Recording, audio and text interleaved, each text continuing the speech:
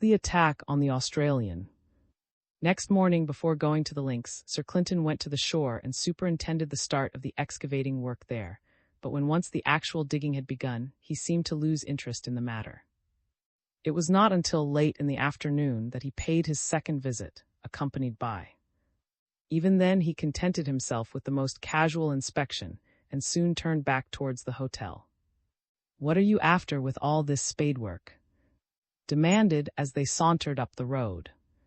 Sir Clinton turned and made a gesture towards the little crowd of inquisitive visitors and natives who had congregated around the diggers. "I've heard, Squire, that the Sands public thinks the police aren't busy enough in the sleuth-hound business. Unofficial opinion seems divided as to whether we're pure duds or merely lazy. They want to see something actually being done to clear up these mysteries. Well, they've got something to talk about now, you see. That's always gain. So long as they can stand and gape at the digging down there, they won't worry us too much in the things we really have to do. But seriously, Clinton, what do you expect to find?" Sir Clinton turned a bland smile on his companion.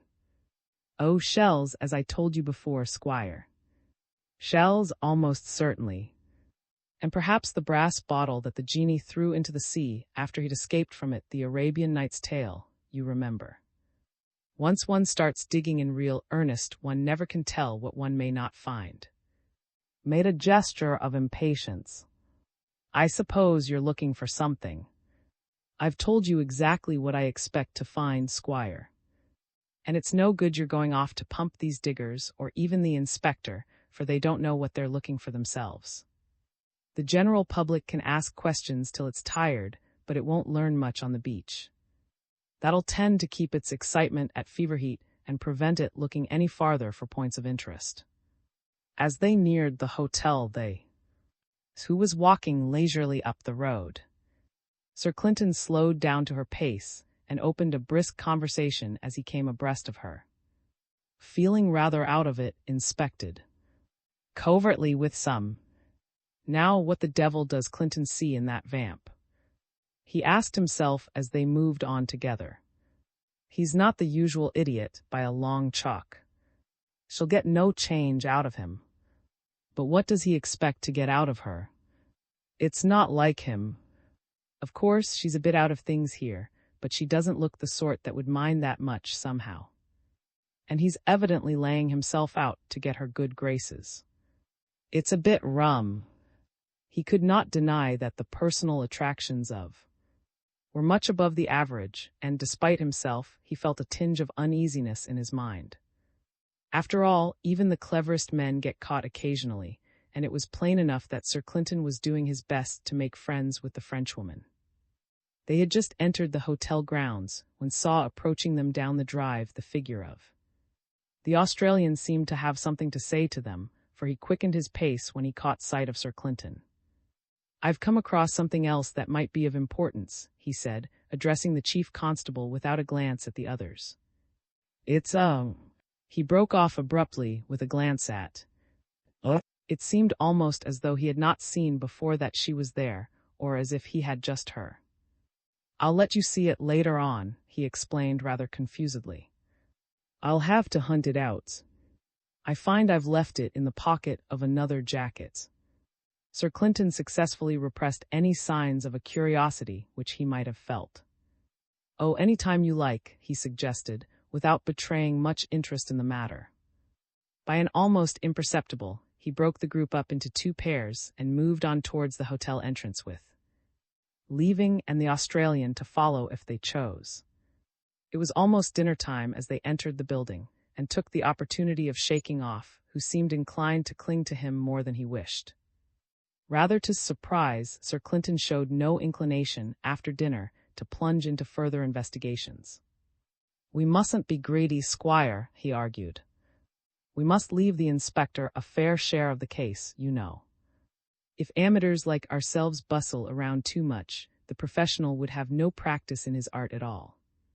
"If you ask me," retorted, "the professional's spending all his time barking furiously at the foot of the wrong tree." "You think so? Well, if the cats up the tree insist on making a noise like a murderer, you can't blame him, can you?" I don't like his damned flat-footed way of going about his job, protested angrily. One always supposed that people were treated as innocent until they were convicted, but your inspector interviewed that girl as if he were measuring her for a rope. He built up a wonderfully convincing case, Squire, don't forget that. But you admitted yourself that there's a flaw in it, Clinton. By the way, what is the flaw? But Sir Clinton did not rise to the bait. Think it over, Squire. If that doesn't do the trick, then think again. And if that fails, shake the bottle and try a third dose. It's one of these obvious points which I'd hate to lay before you, because you'd be covered with confusion at once if I explained it. But remember one thing. Even if the inspector's case breaks down in one detail, still, the facts need a lot more explanation than they have condescended to offer up to the present. That's obvious. And now, what about picking up a couple of men and making up a table of bridge? His play that evening was not up to its usual standard. At the back of his mind throughout there was the picture of Cressida and her husband upstairs, weighed down by the burden of the charge against them, and preparing as best they could against the renewal of the Inquisition, which could not be long delayed. He could picture to himself the almost incessant examination and re-examination of the evidence which they must be making, the attempts to slur over points which would tell heavily against them, the dread of the coming ordeal at the hands of, and the terror of some masked battery which might suddenly sweep their whole defense away. He grew more and more determined to put a spoke in the inspector's wheel if it were at all possible. Late in the evening, he was aroused to fresh fears by the entry of a page boy. Number 89's. Number 89's.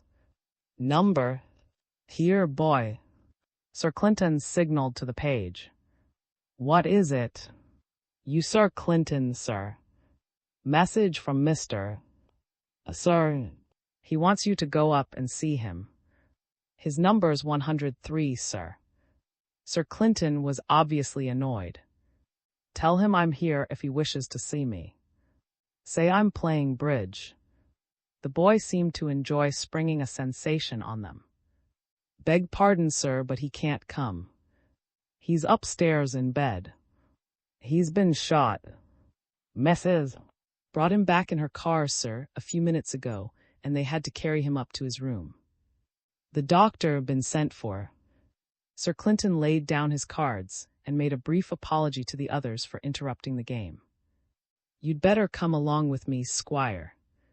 We have to break up the table in any case. Followed by, he ascended to the Australian's room. They found lying on his bed with some rough bandages round his ankle and evidently in considerable pain. Sorry to hear you've had an accident, Sir Clinton said sympathetically as he bent down and inspected the dressings. That seems good enough to serve until the doctor comes. Who put it on for you? Mrs.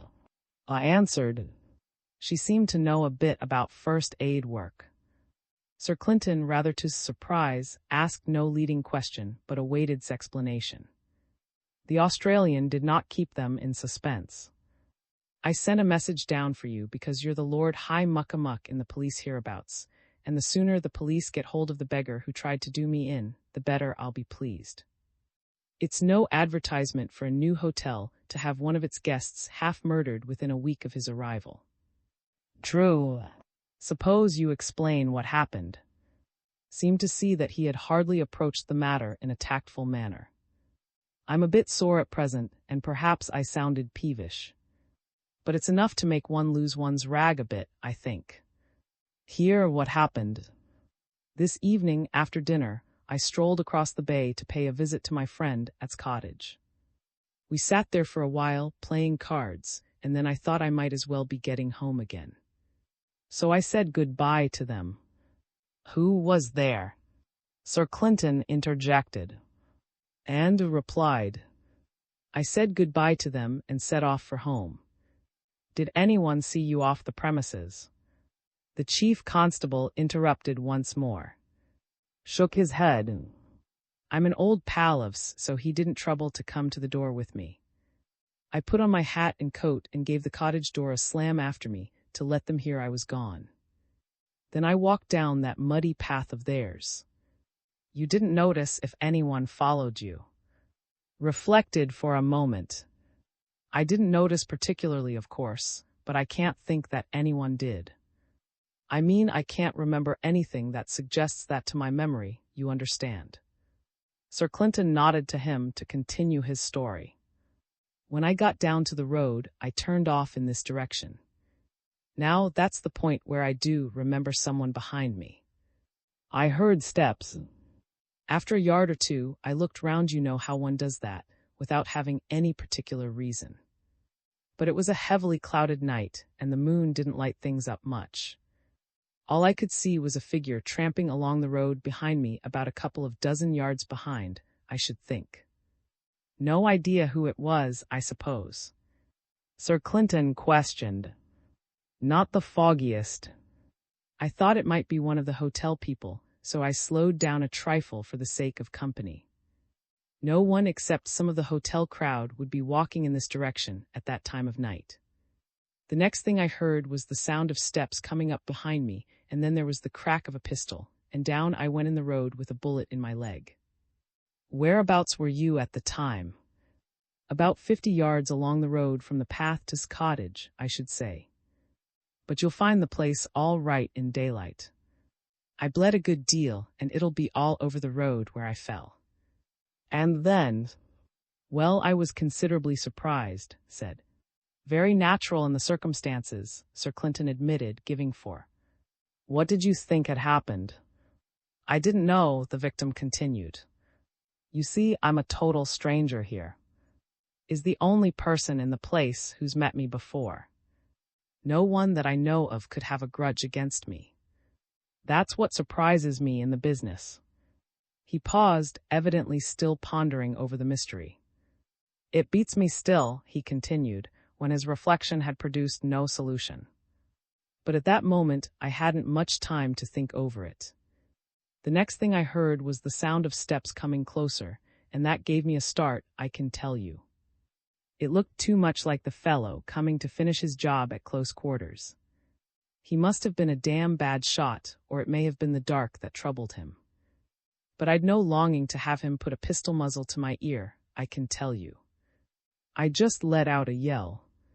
He winced, for in the excitement of his narrative, he had unconsciously shifted his wounded ankle. That seems to have been the saving of me, for of course I couldn't stand, much less get away from the beggar.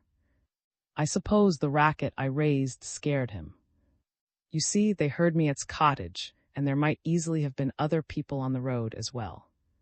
So he seems to have turned and run at that. I kept on yelling for all I was worth. It seemed the most sensible thing to do. Just then I heard the sound of a big motor horn down the road at the corner where the path to the cottage comes in, and almost at once a couple of blazing headlights came up. Mrs. His car, I suppose. I believe that's her name. Pretty girl with dark hair. That's the one. She pulled up her car when she saw me all asprawl over the road, and she was down from the driving seat in a jiffy, asking me what it was all about. I explained things more or less. She made no fuss, kept her head well, and turned on an electric horn full rip. You see, I explained to her I didn't want to be left in the road there all alone.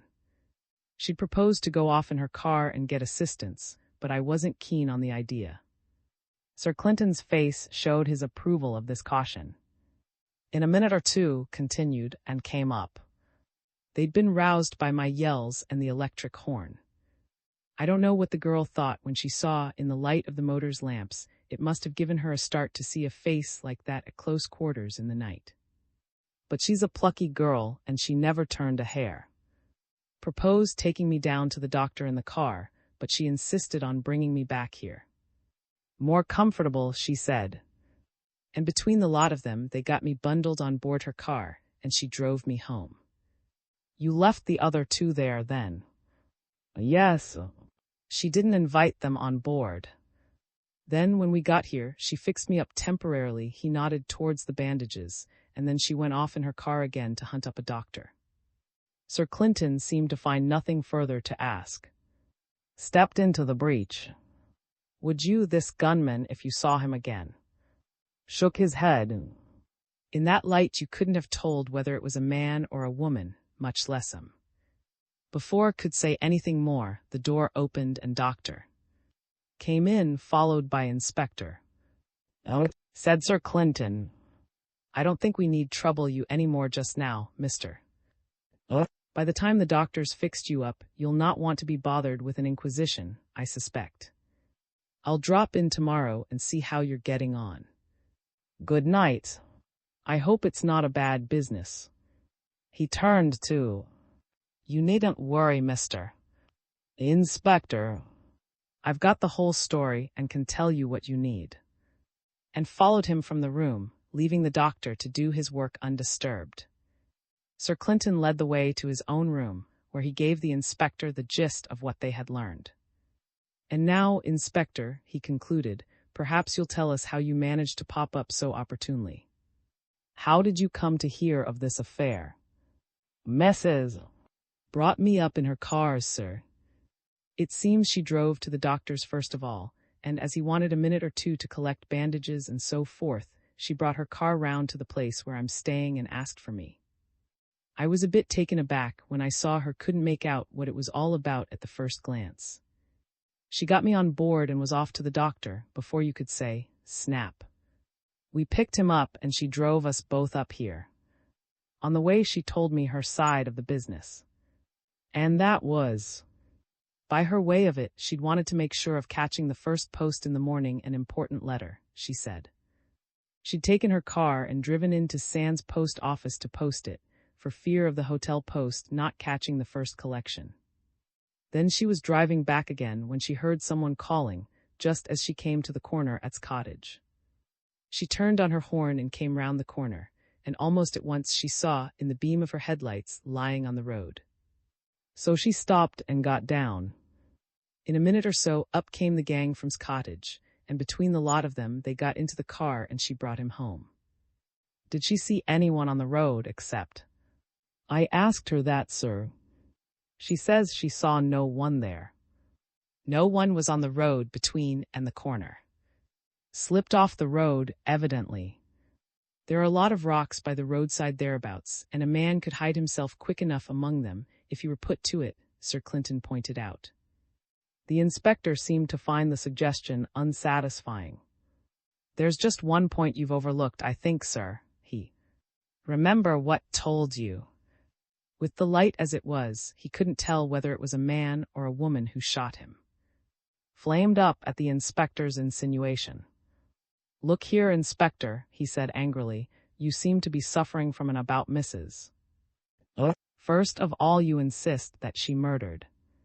Now you want to make out that she shot, and you know perfectly well the thing's absurd. You haven't got a shred of evidence to make your ideas hang together in this last affair, not a shred. I'm not talking about evidence just now, mister. There's been no time to collect any as yet. I'm just taking a look at possibilities, and this is quite within the bounds of possibility, as you'll see. Suppose Mrs. came out of Sands village and drove up the road towards cottage. She could see the door of it as she came up the hill to the corner. You'll not deny that, I suppose. No, admitted contemptuously. That's quite possible. Then suppose further, the inspector went on, that just before she reached the corner the door of cottage opened and a man came out. In the light from the open door, he'd be fairly plain to anyone in her position, but not too plain. What's that got to do with it? Demanded brusquely. Haven't you's own evidence that he knows nobody hereabouts except? Why should Mrs. want to shoot a total stranger? You're not suggesting that she's a homicidal maniac, are you? No, retorted, I'm suggesting that she mistooks figure for somebody else, somebody whom she'd a good reason for putting out of the way. She'd only get a glimpse of him as he opened and shut the cottage door. A mistake's quite on the cards. Is that impossible so far? No, but I shouldn't say that it mattered a rap if you ask me. That's as it may be, the inspector returned, obviously nettled by his cavalier manner. What happens after that? She shuts off her lights, gets down off the car, follows along the road, still mistaking him for someone else. She steals up behind him and tries to shoot him, but makes a muddle of it owing to the bad light. Then shouts for help and she's made a mistake. Off she goes back to her car, switches on her lights and sounds her horn, and then pretends to have been coming up the hill in the normal way and to have arrived there by pure accident at that time. Is that impossible? Quite, said bluntly. Come now, Squire, Sir Clinton interposed, as the tempers of his two companions were obviously near the danger point. You can't say anything's impossible except a two-sided triangle and a few other things of that sort. What it really amounts to is that you and the inspector differ pleasantly as to the exact degree of probability one can attach to his hypothesis. He thinks it probable, you don't agree. It's a mere matter of the personal equation. Don't drag in the absolute, it's out of fashion in these days. Recovered his temper under the implied rebuke, but the inspector merely glowered. Quite evidently, he was more wedded to his hypothesis than he cared to admit in plain words. There isn't much chance of our getting the bullet, he admitted. It went clean through his leg, it appears. But if we do get it, and if it turns out to be from a pistol that a girl could carry without attracting attention, then perhaps Mr. will reconsider his views. As evidence. I shan't be able to give you a game this morning, Squire, Sir Clinton explained at breakfast next day. I've got another engagement. He glanced towards his empty seat at the adjoining table and suppressed a grin as he saw the expression on his face. Need you advertise yourself quite so much in that quarter, Clinton? Demanded, rather put out by the turn of events. Sir Clinton's features displayed an exaggerated expression of coyness, as though he were a boy half inviting chaff on the subject of a feminine conquest. I find her interesting, Squire. And good-looking. And charming. And, shall we say, fascinating. It's a very rare combination, you'll admit, and hence I'd be sorry not to profit by it when it's thrust upon me. Was somewhat relieved by the impish expression in Sir Clinton's eye. I've never known you to hanker after semi-society ladies before, Clinton.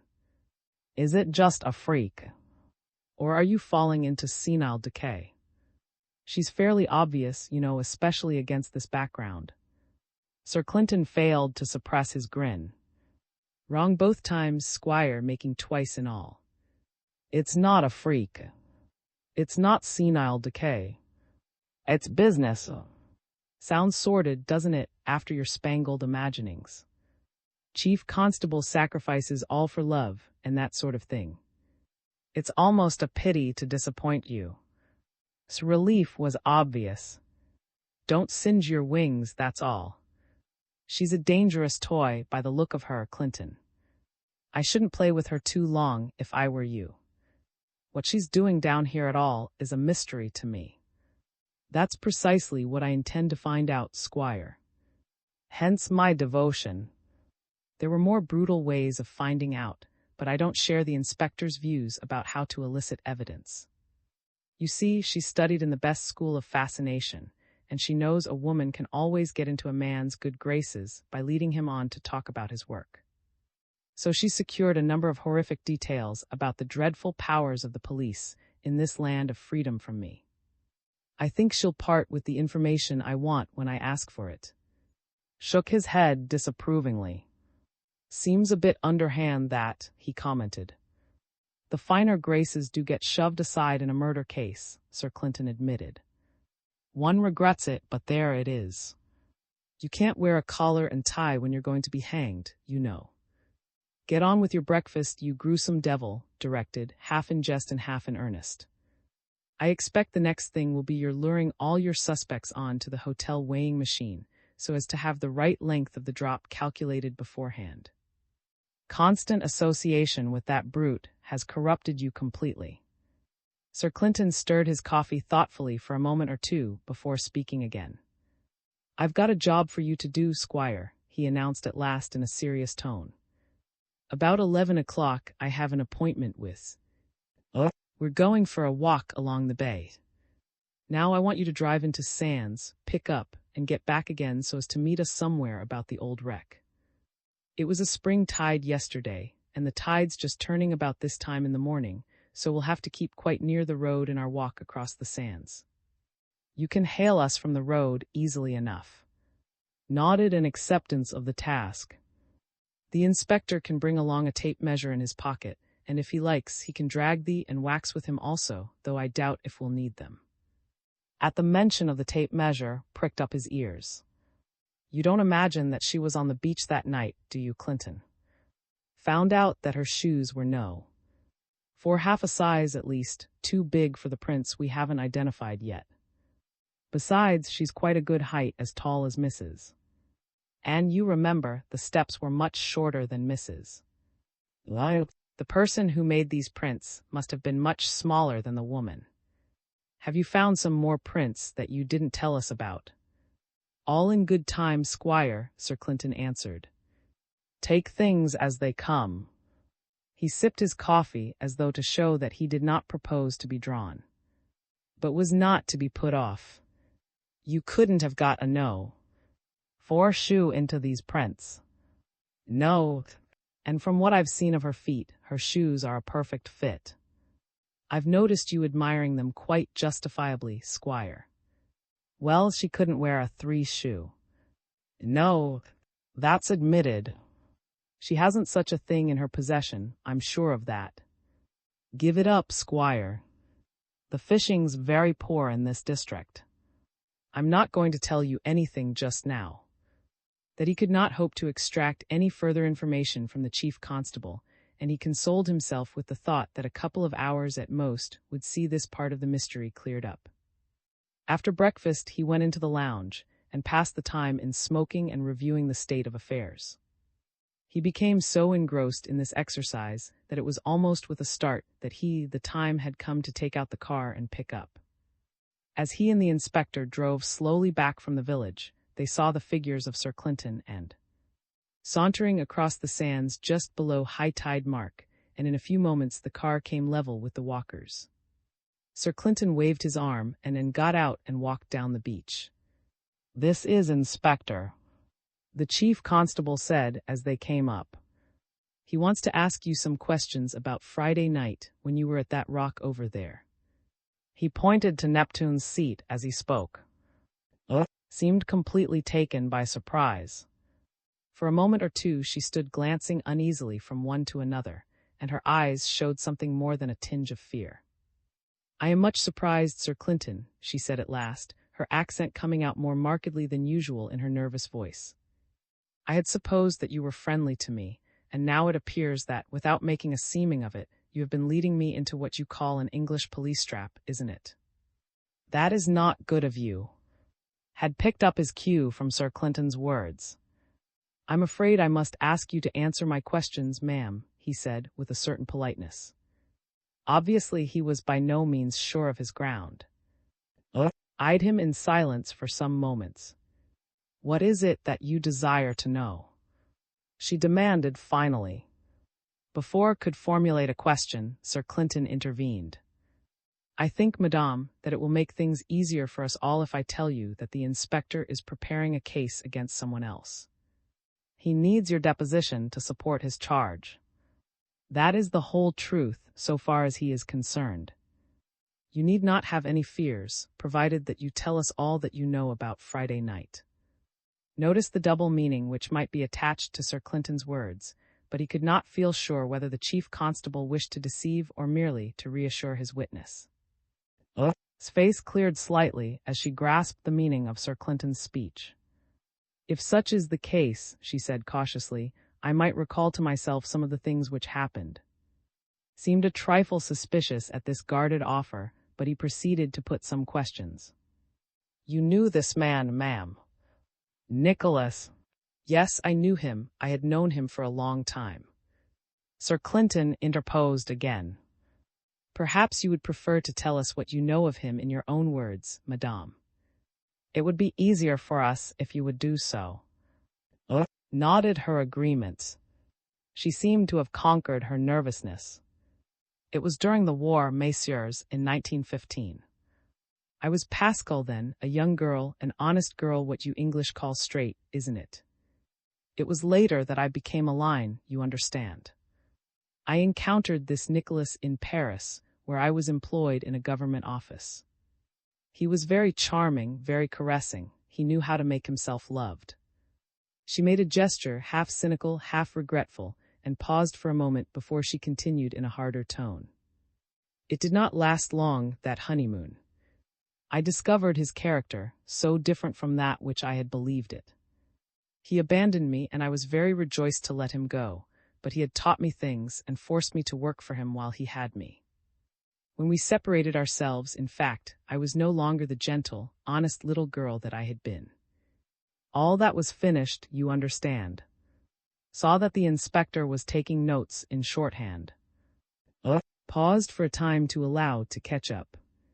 The rest is without importance. I became a line, and I had not any need of Nicholas.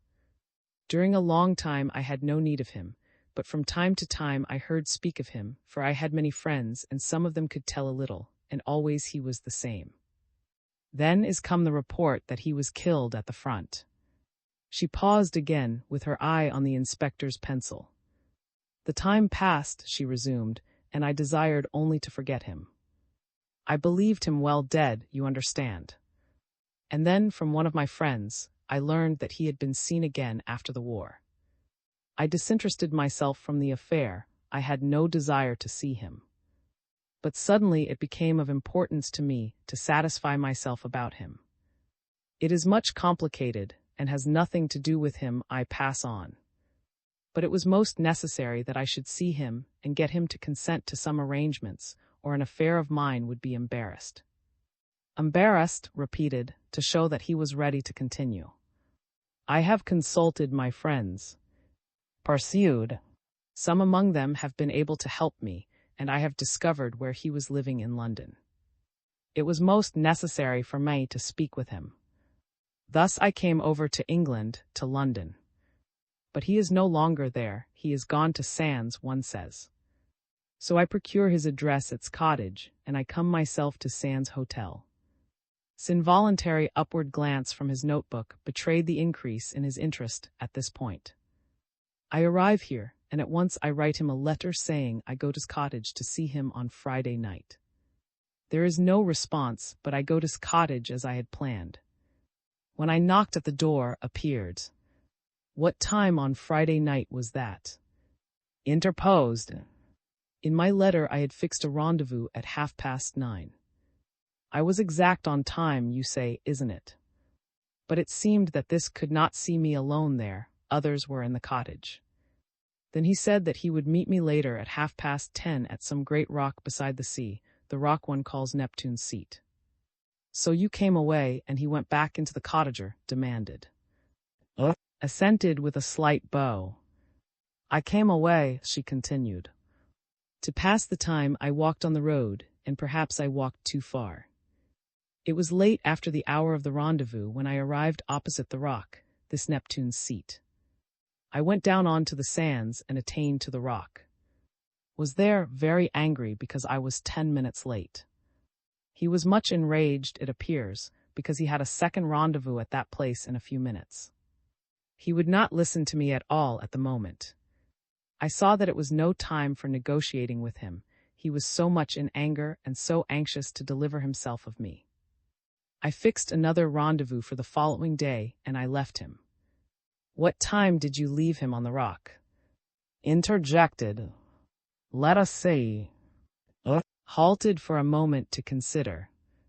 I passed some minutes with him on the rock, let us put 10 minutes at the least. That would mean you left the rock very shortly before 11 o'clock, then. Agreed with a gesture. I went away from the rock by the same road as I had come, she went on. I was much agitated, you understand. It was a great disappointment that I had attained to no arrangement at that moment. I had hoped for something better, isn't it? And that had been very little obliging unkind, isn't it? It was very desolating. As I was crossing the sands, a great automobile appeared on the road, coming from the hotel. It stopped whilst I was waiting for it to pass, and the chauffeur extinguished its projectors. Then a woman descended from the automobile, and walked down onto the sands towards the rock. Could read on's face an expression of triumph. The inspector was clearly overjoyed at getting some direct evidence to support his case against Cressida, and had to admit, with considerable disquietude, that his narrative bore out's hypothesis very neatly. When I again regarded the automobile, the chauffeur also had vanished. He was not on the road. Perhaps he also had gone down to the shore, Sir Clinton interjected, seeing obvious perplexity at the word. I was standing there for some minutes. Continued. Against one like that one must all weapons, isn't it even espionage? I had a presentiment that something might eventuate. And a woman, you understand. I was hoping that something, anything, might arrive to give me an advantage over him. I have forgotten to say that the sky was obscured by great clouds. It was a little difficult to see clearly. On the rock they discussed and discussed, but I could hear nothing, and in the end I grew tired of attending. How long did you stand there? I asked. It would be difficult to say, but perhaps it was about a quarter hour. I was quite tired of attending, and I walked quite slowly along the road away from the hotel. I avoided the automobile, you understand. I desired no embarrassments. It was not my affair, isn't it, to discover the identity of this woman. All that I desired was an arm against. There was nothing else at all. A little after I returned, it seemed to me longer perhaps than it really was, and I was believing that they must be gone, those two. Then, all at once, I heard the report of a firearm down at the rock. A single shot? Sir Clinton questioned. Coup few. One only. Answered definitely. I hastened back along the road in the direction of the automobile. I had the idea of an accident in my head, you understand. It was very somber, great clouds were passing on the moon. I could see with difficulty the woman's figure hasten up from the rock towards the automobile, and almost at once the chauffeur rejoined her. When they were getting into the automobile, I was quite close. I could hear them speak, although it was too dark to see them except most dimly. The woman spoke first, very agitated.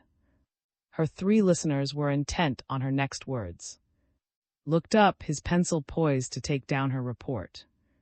Felt a catch in his breath as he waited for the next sentences, which would either make or break the inspector's case. She said, continued, she said these very words, for they were stamped on my memory since they meant so much to me. I've shot him, Stanley. And the chauffeur demanded, have you killed him? And you can understand, messieurs, that I listened with all my ears. The woman responded, I think so. He fell at once and lay quite still. What's to be done? And to that the chauffeur made the reply, get you away at once. And he made some movement as if to put the motor in march. But the woman stopped him and demanded, aren't you going down to look at him, see if anything can be done? And to that the chauffeur made the response in anger, it's damn well likely, isn't it? Just like that. And he pursued, not till I've seen you in safety anyhow. I'm not running any risks. Felt that his last shred of hope had been torn away. This reported conversation might have been concerted between. And beforehand, so neatly did it fit into its place in the inspector's case. He glanced up at Sir Clinton's face, and saw there only the quiet satisfaction of a man who fits a fresh piece of a jigsaw puzzle into position. Then, continued, the chauffeur set his motor in march and reversed the automobile. I stepped aside off the road for fear that they should see me, but they went off towards the hotel without illuminating the projectors. She stopped, evidently thinking that she had told all that was of importance. Suggested that she should continue her tale. Figure to yourselves my position, she went on. Was lying dead on the rock. The automobile had gone. I was left alone. If one came along the road and encountered me, there would be suspicion, and one would have said that I had good reason to hate. I could see nothing but embarrassments before me, and the chauffeur had suggested that he might return later on. What more easy if he found me there than to throw suspicion on me to discredit me? Or to incriminate me, even. In thinking of these things, I lost my head. My sole idea was to get away without being seen. I went furtively along the road, in trembling lest the automobile should return. No one met me, and I regained the gardens of the hotel without being encountered. As I was passing one of the alleys, I noticed standing there the great automobile, with its lights extinguished. I passed into the hotel without misfortune. "What time did you get back to the hotel, madame?" asked as she halted again. "Ah, I am able to tell you that, and exactly." I noted the hour mechanically on the clock in the hall. It was midnight less 5 minutes when I arrived. "It's a 20 to 25-minute walk," commented. "That means you must have left the beach somewhere round about 11:30. Now one more question, madame. Did you, the voices of the man and the woman, hesitated before replying?" "I should not wish to say," she answered at last unwillingly. A frown crossed features at the reply, and seeing it, she turned to Sir Clinton, as though to appeal to him. "The automobile has already been identified, madame," the chief constable said, answering her unspoken inquiry. "You can do no one any harm by telling us the truth." His words seemed to remove her disinclination. "In this case, I reveal nothing which you ignore.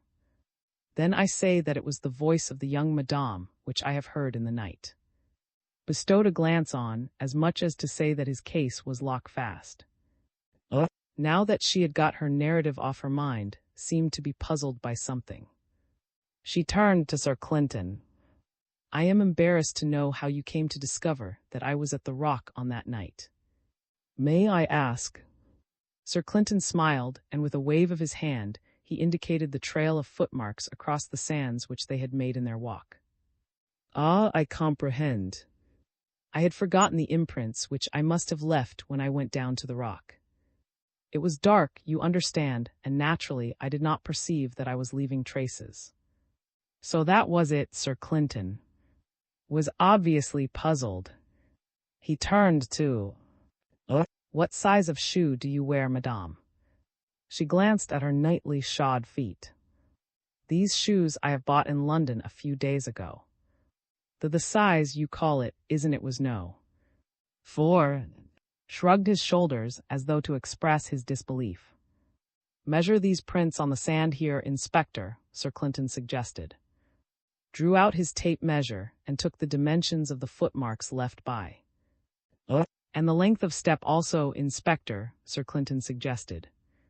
"They correspond with the tracks down to the Rock, true enough," the inspector admitted when he completed his task. "But only a 3-shoe could have made them." Sir Clinton laughed, though not sneeringly. "Would you lend me one of your shoes for a moment, madame?" he asked. "You can lean on me while it's off, so as not to put your foot on the wet sand." Slipped off her right shoe and held it out. "Now, Inspector, there's absolutely no deception. Look at the number stamped on it. A 4, isn't it?" Examined the shoe and nodded affirmatively. "Now take the shoe and press it gently on the sand alongside a right footprint of. That one there will do. See that you get it square on the sand and make a good impression." The inspector knelt down and did as he was told. As he lifted the shoe again, saw a look of astonishment on his face. "Why, they don't correspond," he exclaimed. "The one I've made just now is bigger than the other." "Of course," the chief constable agreed.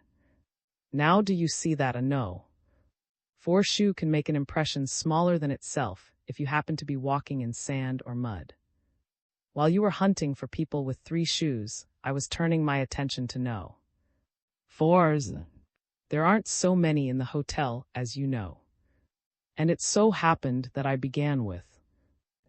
She was good enough to go for a walk with me, and by counting her steps I gauged the length of her pace. It corresponded to the distance on the tracks." Was examining Sir Clinton with obvious admiration, not wholly unmixed with a certain uneasiness. "You seem to be very adroit, Sir Clinton," she observed. But what is this about the length of my pace? The inspector is accustomed to our English girls, madame, who have a free-swinging walk and therefore a fairly long step. From the length of the steps on the sand, he inferred that they had been made by someone who was not very tall, rather under the average height. He forgot that some of you Parisians have a different gait, more restrained, more finished, shall we say. Ah, now I see, exclaimed, not at all unsusceptible to the turn of Sir Clinton's phrase. You mean the difference between the cab horse and the stepper. Exactly, Sir Clinton agreed with an impassive face. Was still puzzling over the two footprints. Evidently wearying of standing with one foot off the ground, recovered her shoe from him and slipped it on again. Sir Clinton took pity on his subordinate. Here's the explanation, Inspector. When you walk in sand, you put down your heel first. But as the sand's soft, your heel goes forward and downward as you plant your foot. Then, as your body moves on, your foot begins to turn in the sand, and when you've come to the end of your step, your toe also is driven downwards, but instead of going forward like your heel, it slips backward. The result is that in the impression the heel is too far forward, whilst the toe is in the rear of the true position, and that means an impression shorter than the normal. On the sand, your foot really pivots on the sole under the instep, instead of on heel and toe, as it does on hard ground. If you look at these impressions, you'll find quite a heap of sand under the point where the instep was, whilst the heel and toe are deeply marked owing to each of them pivoting on the center of the shoe. Say it. The inspector knelt down and followed his example. They had no difficulty in seeing Sir Clinton's point. Of course, the chief constable went on, in the case of a woman's shoe, the thing is even more exaggerated owing to the height of the heel and the sharpness of the toe. Haven't you noticed, in tracks on the sand, how neat any woman's prints always look? You never seem to find the impression of a clumsy foot, simply because the impression is so much smaller than the real foot. Clear enough, isn't it? You are most ingenious, Sir Clinton commented. I am very glad indeed that I have not you against me. Sir Clinton turned the point. The inspector will bring you a copy of the evidence you have so kindly given us, madame, and you will do us the to sign it. It is a mere formality, that, but we may need you as a witness in the case, you understand. Rather ungraciously. Agreed. It was evident that she had hoped to escape giving evidence in court. I do not desire to offer testimony against the young madame if it could be averted, she said frankly. She was good to me once or twice, very gentle, very kind, not like the others in the hotel. The inspector shrugged his shoulders as though the matter were out of his hands, but he made no reply. You will, of course, say nothing about this to anyone, madame, Sir Clinton warned her as they walked across the sands to the car. At the hotel, Sir Clinton was met by a message from asking him to go up to his room. Accompanied him, and when they had inquired about his wound and been reassured by a good report from the doctor which was able to repeat, the Australian plunged into the matter which he wished to lay before the chief constable. It's that thing I told you about before, he explained. This is how it happened. I was so sore last night that I forgot all about it. He felt under his pillow and drew out a crumpled envelope. I was in the writing room one day lately, and that French high-stepper was writing something at one of the tables. She made a muddle of her addressing of the thing and flung a spoiled envelope into the basket beside her. Then she addressed another envelope, sealed up her letter, and went out. I happened to have some jottings to make, and as her basket was just at my elbow, I leaned over and fished out the old envelope, to save myself the bother of getting out of my chair for a piece of paper.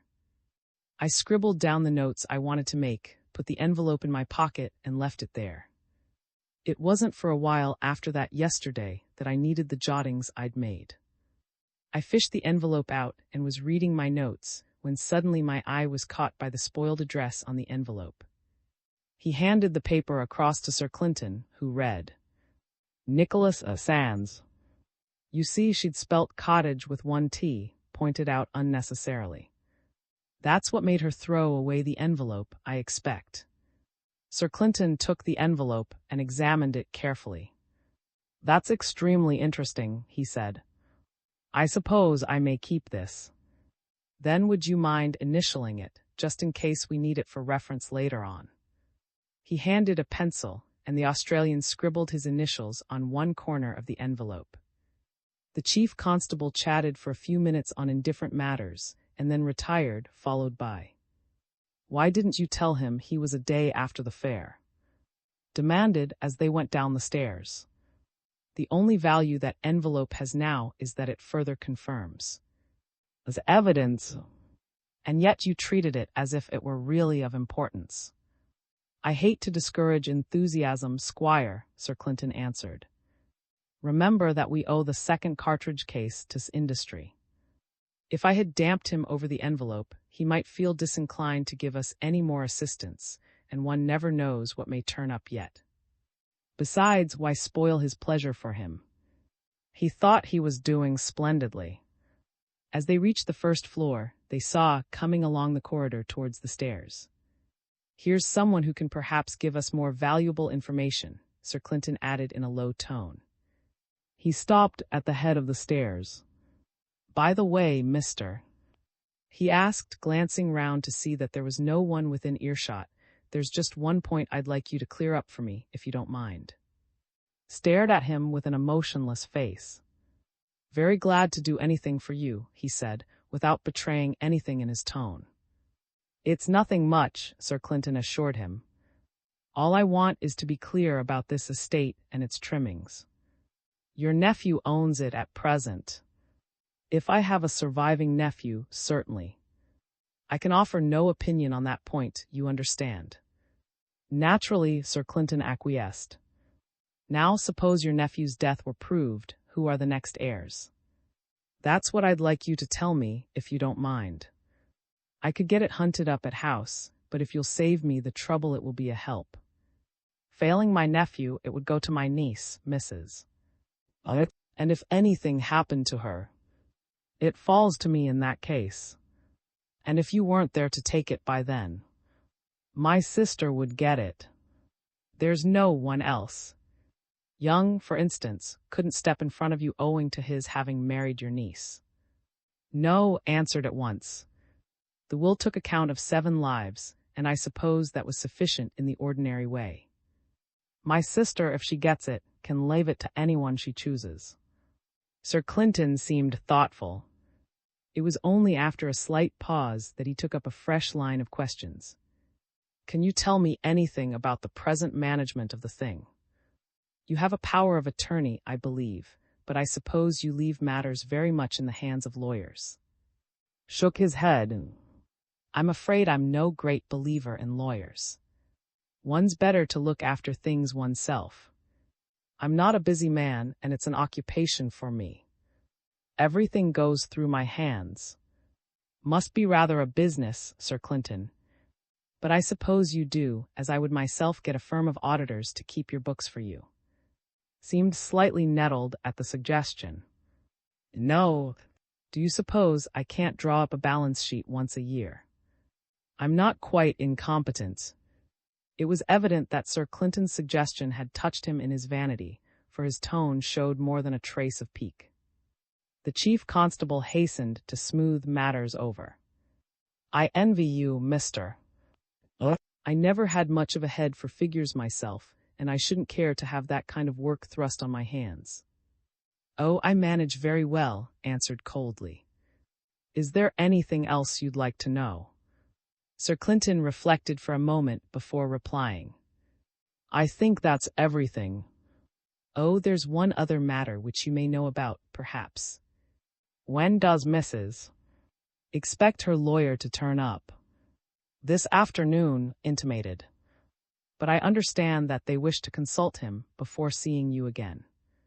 I believe they'll make an appointment with Inspector for tomorrow." Sir Clinton's eyebrows lifted slightly at the news of this further delay, but he made no audible comment. With a stiff bow, left them and went on his way downstairs. Sir Clinton gazed after him.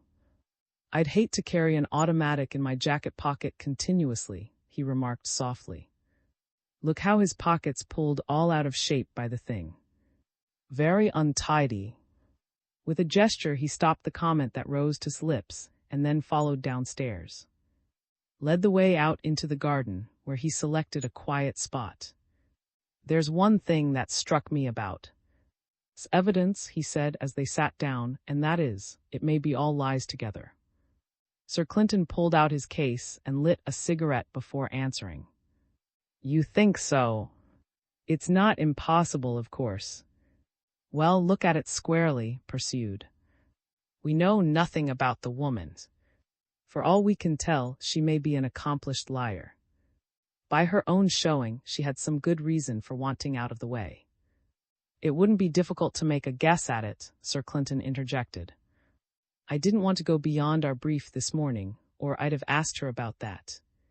But I was very anxious not to rouse her suspicions, and the matter really didn't bear directly on the case, so I let it pass." "Well, let's assume that her yarn is mostly lies and see where that takes us," went on. "We know she was at the cottage all right. We've got the footprint to establish that. We know she was on the rock too, for her footprints were on the sands, and she doesn't contest the fact of her presence either. These are the two undeniable facts. The squire... But it leaves the story a bit bare, doesn't it? Go on, clothe the dry bones with flesh if you can." Refused to be nettled. He was struggling, not too hopefully, to shift the responsibility of the murder from the shoulders of Cressida to those of another person, and he was willing to catch at almost any straw. "How would this fit, then?" he demanded. "Suppose that herself was the murderess. She makes her appointment with at the cottage as she told us, and she goes there just as she said she did. She meets and he refuses to see her. Now assume that he blurts out the tale of his appointment at 11 p.m. at Neptune's seat with Mrs. and makes no appointment at all with for that evening. That part of her tale would be a lie, of course." Sir Clinton flicked the ash from his cigarette onto the seat beside him and seemed engrossed in brushing it away. "She goes to the shore near 11 p.m. Continued not to meet, as she told us, but to eavesdrop on the two of them, as she confessed she did in her tale. She waits until Mrs. goes away, and then she sees her chance. She goes down to the rock herself then, and she shoots with her own hand for her own purposes. She leaves the body on the rock and returns, as her footmarks show, to the road and so to the hotel. What's wrong with that?" "Nothing whatever, Squire, except that it omits the most damning facts on which the inspector's depending. It leaves out, for instance, the pistol that he found in Mrs. 's golf blazer." His face showed that his mind was hard at work. "One can't deny that, I suppose," he admitted. "But she might quite well have let off her pistol to frighten. That would account for..." He broke off, thought hard for a moment or two, then his face cleared. "There were two cartridge cases, one at the rock and one at the... If killed, then the cartridge case on the rock belongs to her pistol, and any other shot fired by the at the... That means that Stanley, behind the, fired a shot to scare. Then, when the had gone, went down and shot him on the rock. That accounts for everything, doesn't it?" Sir Clinton shook his head. "Just think what happens when you fire an automatic. The ejector mechanism jerks the empty case out to your right, well clear of your shoulder, and lands it a yard or two behind you. It's a pretty big impulse that the cartridge case gets. Usually the thing hops along the ground, if I remember rightly. You can take it from me that a shot fired from where crouched wouldn't land the cartridge case at the point where showed us he picked it up." Reflected for a while. "Well, who did it then?" he demanded. "If the shot had been fired on the rock, the cartridge case couldn't have skipped that distance, including a jump over the... And there were no other footmarks on that far side of the, except..." Again he paused, thinking hard. "You said there was a flaw in the inspector's case. Is this it, by any chance?" Looking up, he saw the figure of crossing the lawn not far from them. "That's very opportune," he said, glancing after her. "Any objection to my asking your witness a couple of questions, Clinton?" "None whatever." then come along, managed matters so that it appeared as though they had encountered. By a mere accident, and it was only after they had talked for a few minutes on indifferent matters that he thought it safe to ask his questions. You must have got drenched before you reached the hotel on Friday night, madame, surely. I hope there have been no ill effects. Yes, indeed. Answered readily. It was a real rain of storm. How do you say that in English? Thunderstorm, heavy shower, Sir Clinton suggested. Yes. I was all wetted. When did the rain start, do you remember? Asked indifferently. Showed no hesitation whatever. It was after the automobile had started to return to the hotel, a few minutes only after that. You must have got soaked to the skin yourself, commiserated her. That reminds me, had his coat on his overcoat, I mean, or was he carrying it over his arm when you met him at the Rock? Again the Frenchwoman answered, without pausing to consider. He carried it on his arm. Of that I am most certain. Having nothing else to ask, steered the talk into other channels, and in a short time they left. To her own affairs. When they were out of earshot, Sir Clinton glanced at. Was that your own brains, Squire, or a tip from the classic? You're getting on, whichever it was. We'll be vexed. But kindly keep this to yourself. The last thing I want is to have any information spread round. Exili. The mystery. Tuesday, isn't it? Sir Clinton said as he came into breakfast and found all ready at the table. The day when they proposed to put their cards on the table at last. Have you got up your part as devil's advocate, Squire? Seemed in high spirits. Going to make a fool of himself, he said, hardly taking the trouble to conceal his pleasure in the thought. As you told him, he's left a hole as big as a house in that precious case of his. So you've seen it at last, have you? Now look here, Squire. It's not a bad fellow. He's only doing what he conceives to be his duty, remember, and he's been wonderfully good at it, too, if you'd only give him decent credit for what he's done. Just remember how smart he was on that first morning, when he rooted out any amount of evidence in almost less than no time. I'm not going to have him sacrificed on the altar, understand. There's to be no springing of surprises on him while he's examining these people and making him look a fool in their presence. You can tell him your idea beforehand if you like. Why should I tell him beforehand? It's no affair of mine to keep him from making an ass of himself if he chooses to do so. Sir Clinton knitted his brows. Evidently he was put out by his persistence. Here's the point, he explained. I can't be expected to stand aside while you try to make the police ridiculous. I'll admit that hasn't been tactful with you, and perhaps you're entitled to score off him if you can. If you do your scoring in private, between ourselves, I've nothing to say, but if you're bent on a public splash, why then, I shall simply enlighten the inspector myself and spike your gun. That will save him from appearing a fool in public. And that's that. Now what do you propose to do? I hadn't looked at it in that way, admitted frankly. You're quite right, of course. I'll tell you what. You can give him a hint beforehand to be cautious, and I'll show him the flaw afterwards if he hasn't spotted it himself by that time. That's all right then, Sir Clinton answered. It's a dangerous game, making the police look silly. And the inspector's too good a man to hold up to ridicule. He makes mistakes, as we all do, but he does some pretty good work between them. Reflected that he might have expected something of this sort, for Sir Clinton never let a subordinate down. By tacit consent, they dropped the subject. Halfway through breakfast, they were interrupted by a page boy with a message. Sir Clinton. Miss compliments, sir, and she'd like to see you as soon as possible. She's in her private sitting room upstairs, no. 28, sir. When the boy had retired, Sir Clinton made a wry face. Really, this family ought to pay a special police rate. They give more trouble than most of the rest of the population of the district lumped together.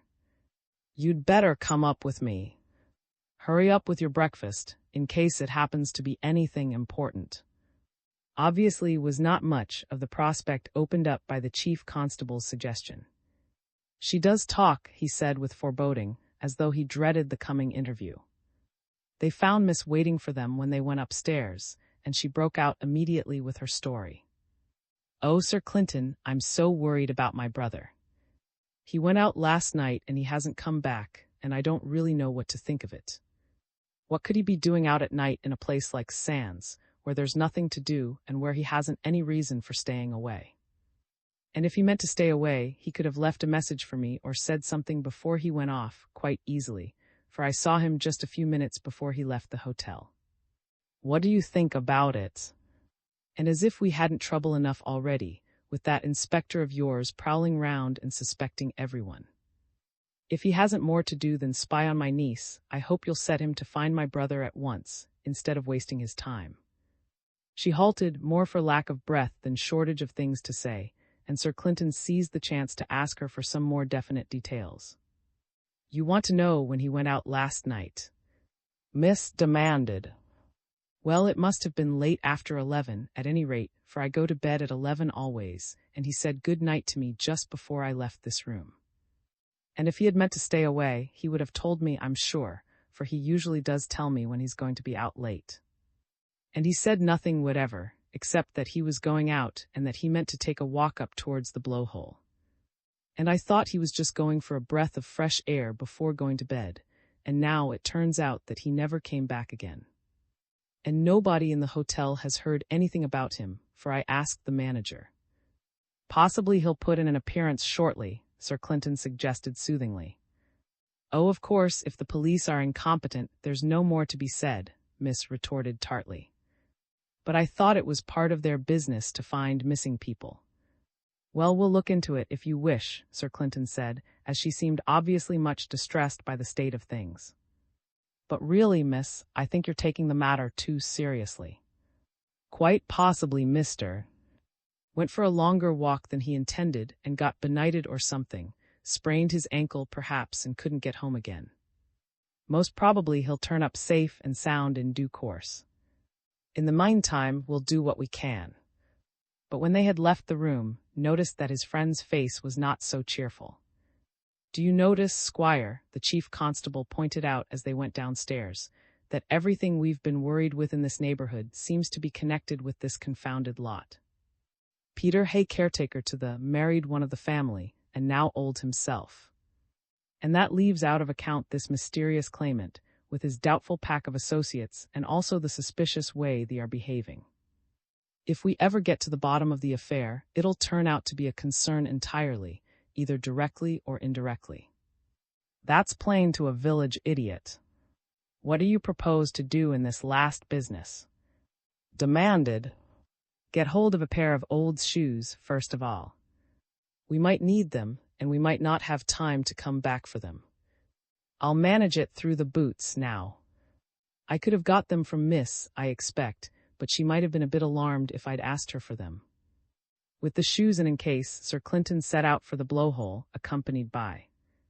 "Not much guidance so far," he commented, "so we may as well start at the only place she could mention." When they reached the blowhole, out on the headland which formed one horn of the bay, it was only too evident that very little trace was to be expected there. The turf showed no marks of any description.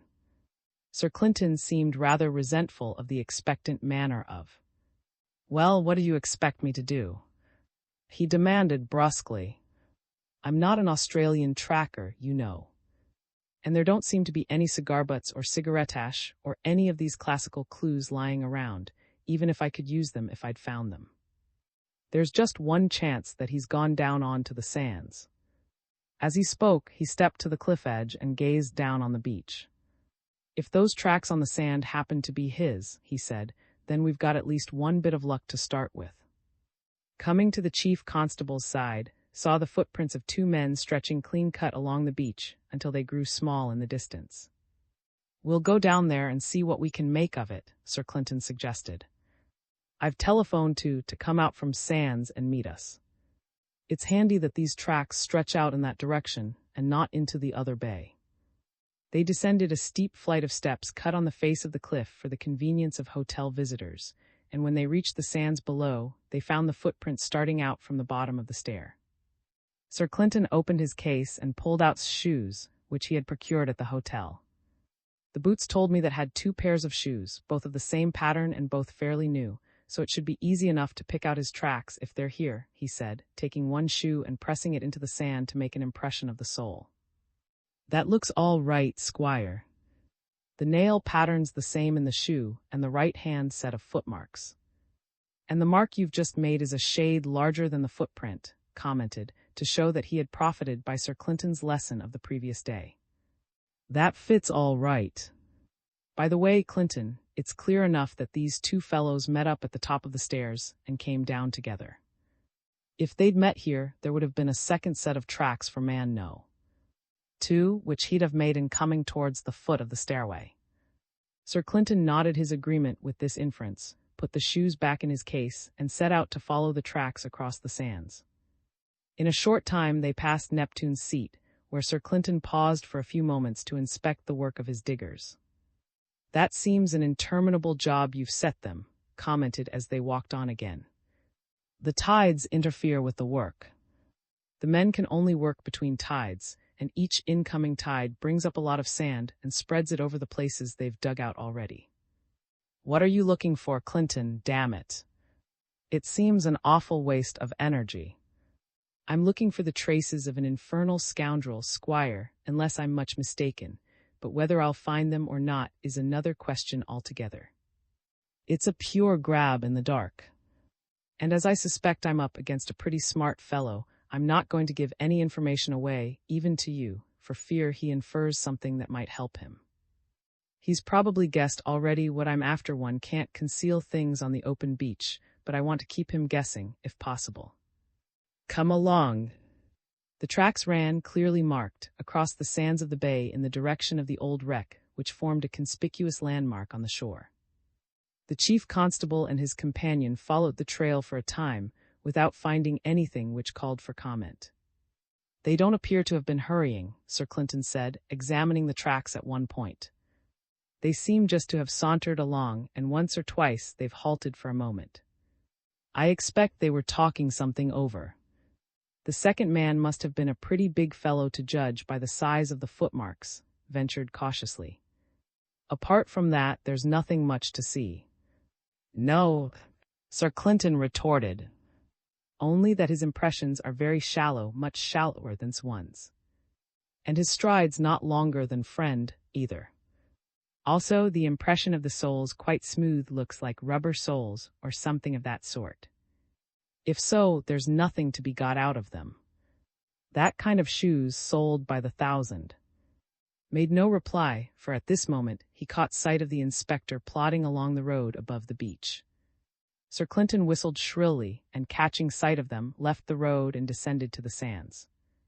In a few minutes he reached them, and Sir Clinton gave him a summary of the facts which had come to light since he had telephoned.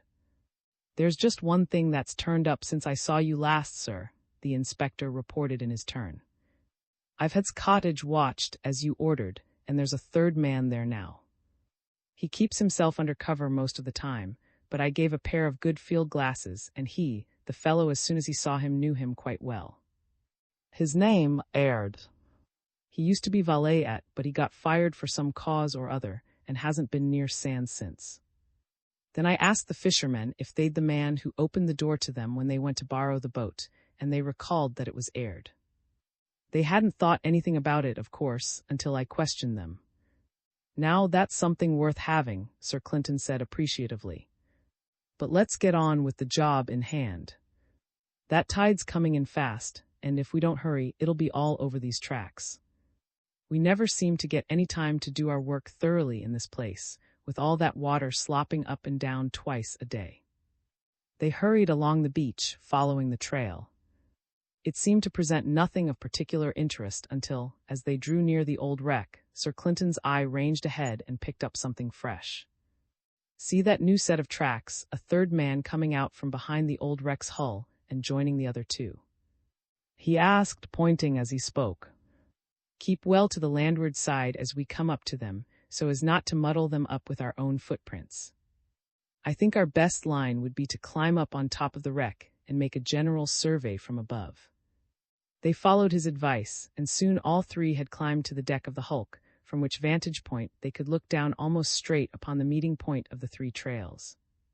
"Oh," said Sir Clinton reflectively. "Let's take No. 3 first of all." He evidently came down from the road and took up a position where the hull of the wreck concealed him from the other two. The moon must have risen 3 or 4 hours before, so there would be light enough on the beach. "You'd better make a rough sketch of these tracks, Inspector, while we're up here. We shan't have much time before that tide washes everything out." The inspector set to work at once to make a diagram of the various tracks on the sand below, while Sir Clinton continued his inspection. No. 3 evidently hung about behind the wreck for a long while, the chief constable pointed out. You can see how the sands trampled at random as he shuffled around trying to keep himself warm during his waiting. Now we'll suppose that, and No. 2 are coming up. Look at their tracks, Squire. They came up almost under the lee of the wreck, and then they turned right round, as if they intended to retrace their steps. It looks as though they'd come to the end of their walk and meant to turn back. But they seem to have stood there for a while, for the prints are indistinct, which is just what happens if you stand long enough on wet sand. The water oozes owing to the long displacement of the sand particles, and when you lift your foot, it leaves simply a mass of mushy stuff where you stood, with no clean impression. He glanced again over the tracks before continuing. I'd read it this way. While they were standing there with their backs to the wreck, No. 3 started into activity. He came out from the cover of the hull and walked up to where they were standing. He must have gone quietly, for they don't seem to have turned to meet him. You see that, Squire? Do you see anything else? Was staring at the tracks with a puzzled look on his face. The inspector, who had just reached this point in his diagram, gave a smothered exclamation of surprise as he examined the sand below him. Was the first to find his voice.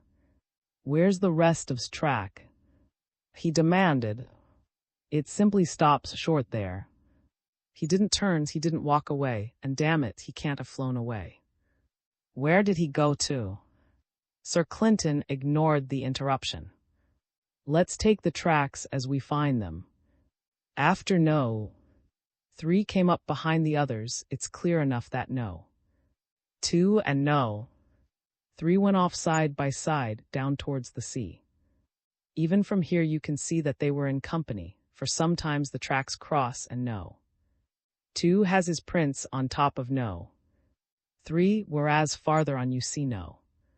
3 putting his feet on top of No. 2's impression. Have you finished with that jotting of yours, Inspector? Then we'll go and follow these tracks down the beach to the tide edge. He dropped neatly down from the wreck as he spoke and waited for the others to rejoin him. Both No. 2 and No. 3 must have been wearing rubber shoes or something of that sort, the inspector remarked, stooping over the tracks. And they've both got fairly big feet, it seems. No. 3 seems to have been walking on his toes, pointed out. He seems to have dug deeper with them than with his heels. And his feet are fairly parallel instead of having the toes pointing outwards. That's how the Red Indians walk, he added informatively. Sir Clinton seemed more interested in the general direction of the tracks. Keeping to one side of them, he moved along the trail, scanning the prints as he went. Moving rather more rapidly on the other side of the route, came abruptly to a halt as he reached the edge of the waves. The rest of the trail had been obliterated by the rising tide. A blank end, he said disgustedly. Sir Clinton looked up. Just as well for you, Inspector, perhaps. If you'd hurried along at that rate at low tide, you'd have run straight into the patch of quicksand, if I'm not mistaken. It's just down yonder. What do you make of it, sir? One might make a lot of it if one started to consider the possibilities. They may have walked off along the beach on the part that's now swamped by the tide. Or they may have got into a boat and gone home that way. All one really knows is that they got off the premises without leaving tracks. We might, of course, hunt along the waterline and try to spot where they came up onto high-end dry ground, but I think they're fairly ingenious, and most likely they took the trouble to walk on shingle above the tide mark if they came ashore. It's not worth wasting time on, since we've little enough already. Let's get back to the meeting point. He led the way up the beach again. Reminds one a bit of Sam Lloyd's Get Off the Earth puzzle, doesn't it? He suggested when they came back to the point where the 3 tracks met. You can count your 3 men all right, and then flick there are only 2. How do you account for it, Squire? The tracks minutely. There's been no struggle anyhow, he affirmed. The final tracks are quite clear enough to show that. So he must have gone voluntarily, wherever he went to. And you explain his going how? Reflected for a moment or two before answering. Let's take every possibility into account, he said, as his eyes ranged over the sand. First of all, he didn't sink into the sand in any normal way, for the surface isn't disturbed. Secondly, he didn't walk away, or he'd have left tracks. That leaves only the possibility that he went off through the air. I like this pseudo-mathematical kind of reasoning, Squire. It sounds so convincing, Sir Clinton commented. Go ahead. You never fail to combine interest with charm in your expositions. Seemed untouched by the warmth of this tribute. If he went off through the air, he must have managed it either by himself or with the help of the other 2. That's self-evident. Now it's too far for him to have jumped backwards onto the wreck and climbed up it. We can rule that out. And it's hardly likely that he was enough of a DD home to manage a feat of levitation and sail up into the air off his own bat. So that excludes the notion that he vanished completely without any extraneous assistance, doesn't it? He who has truth at his heart need never fear the want of persuasion on his tongue. Ruskin, quoted Sir Clinton, with the air of reading from a collection of moral maxims. You've made the thing crystal clear to me, Squire, with the exception of just 1 or 2 trifling points. And these are, first, why did that very solid and unimaginative Mr. take to romping with his presumably grown-up pals? Second, why didn't he return home after these little games? Third, where is he now? Or, if I may put it compendiously, what's it all about? At first sight it seems almost abnormal, you know, but I suppose we shall get accustomed to it.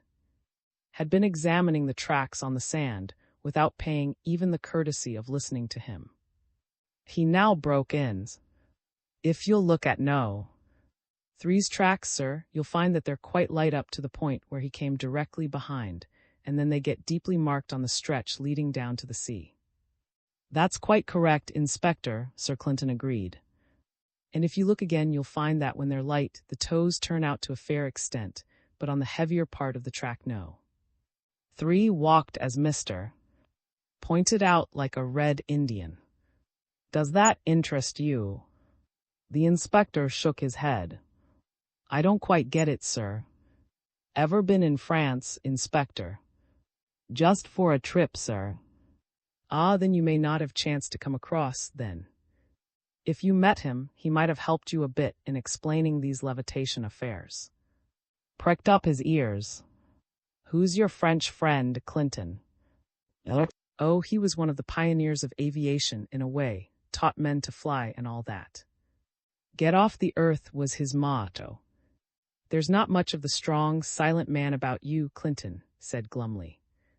I never heard anyone to beat you for talking a lot and saying nothing while you're doing it. Not mentioned in the classics. Well, one can't drag in everything, of course. But don't let's dwell on it. What about the business in hand? We must have a theory to work on, you know. How do you account for Mr. quaint Squire? That's really of some importance. Pondered for a time before taking up his friend's implied challenge. Suppose that No. 3 had a chloroformed pad in his hand when he came up behind, he suggested at last, and that he clapped it over his mouth from behind, and then, once he was unconscious, they both carried him down to a boat. You can chloroform a sleeping man without any struggle, the inspector commented acidly, but you can't chloroform a normal man without his making some sort of struggle. There's no trace of a struggle here. Had to admit the flaw. Well then, he amended, I suppose one must assume that he voluntarily allowed himself to be lifted down to the boat. Hardly troubled to conceal his sneer. And what earthly good would that be? He demanded. Here are his tracks stretching back for the best part of a mile over the sands. Lifting him for 20 yards or so at the end of that doesn't seem much use. Besides, as I read the tracks, that's an impossibility. No. 2's tracks are mixed up with no. 3's in the second part of the trail, and sometimes one was ahead and sometimes the other of them. 2 men don't waltz round like that when they're carrying anyone, usually. It's impossible, for their footmarks show they were both walking straight ahead all the time, and if they were carrying a man between them, they'd have had to reverse somehow if the front man changed round to the rear. That's no good, mister. What do you propose then, Inspector? Inquired, without troubling to repress a nettled tone in his voice. I propose to take casts of their footprints and hunt up shoes to match if I can. I shouldn't trouble, Inspector, Sir Clinton interposed. Look at the marks. They seem to me to be about the biggest size of shoe you could buy. The impressions are light, which seems to suggest a medium weight distributed over an abnormally large foot area. In other words, these shoes were not fits at all. They were probably extra-sized ones padded to suit or else, possibly, put on above normal shoes. Compare the lengths of the steps, too. If these men had heights anything in proportion to the size of their shoes, they would be 6-footers on any reasonable probability, whereas their pace is no longer than mine. There's no certainty, of course, but I'm prepared to bet that you'll get nothing by shoe hunting. And by this time these shoes have been destroyed or thrown away in some place where you'll never find them. These fellows are smarter lads than you seem to think. Rather, by the inspector's failure, tried to draw the chief constable. What do you make of it yourself, Clinton? Somewhat to the surprise of both his hearers, Sir Clinton extended the range of the subject under discussion. Motive is what interests me at present, he confessed. We've had the Peter Hay case, the affair, the shooting of, and this vanishing trick of's. There must have been some incentive at the back of each of them. Eliminate's affair for the present, and the other 3 are all concerned with one or other of the people. The odds against that happening by accident are a bit too heavy for probability, aren't they? Obviously, admitted. Then it's reasonable to look to the affairs for motives, isn't it? Sir Clinton continued. What's the big thing in the group about which they might come to loggerheads? It stares you in the face, that old man's will. You've seen already that it's led to friction. Won't the claim of this nephew of his, we'll call him the claimant for short. He sat tight with his power of attorney and refused to abdicate. That suggests a few bright thoughts to me, and probably you feel the same about it. He glanced at his watch, and with a gesture invited them to walk over the sands. By the way, though, he suggested, just as they were moving off, you might note on your diagram, Inspector, the difference between the light and heavy tracks of no. 3 feet. Make the trail of the deep footprints a bit darker. 1. The inspector did as he was requested. If you start with that assumption, pointed out as they began to move across the sands, then it ought to lead you to the idea of 2 camps in the lot. Who's in your camps? Sir Clinton asked. The claimant and Miss would be in the one, since was living at the cottage, and Miss identifies the claimant. The other camp would be with Mr. and Mrs. Sir Clinton nodded thoughtfully and put a further question. On that basis, Squire, can you find a motive for each of these affairs? I think one might find some, contended confidently. In the first place, Peter Hay had known the claimant very well indeed in the old days. Therefore his evidence would be invaluable to either one side or the other, and whichever side he did not might think it worthwhile to silence him. It was someone well known to Peter Hay who murdered him, if I'm not mistaken. In any case, it was someone in our own class. That was implicit in the facts. It's not beyond possibility, Squire. Continue the analysis. Supposing we're out of the way, who would oppose the claimant?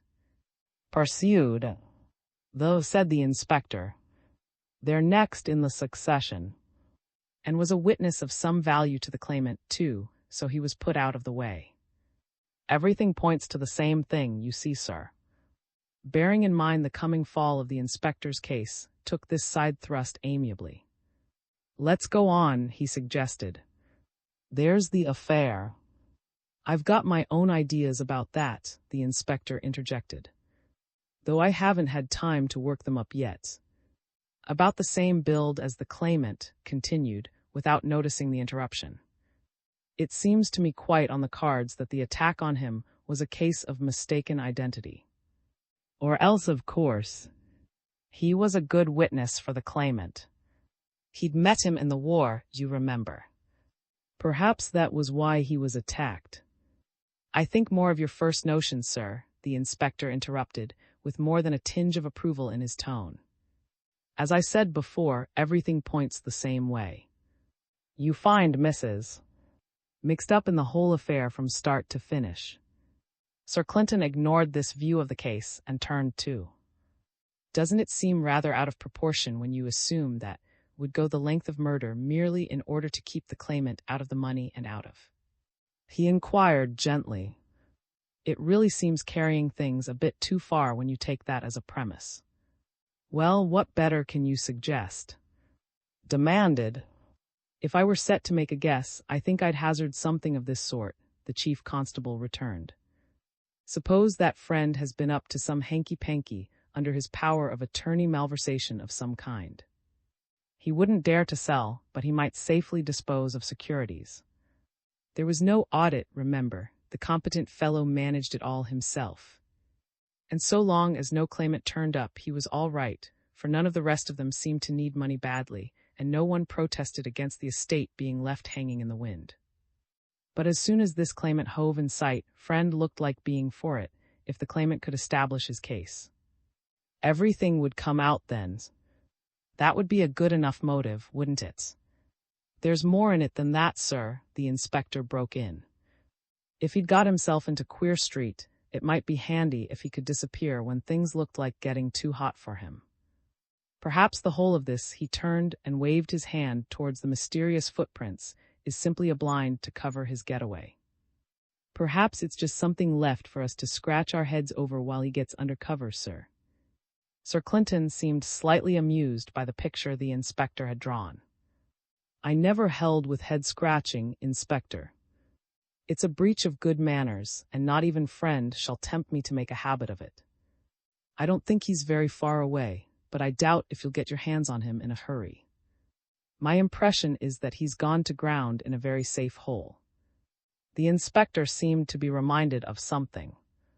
By the way, sir, that new fellow who's turned up at cottage must have come down by car, probably during the night. They've got the car in the boathouse beside the cottage. I saw its bonnet sticking out as I passed this morning. Very sensible of Mr. Aired Inspector, since he seems to shun being by his old friends round about here. If he'd come by train, someone would have spotted him at the station. Without paying further attention to the matter, Sir Clinton changed the subject. When we get back to the hotel, Inspector, I think we'll interview the family.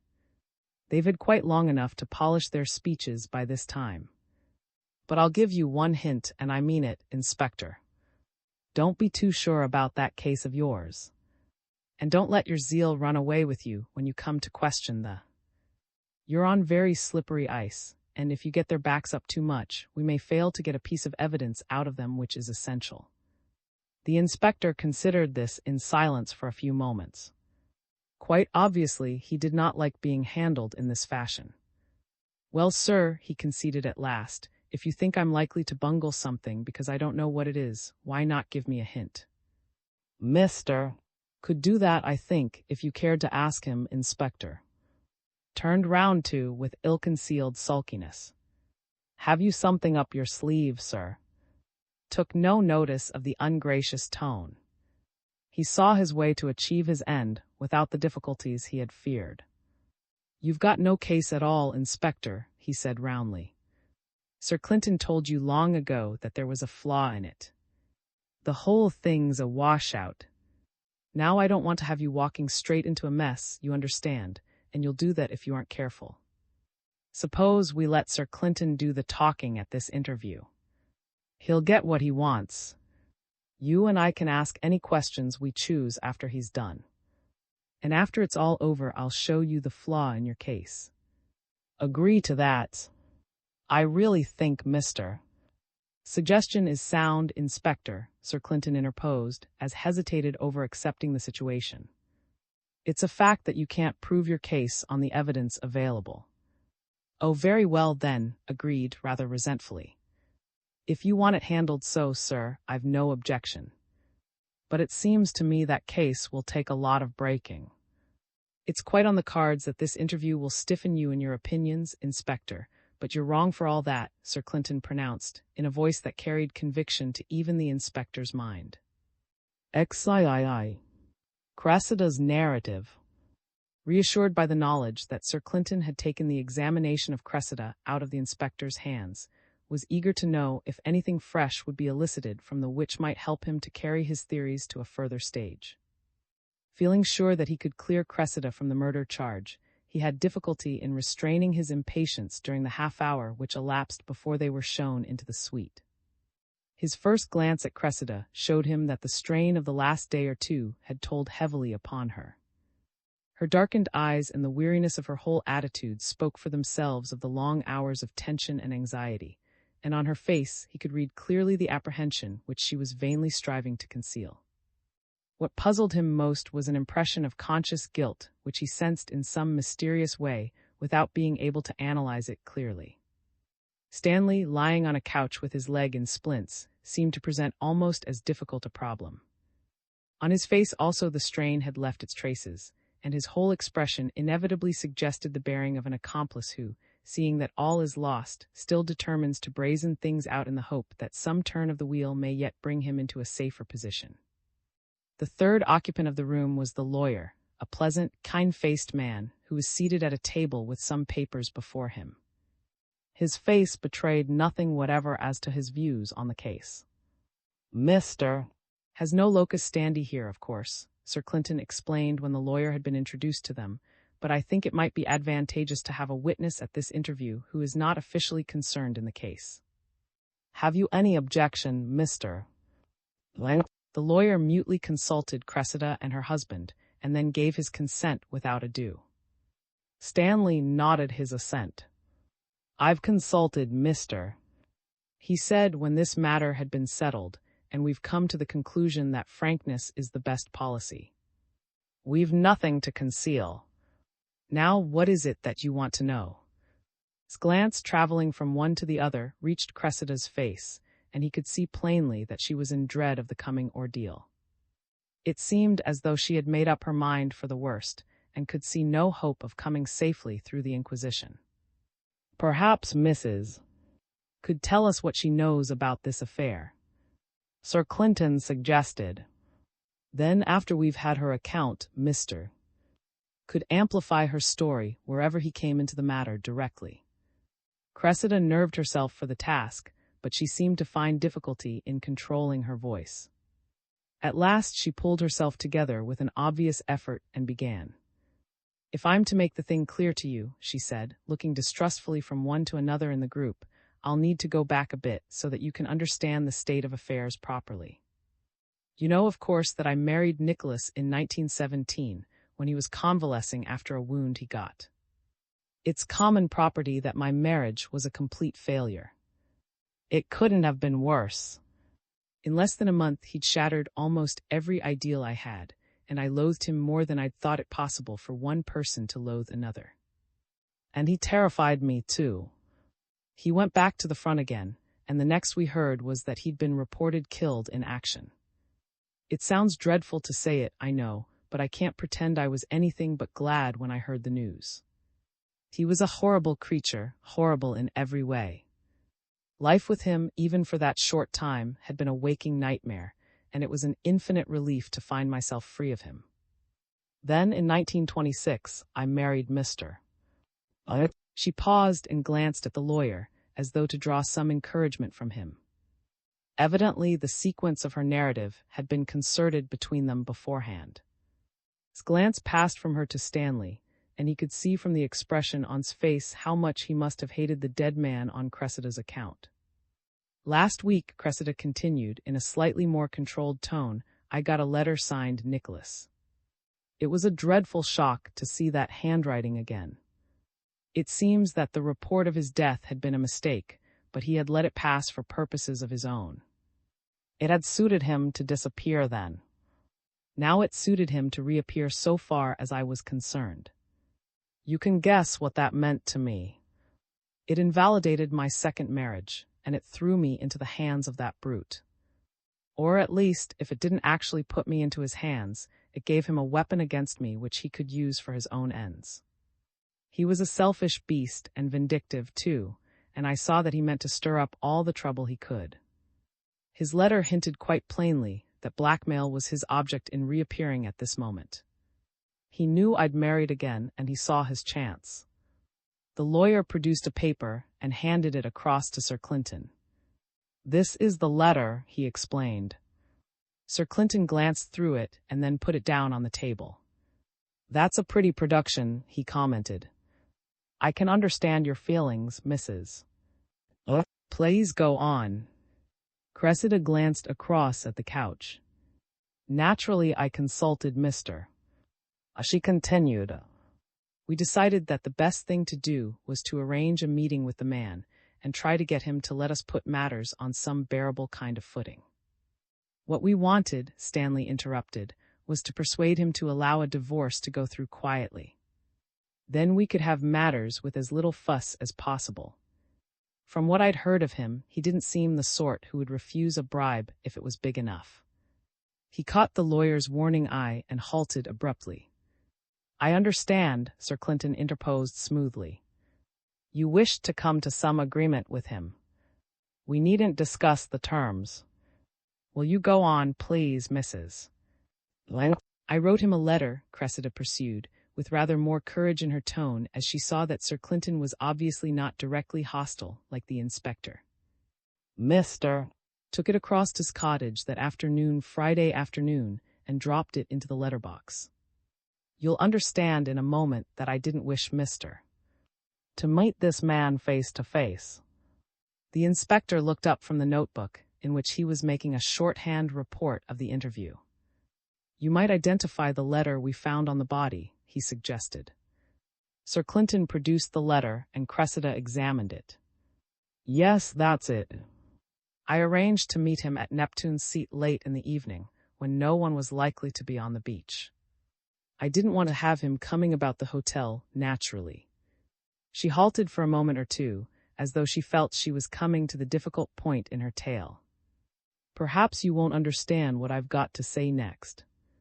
If I could let you know what sort of man he was, you'd understand better. There are some things one can't tell. But I want you to know that I was really in physical fear of him. I'm not easily frightened, but during the month or so that I lived with him, he stamped fear into me, real physical fear, downright terror of personal violence, I mean. He drank, and when he had been drinking, he seemed to grow almost inhuman. He terrified me so much that I left him, even before he went back to the front. Her face showed even more clearly than her words what it had meant to her. She halted for a space, unintentionally letting her effect sink home on her audience. When it came to meeting him, she went on, Mr. insisted on going with me. Naturally, Stanley broke in. I wanted to go alone to meet the fellow, but she wouldn't let me go either alone or along with her. Cressida nodded. If they had met, nothing could have prevented a quarrel, and that man would stick at nothing. I was afraid of what he might do. Anything was better than letting them meet. But I was horribly afraid of meeting him alone, without any protection. I'd had enough experience of him already. So I borrowed a pistol from Mr. and took it with me to Neptune's seat. I thought it would serve to frighten that man if he showed any signs of going over the score. What sort of pistol was it? Interjected, looking across at Stanley. A Colt .38. I have the number of it somewhere. I'll get you to identify it later on, said, and with a gesture he invited Cressida to continue. Mr. Gave in about going with me to meet the man, Cressida went on, but he insisted on taking me down to the shore in our car. I let him do that. I was glad to know that he'd be at hand. But I made him promise not to interfere in any way. He was to stay with the car while I went down alone to Neptune's seat. I think the inspector would like to know exactly what you did before you left the hotel, Sir Clinton intervened. Mr. Went round to the garage to get out the car. Meanwhile, I went down to the ladies' dressing room, where I keep my golfing things. I changed my slippers for my golfing shoes. I was in an evening frock, and I slipped on my golfing blazer. Then I went out through the side entrance and joined Mr. In the car. He drove me down to the point on the road nearest Neptune's seat. I left him there, got out of the car, and went across the sands to the rock. The man was there, waiting for me, and at the first glance I could see he'd been drinking. He wasn't drunk, you understand, but he wasn't normal. When I saw that, I was terrified.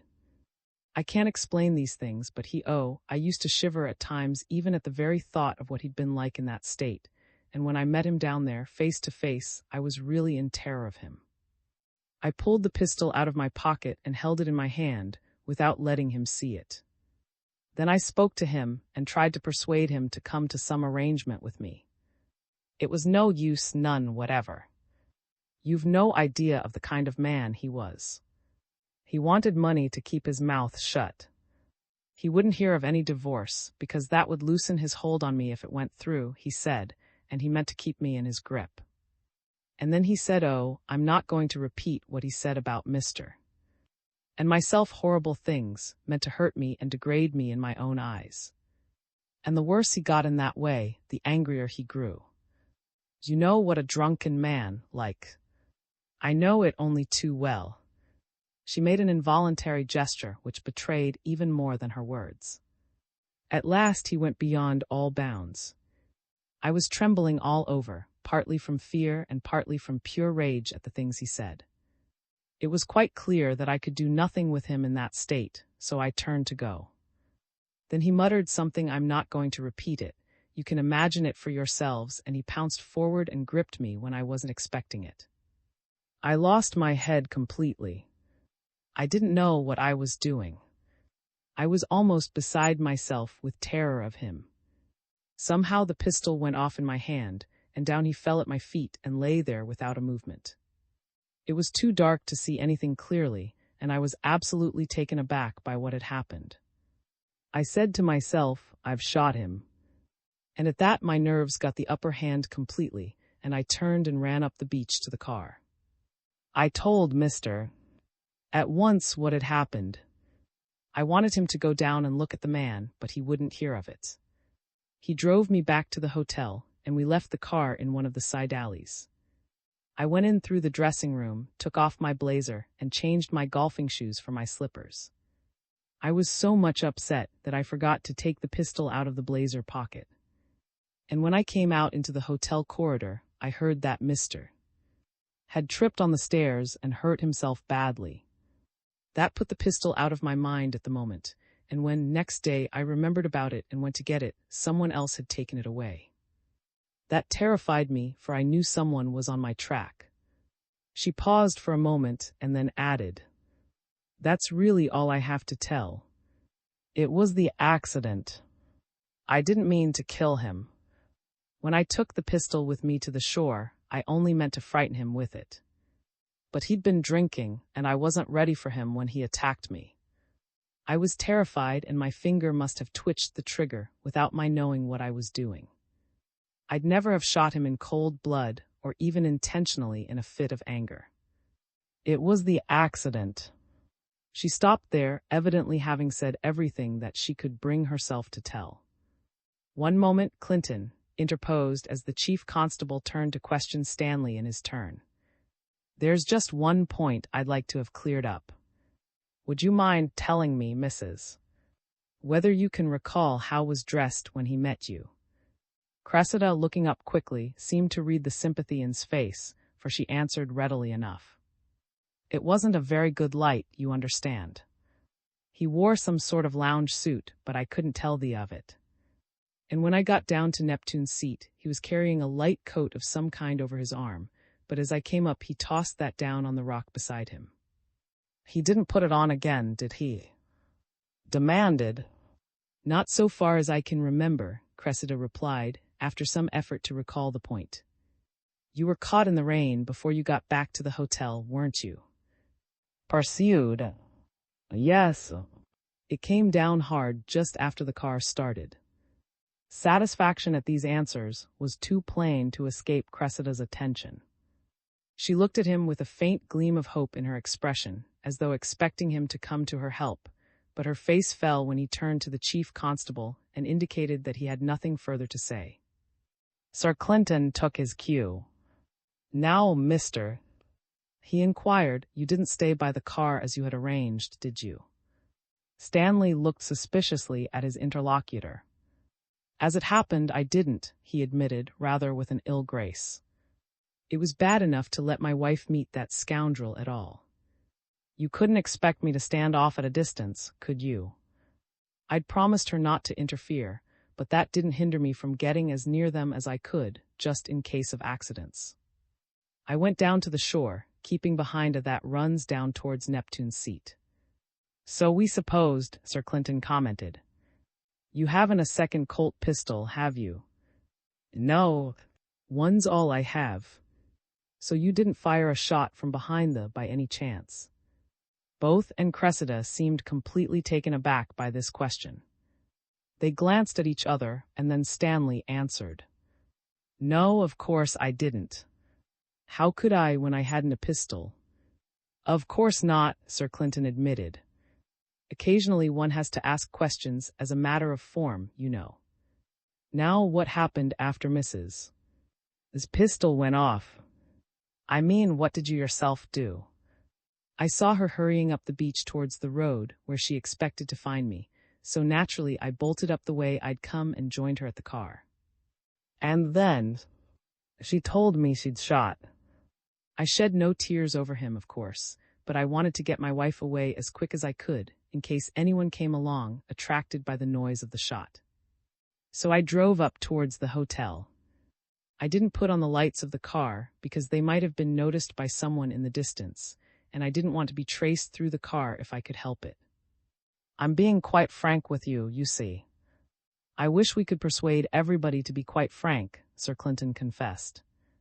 It would lighten police work considerably. What happened next, please? As I was driving up, it suddenly struck me that we'd left all these tracks on the sand, and that when everything came out our footprints would be evidence connecting us with the business.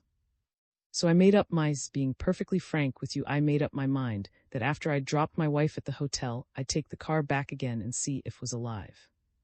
If he wasn't, then I'd make hay of our tracks, rub him out somehow, and get clear away if possible. Then it occurred to me that alive would be better than dead. If he was only hurt, then the whole affair might be hushed up somehow. Apart from that, frankly, I'd rather have had him dead. Anyhow, when I got to the hotel, I bolted upstairs to my room to get a flask of brandy I keep for emergencies. I meant to revive him if he was alive, you see. And in sprinting downstairs again, I slipped and crocked myself, and that finished any chance of getting down to the beach again. I'd left the car outside, of course, meaning to take it to the garage later on, after I'd been down to fix things up on the beach. That seems clear enough, Sir Clinton said in a tone which suggested that he had got all the information he wanted. Have you any questions to ask, Inspector? There's just one point, explained. Did you see anyone except between the hotel and the rock, either going or coming? Stanley shook his head. I saw nobody at all. Naturally, I kept a sharp lookout on the way home. Sir Clinton indicated that, so far as he was concerned, the matter was ended.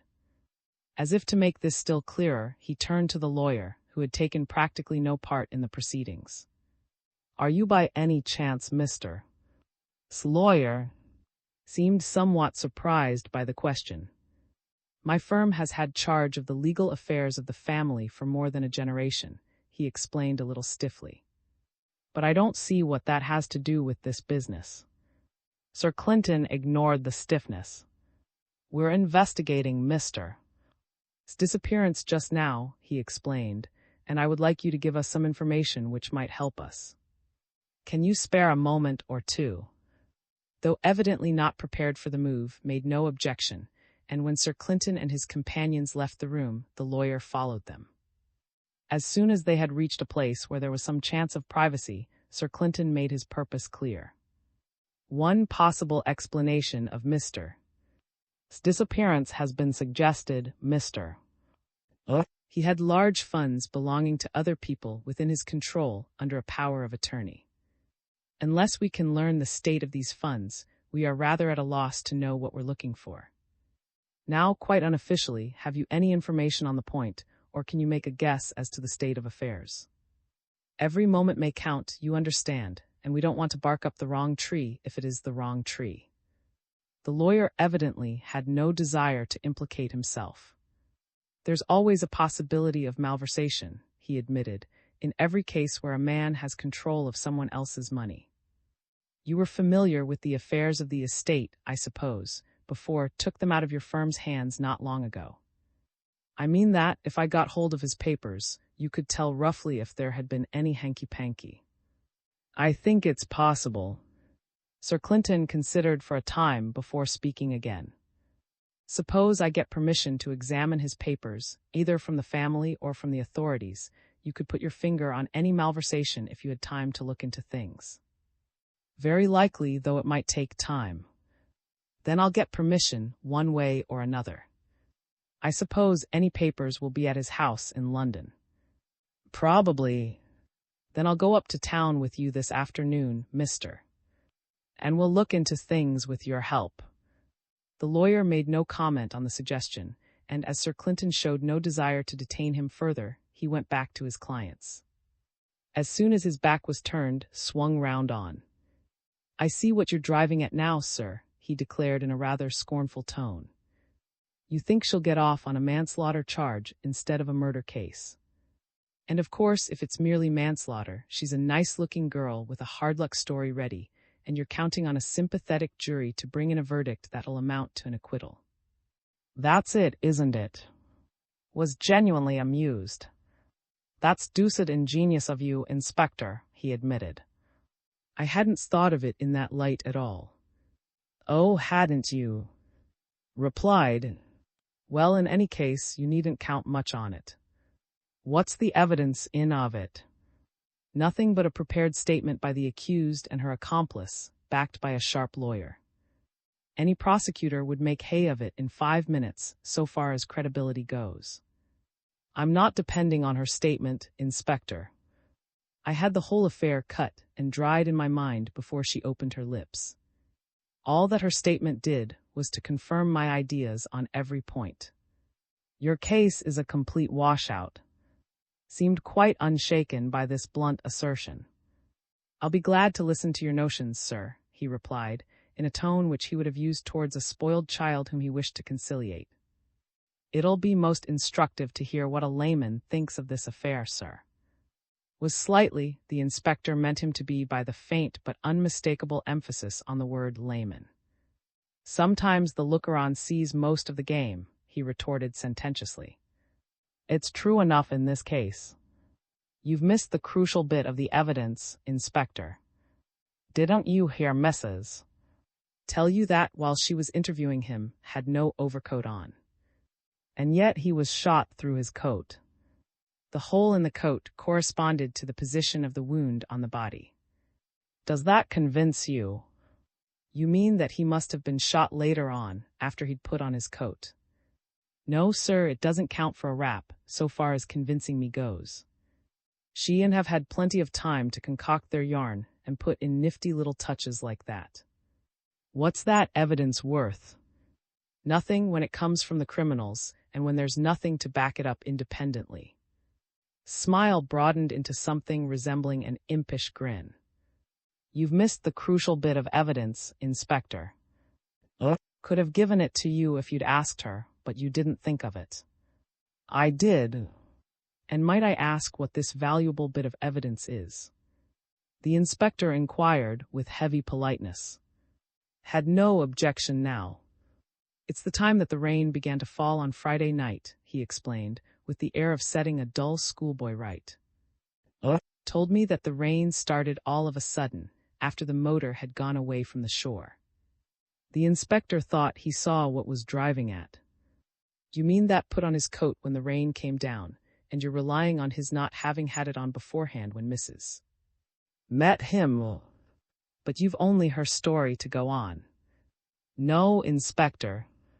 I've got an independent witness to the fact that he was carrying his coat over his arm at first. Told me he was carrying it that way when she met him before 11 o'clock. He might have put it on as soon as she left him, objected the inspector, fighting hard for his case. Shook his head. It's no good, Inspector. There's more evidence still. If you remember, his jacket was wet through by the rain, although he was wearing his rainproof coat over it. He was shot through the coat.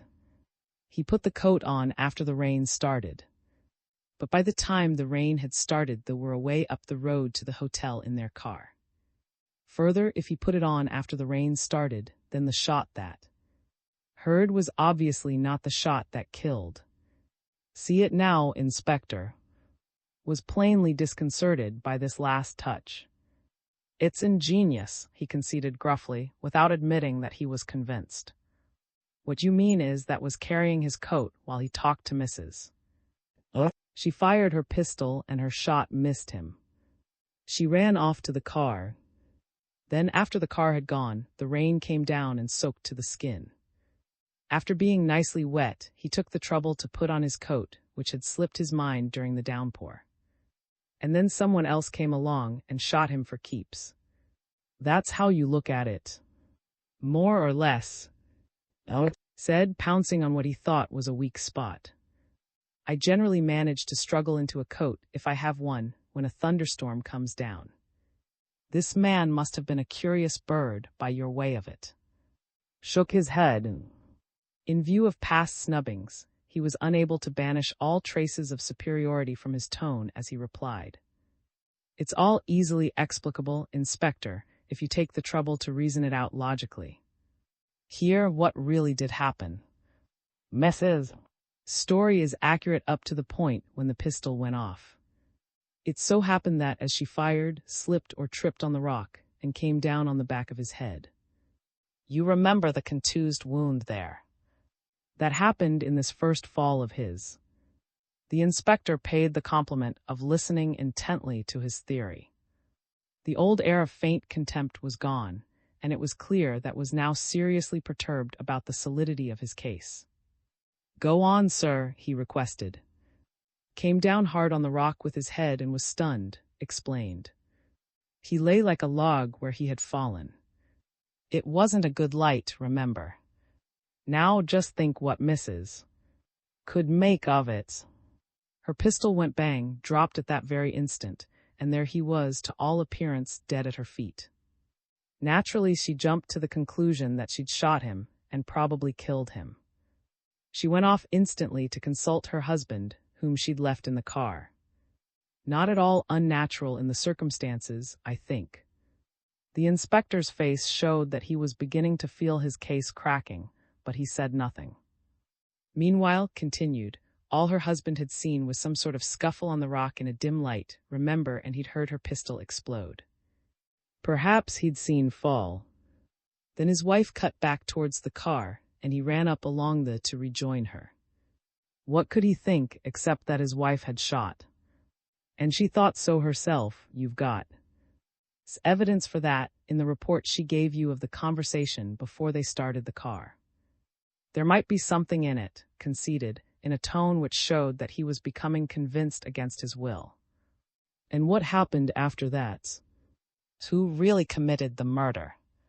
Had thought out his line of argument very carefully. He meant to convince the inspector once for all and prevent him giving Cressida any further annoyance. Don't let's hurry, he suggested. Just let's look around at the circumstances at that moment. You've got lying on the rock, stunned by his fall, or at any rate sufficiently knocked out to prevent his getting up at once. In the crash, his wristwatch has stopped at 11:19, but the glass of it hasn't been broken.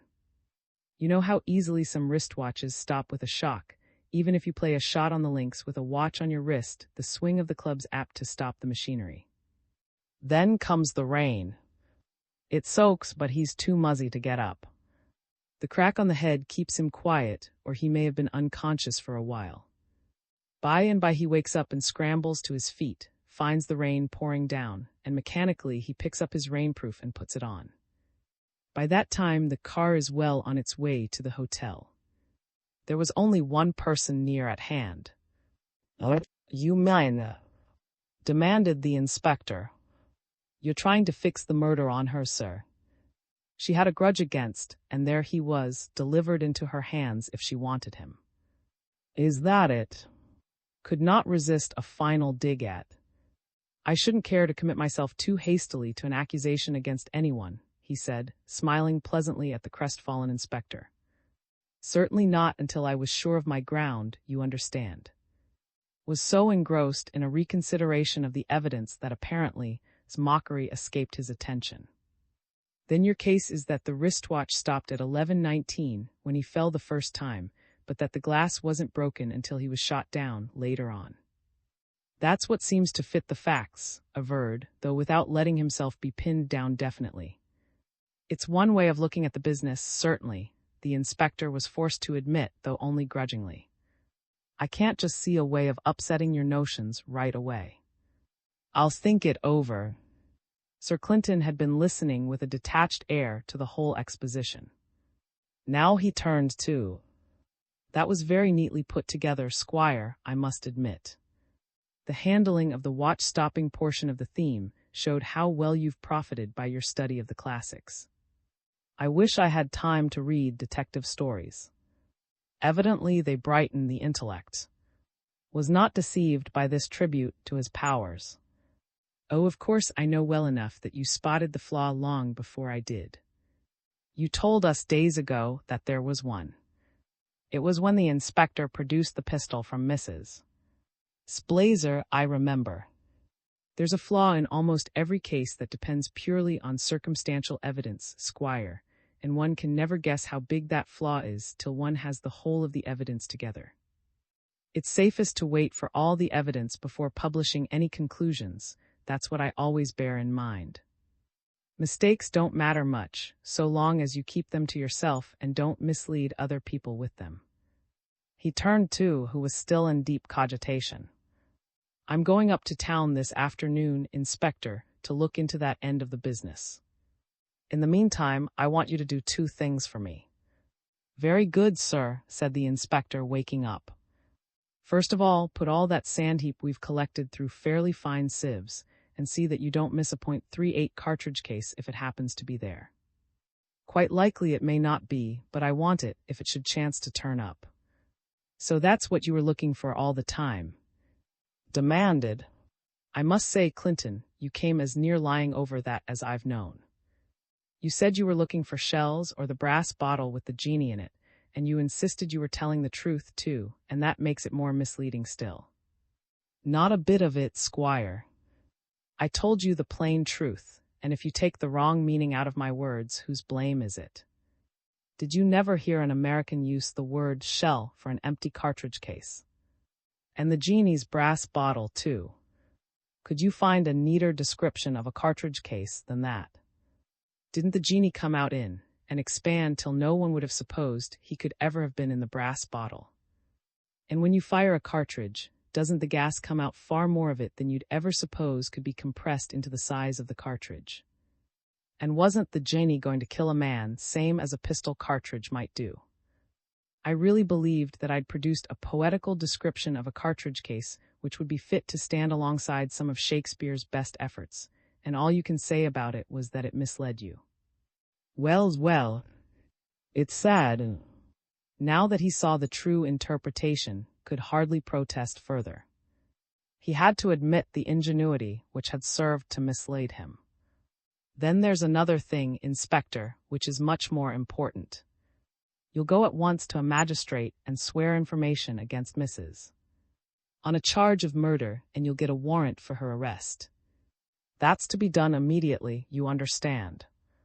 You'll hold that warrant ready for execution, but you won't actually arrest her until I wire to you, take boat on Thursday.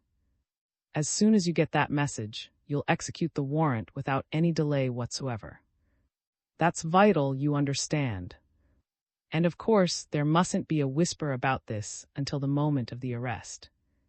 As he heard these instructions, the inspector glanced at, with the air of one who has pulled a rubber out of the fire at the last moment.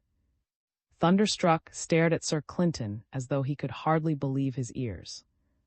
XIV. The telegram. On the departure of Sir Clinton, found himself in a position of isolation. The Miss kept to their own suite and did not show themselves in the public rooms, but the whole hotel was astir with, and discussions among the guests on the subject of the recent tragedies, and shrank from associating too closely with anyone. He felt that he was in a position of trust, and he feared lest, under the strain of questioning, he might be betrayed into divulging, unconsciously, something or other which was best kept from the public. A reporter from a newspaper in the nearest town demanded an interview in the hope of eliciting something, but had the knack of posing as a dull fellow, and the reporter retired baffled and uncertain as to whether his victim had any exclusive information or not. Was the only person with whom might have talked freely, and was entirely antipathetic. Filled in his time as best he could by taking long walks, which kept him out of reach of the more inquisitive guests as much as possible. He reviewed the whole range of affairs from the beginning, in the hope of seeing his way through the tangle, but there seemed to be so many possible cross-trails that he had to admit to himself that even an approximate solution of the problem was beyond him, and that he could produce nothing better than the guesswork. In the first place, there was the Peter Hay case. There at least the motive was plain enough. Someone had good reason to silence Peter Hay and suppress any evidence which he might give with regard to the claim. But unfortunately, at least two people might be supposed to have good grounds for wishing to suppress Peter Hay's evidence, the claimant and either of them would fit the facts neatly enough. Then there was the housebreaking and the theft of various articles. Obviously, the silver was not the important part of the loot, since it was worth next to nothing, and the few odds and ends found in Peter Hay's cottage must have been planted there merely to confuse the trail.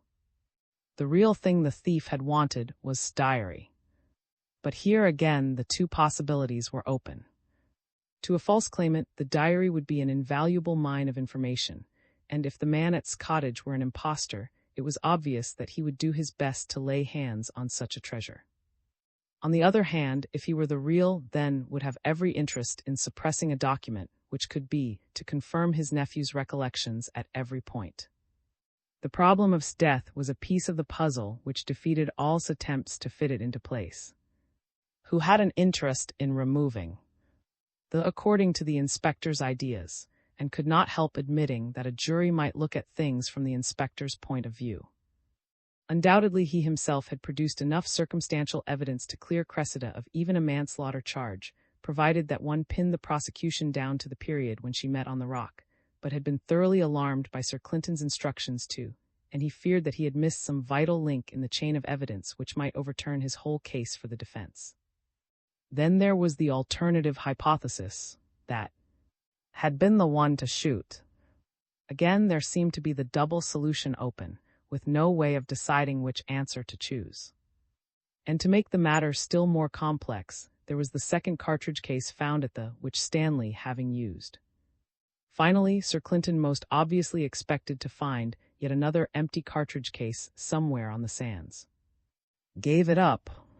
Then a fresh thought struck him. As the inspector had hinted, would be a good witness for the claimant, and therefore, making the same assumptions as before, had an interest in silencing him. But there was no evidence connecting with the matter at all. That seemed to be a blank end, like all the others. The next link in the chain of events was the attack on. The more considered the matter, the clearer it seemed to him that had been shot in mistake for the claimant. The two men were very much alike, except for the awful mutilation of the claimant's face, and of course that would not show in the dark.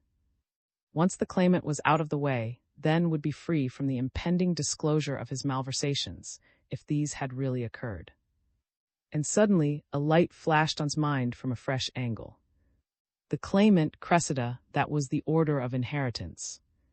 If by some could clear out of his way, not the claimant only, but his niece as well, then he himself would come into the estate, and no one could ask any questions whatever. Cressida had been twice involved, once in the affair of, again when her car came up just after had been shot. Was it possible that had tried to kill two birds with one stone in the last crime? The inspector would have been a willing tool in his hands, since he believed Cressida quite capable of murder. Then there was the disappearance of himself, with all the puzzle of the footprints. A man didn't fly, nor did he hand himself over to enemies without some sort of struggle. Had he a couple of confederates who had helped him to stage the whole mysterious affair on the sands? And what did Sir Clinton mean by his hints about, and Sam Lloyd's get off the earth puzzle? Recalled that puzzle, two concentric discs with figures on them, and when one disc was revolved on the central pivot, you could count one Chinaman more or less according to where you stopped the disc. 3 men when the discs were in one position, 2 men when you gave a twist to one of the bits of cardboard. Had Sir Clinton some hanky-panky of that sort in his mind, so that the third man on the sands had no real existence? Gave it up. He returned to the hotel for dinner, and spent as much time as possible in his own room rather than run the gauntlet of inquisitive guests. It was not until after dinner on Wednesday that he was again drawn directly into the game. He was just putting on his coat to go out in order to escape his inquisitors, when the inspector appeared, evidently in a state of perturbation. "I've just had a wire from Sir Clinton, sir. My old landlady's let me down badly. I'd warned the post office people to send me any message immediately, but I was out when it came, and the old fool put it behind her kitchen clock and forgot all about it. It wasn't till I asked her that she remembered about it and gave it to me. Net result, hours wasted." He handed a telegram form to who read, "Heavy defalcations, take boat on Thursday, meet last train with car. Well, have you carried out your instructions?" He demanded. "No worse luck." Confessed. "Owing to that old fool's bungling, she slipped through my fingers." His whole ideas of the case were overturned by the inspector's admission. He had refused to allow, even in his own mind, that Cressida could be guilty, but this sudden flight could hardly be squared with innocence by any stretch of probability. "Tell me what happened, Inspector." Was obviously very sore. It was clear enough from his face that he felt he had muddled things just at the point when his own original theory was going to be vindicated. "I'd put a man on to watch her here." He couldn't do much except hang about in plain clothes and attract as little attention as possible, so he chose the entrance hall as his lookout post, where he could keep an eye on the lifts and the stairs together. Tonight, after dinner, he saw her come down in the lift. She'd evening dress on and nothing to protect her head, so of course he thought she was just moving about in the hotel. However, he followed her along a passage, and at the end of it she opened a door marked, "Ladies' Dressing Room." Well, of course, he could hardly shove in there, so he hung about waiting for her to come out again. And it was the golf dressing room with the side entrance from the outside. Of course. By the time he'd tumbled to what was up, she'd slipped off. Her golf shoes and blazer are gone. She's diddled us. I wouldn't have had this happen for ever so much. Did not feel called upon to offer any sympathy. "What do you come to me for?" he demanded. "I know nothing about her." Put his finger on the last phrase in the telegram. "It's his own car he wants, apparently." "You can get it out of the garage, sir, with less fuss than I could." Agreed, and finding that the chief constable's train was not due for half an hour, he went up into his room and changed his clothes. They reached the Sands station in good time, and as soon as the train steamed in, Sir Clinton alighted with an case in his hand. "Well, Inspector, got your bird caged all right, I hope." No, sir, the inspector confessed shamefacedly. She's got clean away. Sir Clinton seemed both staggered and perturbed by the news. Got away? What do you mean? You'd nothing to do but walk up and arrest her. Why didn't you do it? Explain the state of affairs, and as he told his story, the chief constable's face darkened. Your landlady made the mess of her life this shot. And I thought I'd been in plenty of time. Come along to the car. There isn't a moment to lose. His cottage first of all. Drove them up to the headland, and Sir Clinton jumped out of the car almost before it pulled up. He opened his case. There's a Colt for each of you. The first cartridge is up in the barrel, so mind the safety catches. You may not need them, but you'd better be prepared. He handed a pistol to each of his companions and pitched the case back into the car. Now come along. When they reached the door of the cottage, the place seemed deserted. Drawn blank it seems, Sir Clinton confessed, in a tone which showed he had expected little else. We'll go through the place just to be sure. This is no time to stand on etiquette. He smashed a window pane with his pistol butt, put his hand through the hole and slipped the catch, then lifting the sash he climbed in. And followed close on his heels. Sir Clinton produced a flash lamp from his pocket and threw its light hither and thither until he found the oil lamp which served to light the room. Struck a match and lit the lamp. Then he followed Sir Clinton into the other parts of the house. Left to his own devices, glanced round the sitting room in search of he knew not what. His eye was caught by the large filing cabinet which stood on one side of the fireplace, and he pulled out a drawer at random, lifted one of the cards, and examined it. 11/2/16 left for France. At dinner, Cressida J.P. Miss Kitty, age 23, fair-haired dispatch rider, told some stories about her work. He picked out another card at random and read. 15/4/17's wedding. Bride dropped bouquet when signing register. Wedding March. Bride given away by P. Bridesmaids were. He had no time to read further. Sir Clinton and the inspector were back again, having found no one else on the premises. The chief constable had a bottle in his hand, which he handed to, pointing to the label. Amyl nitrite. Asked involuntarily. So that's where the stuff came from that killed Peter Hay. Sir Clinton nodded. His eye fell on the table, on which a manuscript book was lying. He picked it up and opened it, showing the page to his companions. "A diary, isn't it?" The inspector inquired. "Yes." And there's their card index, with everything entered up in chronological order, every bit of information they could collect about the crowd from any source whatever. That made sure that if they had to meet any questions from a particular person about his dealings with the real, they could turn up their index and know exactly what to say. It was far safer than trusting to any single man's memory on the spur of the moment. I expect they've been copying out entries from the stolen diary and putting them into the filing cabinet. We haven't time to waste. Come along. The police next.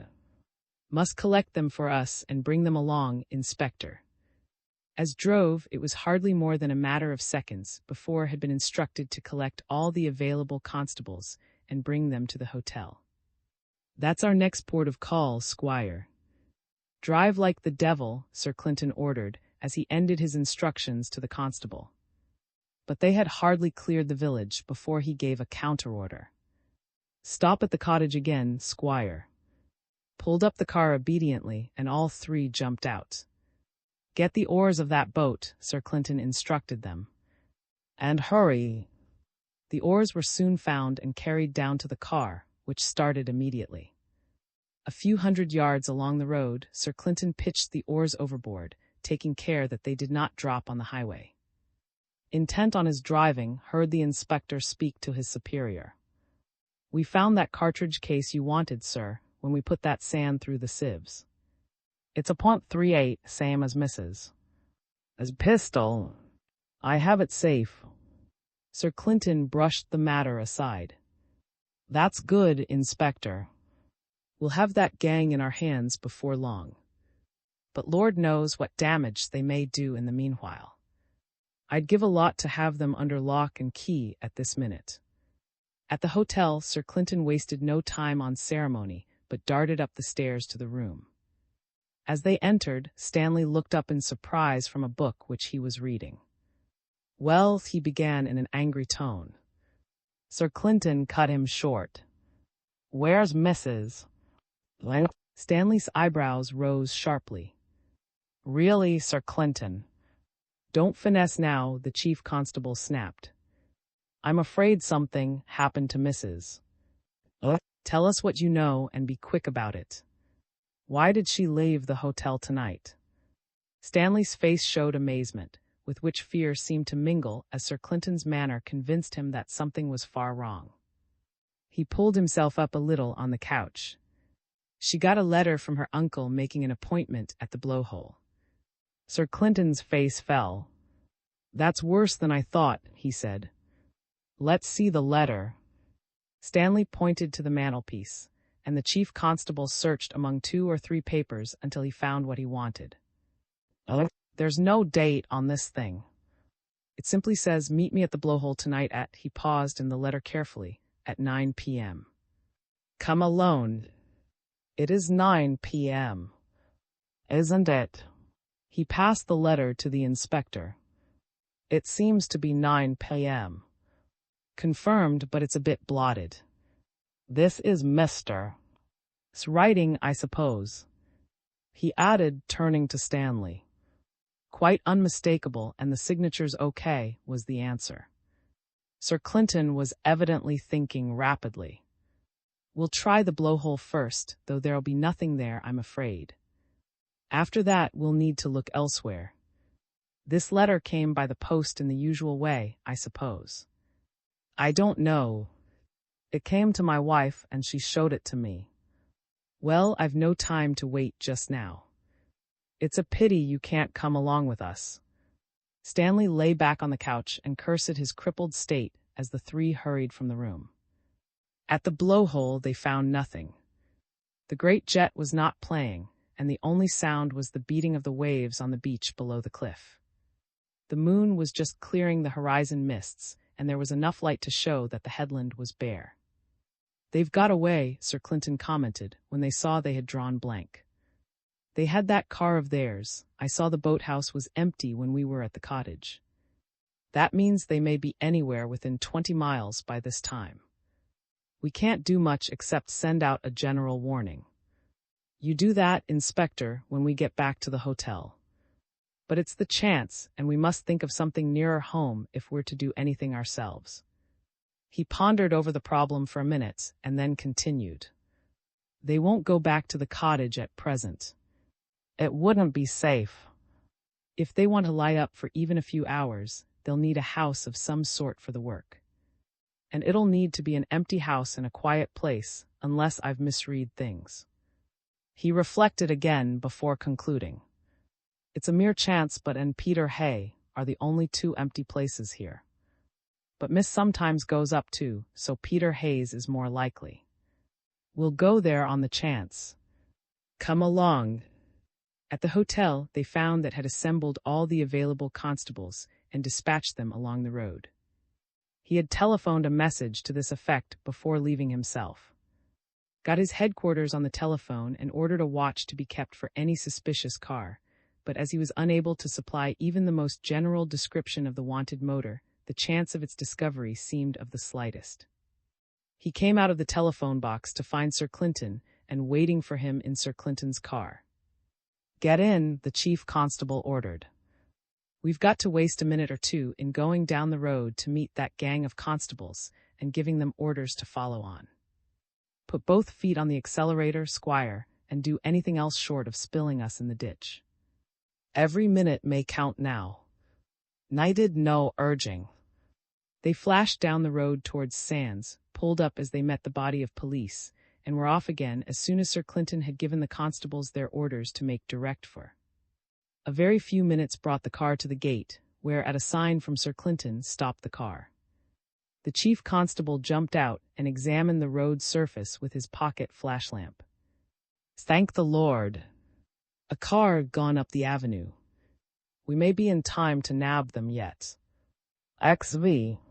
The method of coercion. When Cressida received her uncle's note that afternoon, she was both relieved and puzzled.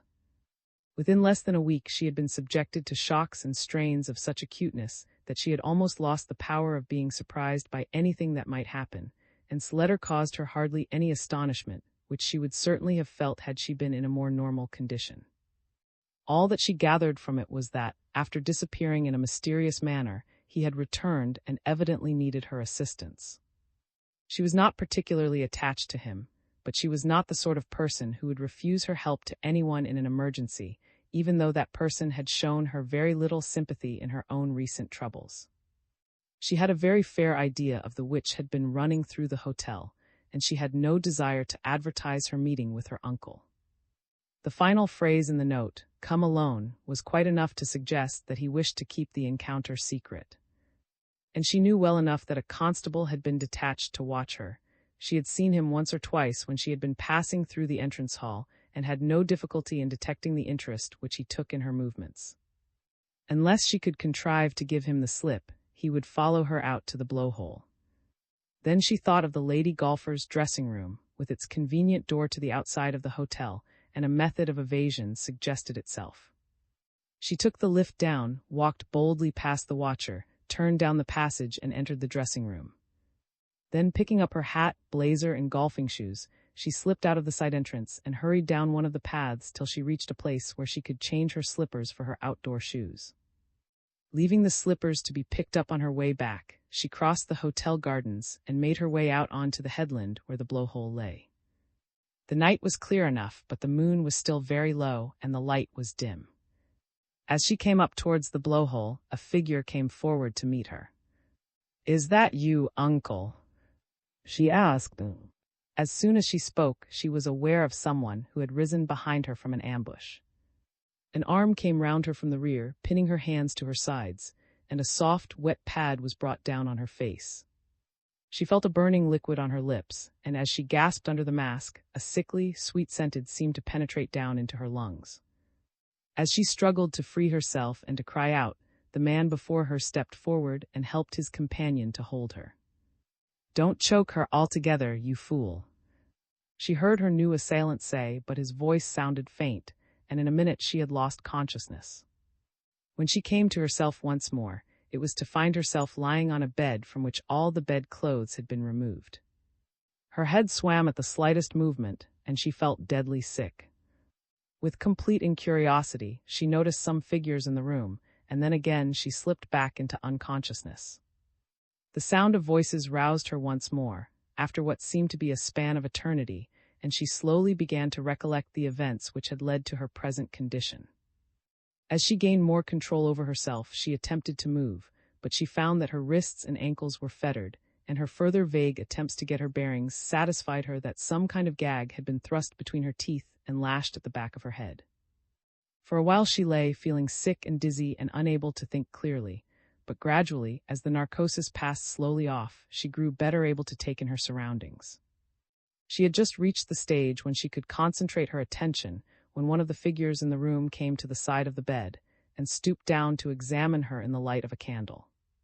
The features seemed faintly familiar, but in her drugged condition it was some moments before she could identify the man as Aird, at one time valet at. "Got your senses back, miss? You've been a longish while over it. Better pull yourself together." Even in her bemused condition, she saw something in the tone of his voice, which told her that he was not friendly. She lay still, fighting hard to recover her normal personality. Aird watched her with cold interest, without making any attempt to disturb her. At last the fumes of the anesthetic seemed to clear from her brain. "A sick, miss?" Aird inquired callously. "That's though, I expect. You'll be all right in a jiffy or two." Her head still swam, but she managed to turn slightly so that she could see the two other figures in the room. One of them, with his back to her, was. The other, whose face she could see, was a total stranger. Aird saw her glance and interpreted it aloud. For your uncle, miss, I expect. His mean little eyes seemed to twinkle at some obscure joke. He couldn't come to meet you, miss, as arranged. He was unexpectedly detained. Ain't that so, boys? Mr. was unexpectedly detained and couldn't come to meet his niece. The joke, whatever it was, seemed to be shared by the other two, for they laughed coarsely. Aird was encouraged to proceed to further flights of. You've got an expressive face, miss always add. Why, I can read you like a book. You're pretty to know 'ow you came 'ere, isn't that it? Trust Aird to understand what a girl's about. A pretty girl, as plain as print to me always was. But I'm you on tenterhooks, I see, and that's not polite. I'll soon tell you. We found you up yonder on the headland, near the blowhole, drunk and incapable. That was a dangerous thing to do, miss. I can't think 'ow you came to be it. Lord! In that state there's no what mightn't ave to you, it's dreadful just to think of it. But you fell into good hands, miss. We took you up and lifted you into our car, which to be nearby, and we brought you air with as much care as if you'd been worth your weight in gold, miss. No pains spared, I assure you. Through the numbness engendered by the fear had been growing in Cressida's mind, until now it had overwhelmed every other feeling. She knew she was completely in the hands of these three men, and even what she had seen of them was enough to fill her with the dread. Aird's oily phrases went ill with the expression in his little piggish eyes. It's a great thing to be a bit of a psycho, what he call it, miss. I can tell to a dot just exactly what's through your mind, he went on. You're where you are at this minute. I ave much pleasure in you. You've 'ad the extraordinary good luck to be brought to thee of Aird and Co. A purely philanthropic, formed for the good purpose of morals and heiresses from the clutch of their fancy men, and them to lead saintly lives in future. Your case is the first we've 'ad brought to our door, so we can give it our attention. And we shall. He sniggered, apparently much amused by his own conceit. Cressida felt the menace behind all this forced jocularity. Aird brought the candle nearer to her face, and made of studying her features. He continued, you're nervous, miss. It's as plain as a pikestaff to the eye of the trained mind-reader like me. You're all of a flutter like. And no wonder, miss.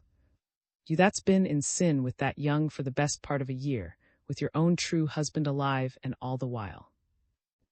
Such on. But never fear, miss. You ave fallen into good ends, as I said once before. Aird and Co., expert matrimonial agents, will take up your case and make an honest woman of you yet. Behind his, Cressida could feel some dreadful menace. She turned her face away, so as to hide from herself his little gloating eyes. That'll do, Aird, said a fresh voice, quite unknown to her. I'll explain things. You talk too much. The man who had his back turned to her came across to the bed and took the candle from Aird. Then stooping down, he let the light play over his own features, while his hand forced Cressida's head round so that she gazed straight up into his face. At the first glance she thought she must still be under the influence of the chloroform, for what she saw was torn almost out of human likeness. Allow me to introduce myself, said the wreck. Your future husband, also your cousin. Not me agains. Well, I suppose I've changed since we said goodbye last. He let the candlelight play across his shattered face for some moments, so that she might miss no detail of the horror. Then, as she closed her eyes, he released his grip, and she turned her head away to escape the sight of him. You'll get used to me in time, was his only comment. Here's the situation. Our uncle chooses to keep me out of my money. If I go to law over it, most of the cash will be wasted in legal expenses. He won't suffer, but I shall. Now you're the next in the line of inheritance, so if I drop out, it comes to you. And if you marry me, then what's yours is mine, I'll see to that part of it. You understand the idea. You marry me and I drop my claim, and between us we collar the dibs. Uncle won't object, I'll guarantee, and dear Auntie Jay will be delighted. He paused and examined the expression of loathing on Cressida's face. I don't wish to go to extremes, he said coldly, but you're going to do as you're told. Make no mistake about that. He drew back slightly, allowing Aird to come nearer. Aird will take the gag out and let you speak, but he'll keep his hand on your throat, and the first attempt you make to cry out you'll get throttled pretty sharply. Understand? Aird obeyed instructions, and Cressida passed her tongue over her bruised lips. She was in deadly terror now, and her mind was working swiftly. A glance at the three men bending over her was sufficient to show her that she need expect no mercy from them. She was completely in their power, and if she refused to give in to them, they might, but she thrust to the back of her mind all the possibilities which she could read so clearly on the face of Aird. Then, as a thought shot through her mind, she strove her hardest to keep out of her expression the relief that she felt. If she submitted immediately and promised to carry out the order, that would perhaps save her for the time being, and when it came to implementing her promise, the marriage ceremony would have to be performed in public, or at least in the presence of some clergyman or official, and there would be nothing to prevent her refusing then. They could not coerce her in a church or before a registrar. Nowadays, forced marriages are found only in books. The pressure of the gag had hurt her mouth, and she had some difficulty in framing words in which to make her submission. I can't help myself. But you're not my cousin. The faceless creature laughed. That's a quick courting. He sneered. But one doesn't need to be a psycho, what he call it, as Aird says, to see what's in your mind. His voice became tinged with a menace, beside which Aird seemed childish. You think you've only got to say yes now, then, when it comes to the point, you'll turn on us and give the show away. We're not such fools as all that. I've got a string that I'm going to tie to your leg. It'll bring you running back to me, and no questions asked. He paused for a moment as though expecting her to speak, but as she said nothing, he continued in the same tone. You think that the worst we could do to you would be to hand you over to Aird there, or to share you amongst us. You can make your mind easy. It's not going to be that. The wave of relief which passed over Cressida at this hint was followed by a chill of apprehension as she, the full implication of his words. He did not keep her on tenterhooks long. Ever heard of hydrophobia? Know much about it? No. Well then, I'll tell you something. You get bitten by a mad dog. First of all, you feel tired and restless, and naturally you can't help being worried a bit. Then, after a day or two, things get a bit more definite. You can't swallow, and you get a thirst that torments you. Then they say you get spasms even at the thought of drinking, and you get into a state of devilish funk, unspeakable terror, they say in the books. After that you get fits frothing at the mouth, and all the rest of the jolly business. And of course, eventually you die after considerable agony, if you get the proper dose. I'd hate to see a pretty girl like you afflicted in that way. Dreadful waste of good material. He paused deliberately, letting this picture sink into her mind and scanning her face to see the effect which he had produced. No mad dogs here, of course, but they have them in France. I've a French medical friend who's kindly supplied me with some extract taken from one of them. Again he paused to let anticipation do its work. If you get injected with this extract, or whatever it is, there's only one hope. Within a certain number of days, you've got to get to an institute and put yourself under treatment there. Nothing else is any good. And if you overshoot the time, even the institute can do nothing for you. You just go on till you froth at the mouth, get cramp in the throat, and die that rather disgusting death. He looked down at Cressida's face with its eyes dark with horror, and something which might have been a smile passed over his shattered countenance. My French medical friends supplied me with both the bane and the antidote at least, enough of the antidote for a first dose. You say the point. Perhaps I'd better be precise. Here's a hypodermic syringe. He produced a little nickel case from his pocket and drew from it a tiny glass syringe to which he fitted a hollow needle. I'm going to fill this with some of the mad dog extract, and inject it into your arm. Once that's done, your only chance is to get institute treatment within a certain time, or else rely on me to give you a first dose of the antidote before the time's up. Once the time's passed without treatment, nothing can save you. I couldn't do it myself, even with the antidote. You'd simply go through all the stages I've told you about and then die. He fingered the tiny syringe thoughtfully. Now do you see the ingenuity of my plan? I'm going to inject some of the stuff into your veins now. Then we'll keep you here until the very last moment of your safety. Then you'll come with me and get spliced by special license. By that time, it'll be too late to get to an institute. You'll have no chance whatever except the dose of antidote that I've got. And you won't get that from me until we're safely married without any fuss. You'll stand up in public and say, I will. Without any objection, because it'll be your one chance of escaping the cramps and all the rest of it.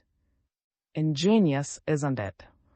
Shall I repeat it in case you've missed any of the points? It's no trouble, I assure you. Cressida glanced from face to face in the hope of seeing some signs of relenting, but none of the three showed the faintest trace of pity. Be sensible, miss, said Aird, with the air of one reasoning with a wayward child. A pretty girl like you wouldn't want to be seen at the mouth and round people. It wouldn't be nice. His unctuous tone brought up all Cressida's reserves of strength. You'd never dare do it, she gasped. You think so? The faceless man inquired indifferently. Well, you'll see in a moment or two. He rose with the hypodermic syringe in his hand and went out of the room. She could hear him doing something with a sink and the sound of water. At that her nerve gave way. Oh, don't do it. Please, please don't. Anything but that. Please. For the first time that this hideous scheme was seriously meant, and the pictures which flashed through her mind appalled her. To pass out of life was one thing, but to go out by the gate of madness, and such a form of madness seemed an unbearable prospect. To die like a mad dog, anything would be better than that. Oh, do. She gazed up at the faces of the two men who stood beside her in the hope that in this last moment they might flinch from carrying the foul business through. But there was no comfort in what she saw. Aird was evidently drinking in her torment with avidity. It was something which seemed to give him a positive pleasure. The stranger shrugged his shoulders, as though suggesting that the matter had been irrevocably settled. Neither of them made any answer to her hysterical pleading. The man with the hypodermic came back into the room, and she hid her face as he crossed to the side of the bed. Her arm was roughly grasped, and she felt him pinch her skin before he drove the needle home. Then came a sharp pang as he injected the contents of the syringe. Then, just as she wavered on the edge of fainting from the nervous strain she had, the whole scene changed. There was a crash of glass, and a voice which seemed faintly familiar ordered sharply, "Hands up!" A scuffle, 2 shots, a cry of pain, and the fall of a heavy body to the floor, more sounds of rapid movement in the room, a voice shouting directions, another shot, outside the house. All these impinged on her consciousness without her grasping exactly what had happened. With a last effort of will she wrenched herself round on the bed, so that she could see the room. Sir Clinton, pistol in hand, was stooping over the third man, who lay groaning on the floor. At the open window she could see climbing into the room, and as he jumped down, Inspector dashed in through the open door. Rescue had come just too late, and as her power of resistance gave out and she fainted. Sir Clinton made a gesture to, putting him in charge of the unconscious girl, while he himself turned back to his captive. "I've smashed your shoulder with that shot, I think," he commented. "You're safe enough, my man, now that I've taken your gun away from you. You'll stay where you are until my constables come for you. Mister, we'll keep an eye on you, and he'll shoot you without the slightest compunction, I'm sure, if you give trouble." Seemed engrossed in more immediate afflictions. "Oh, it hurts damnably," he muttered. "Glad to hear it," Sir Clinton declared unsympathetically. "It'll keep you quiet." "Well, Inspector," held up a bleeding hand, "They got me," he said laconically. "It's only a flesh wound. But they've cleared off in their car hell for leather." Sir Clinton turned too. "You look after that girl. The constables will be here in a few minutes. Shoot in the leg if he shows the slightest sign of moving, though I don't expect he'll do much. I've got to get on the track of those two who broke away." Followed by the inspector, he hurried out into the night. XVI. The manhunt on the beach. Much to the inspector's surprise, Sir Clinton did not drive furiously when they had got into his car, which had been left standing at some distance from the cottage. It was only when they almost ran into the approaching squad of police that he understood his superior's caution. "Two of you get on board," said Sir Clinton as he pulled up. "4 more go up to the cottage, and the rest of you make the best time you can down to the hotel and wait there for orders." When the 2 constables had got into the car, he drove off again, and this time the inspector had no reason to complain of slow speeds. His heart was in his mouth as Sir Clinton took the turn out of the avenue into the main road. "You've got the number of their car, haven't you?" the chief constable demanded. "Then tell one of the constables to telephone a warning about it to headquarters from the hotel. I'm going to drop him there. And tell him to send a party with a car up at once to the cottage to get Mrs. down comfortably. You'd better get brought down, also not in the same car." The inspector transmitted these instructions just in time to allow the constable to alight from the car as Sir Clinton pulled up at the hotel gate. Without hesitation, the chief constable swung the car off along the road to Sands and opened the throttle to its fullest. "Sure they're going this way, sir?" I asked. "No, just taking a chance. They'll want to get clear of the car as soon as possible, I expect, since it's now that we've got the number. I may be all wrong, of course." The big car tore on in the moonlight, and the speed left the inspector little inclination for talk. He gasped once or twice as they swung round corners, and his main feeling was one of thankfulness that at that hour of the night they were not likely to meet anything on the road. One last turn which made and the constable gripped frenziedly at the nearest handhold, and they came out on the edge of the bay. "Look," the inspector ejaculated. "You've pulled them in, sir." Not 300 yards ahead, the hunted car appeared in the moonlight, traveling much slower than had expected, but apparently gaining speed as it ran. "They've parted company," Sir Clinton snapped. The car slowed down to let one man off. "There's only the driver on board now." Suddenly, at a point where the road ran level with the beach, their quarry left the highway and plunged down onto the sands. "He's trying to gain something by cutting straight across the beach, sir, instead of following the curve of the road." Expecting Sir Clinton to do the same, gripped the side of the car in anticipation of the shock when they left the road, but the chief constable held to the highway. "He's making for Cottage to get the boat and leave us standing," he said. "He'll get a surprise when he finds the oars gone." The inspector had no time to admire his chief's forethought. The hunted car was now running on a line which would bring it between the old wreck and the edge of the incoming tide, and on the hard sands it was making tremendous speed. Leaning forward in the excitement of the chase, saw the long cones of its headlights illuminate the hull of the wreck for a moment, then the beams swung up into the air. The car seemed to halt for an instant and then rolled over sideways along the sands. And then it vanished as though the ground had swallowed it. "The quicksand!" ejaculated as he what had happened. Sir Clinton shut the throttle and let his car slow down. "Hit some rock projecting slightly from the sand, I expect," he commented. "Probably the front axle or the steering gear went, and he came to smash. Well, that's one of 'em gone." He chose a place carefully and turned his own car onto the sands, running down to near the wreck. "Don't go too near," he advised. "One can't be sure of the danger zone." They got out and went down to the scene of the disaster. A glance at the car tracks showed the correctness of Sir Clinton's guess. The hunted car had struck a low projecting rock with its near front wheel, and from that point the wheel marks were replaced by the trace of the whole vehicle, overturned and sliding along the beach. The trail ended abruptly, and where the car had sunk they saw an area of repulsive black mud. "Oh," said the inspector, examining it with disgust. "Fancy going down into that stuff and feeling it getting into your eyes and mouth. And then choking in that slime. It gives me the creeps to think of it." He shuddered at the picture conjured up by what he saw before him. "Do you think there's any chance of recovering the body?" he inquired after a moment or two. Sir Clinton shook his head. "I doubt it. You'll need to try, of course. Best do it with grappling irons from a boat, I suppose. But I shouldn't think you're likely to succeed. It doesn't matter much, anyhow. He's got his deserts. Now for the other man's. Come along."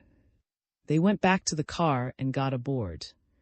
Sir Clinton seemed to have decided on his next move, for he drove along the sands in the direction of the hotel. Rather to the inspector's surprise, they did not turn off onto the road at Neptune's Seat, but went still farther along the shore, making for the headland on which the blowhole was situated. Was still in ignorance of much that had happened in the last hour. When they had reached Peter Hay's cottage, Sir Clinton had detached the inspector to search for the car which had brought their quarry, and as this had been carefully concealed, had spent some time in hunting for it. In the meanwhile, Sir Clinton had gone cautiously to the cottage. The next thing the inspector heard was the sound of shooting, and 2 men had come upon him before he had time even to think of disabling the fugitive's car. They had shot him in the hand, flung him down, and escaped in the car before he had time to do anything to hinder them. His entry into the cottage had failed to enlighten him as to what had been going on, and Sir Clinton had hurried him off again almost before he had time to get his bearings. "That's as far as we can go with the car," Sir Clinton announced, opening the door and getting out. The moon shone out just at that moment, as a passing cloud slipped away from its face, and Sir Clinton, gazing along the shore, uttered an exclamation of satisfaction. "We're in luck, Inspector. See him yonder just under the cliff. He hasn't been able to get far." He pulled out his automatic. "I've often wondered how far these things carry. I don't want to hurt him, and it seems safe enough at this range. A scare's all we need, I think. He's making for the mouth of the cave below the headland." He lifted the pistol and fired in the direction of the figure.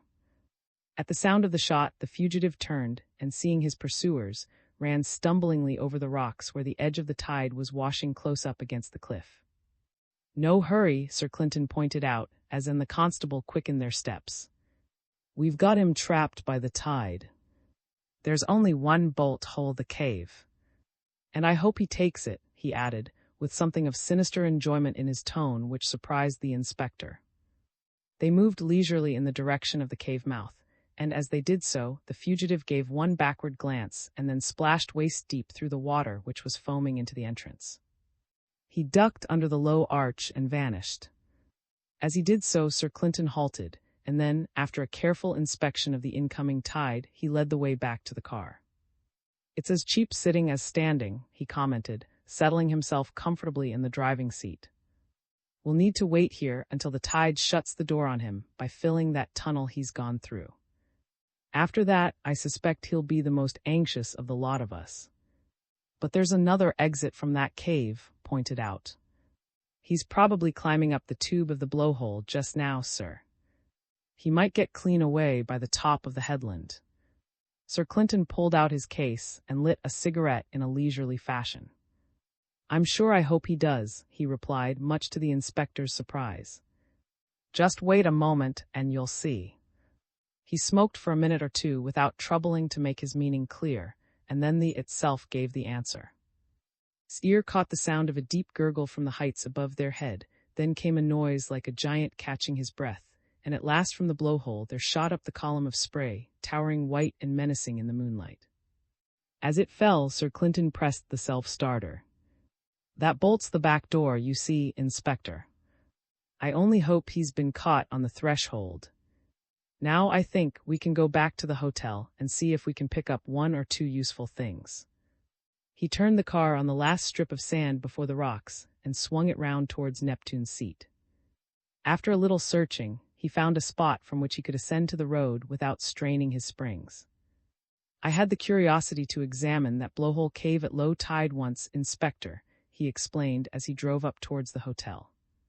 "The thing works this way. The entrance is low and the tide fills it soon.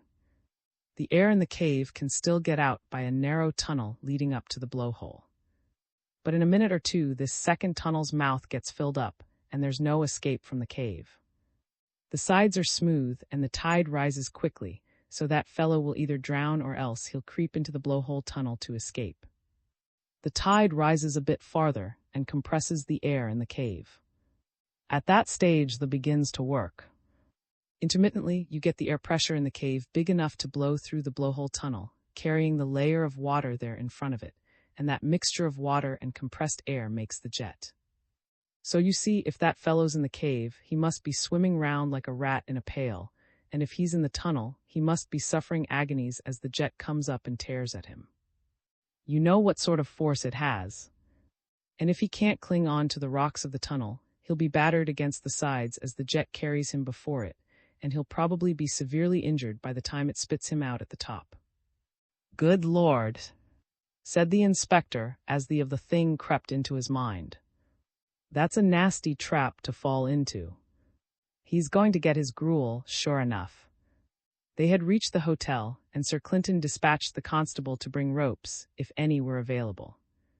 "You don't seem eager to get him out, sir," the inspector ventured as they were waiting. "I don't know exactly what happened at Peter Hayes tonight," Sir Clinton returned, "but I saw enough to know it was something uncommonly bad that they were trying to do to that girl, Inspector. It must have been something worse than the normal way of putting the screw on a woman. Our friend in the blowhole didn't mind doing that. And somehow that makes me feel a bit indolent when it comes to rescuing him. Let him go through it. Besides, the longer he's there, if we happen to get him out alive, the more his nerves will be shaken, and the easier it will be to wring some truth out of him. You can tackle him at once, before the effect wears off. And I shan't feel inclined to ask you to be moderate in your questioning this time. We must get all we can out of him while he's got the jumps. I've no doubt whatever that will turn King's evidence if he gets half a chance, that sort. But the other fellow was deeper in, and we may get more out of him if we can catch him at the right moment. So I'm not really in much of a hurry. This isn't a case where my humanitarian instincts are roused in the very slightest." He broke off, seeing coming out of the hotel. "Everything fixed up comfortably, Squire?" he asked.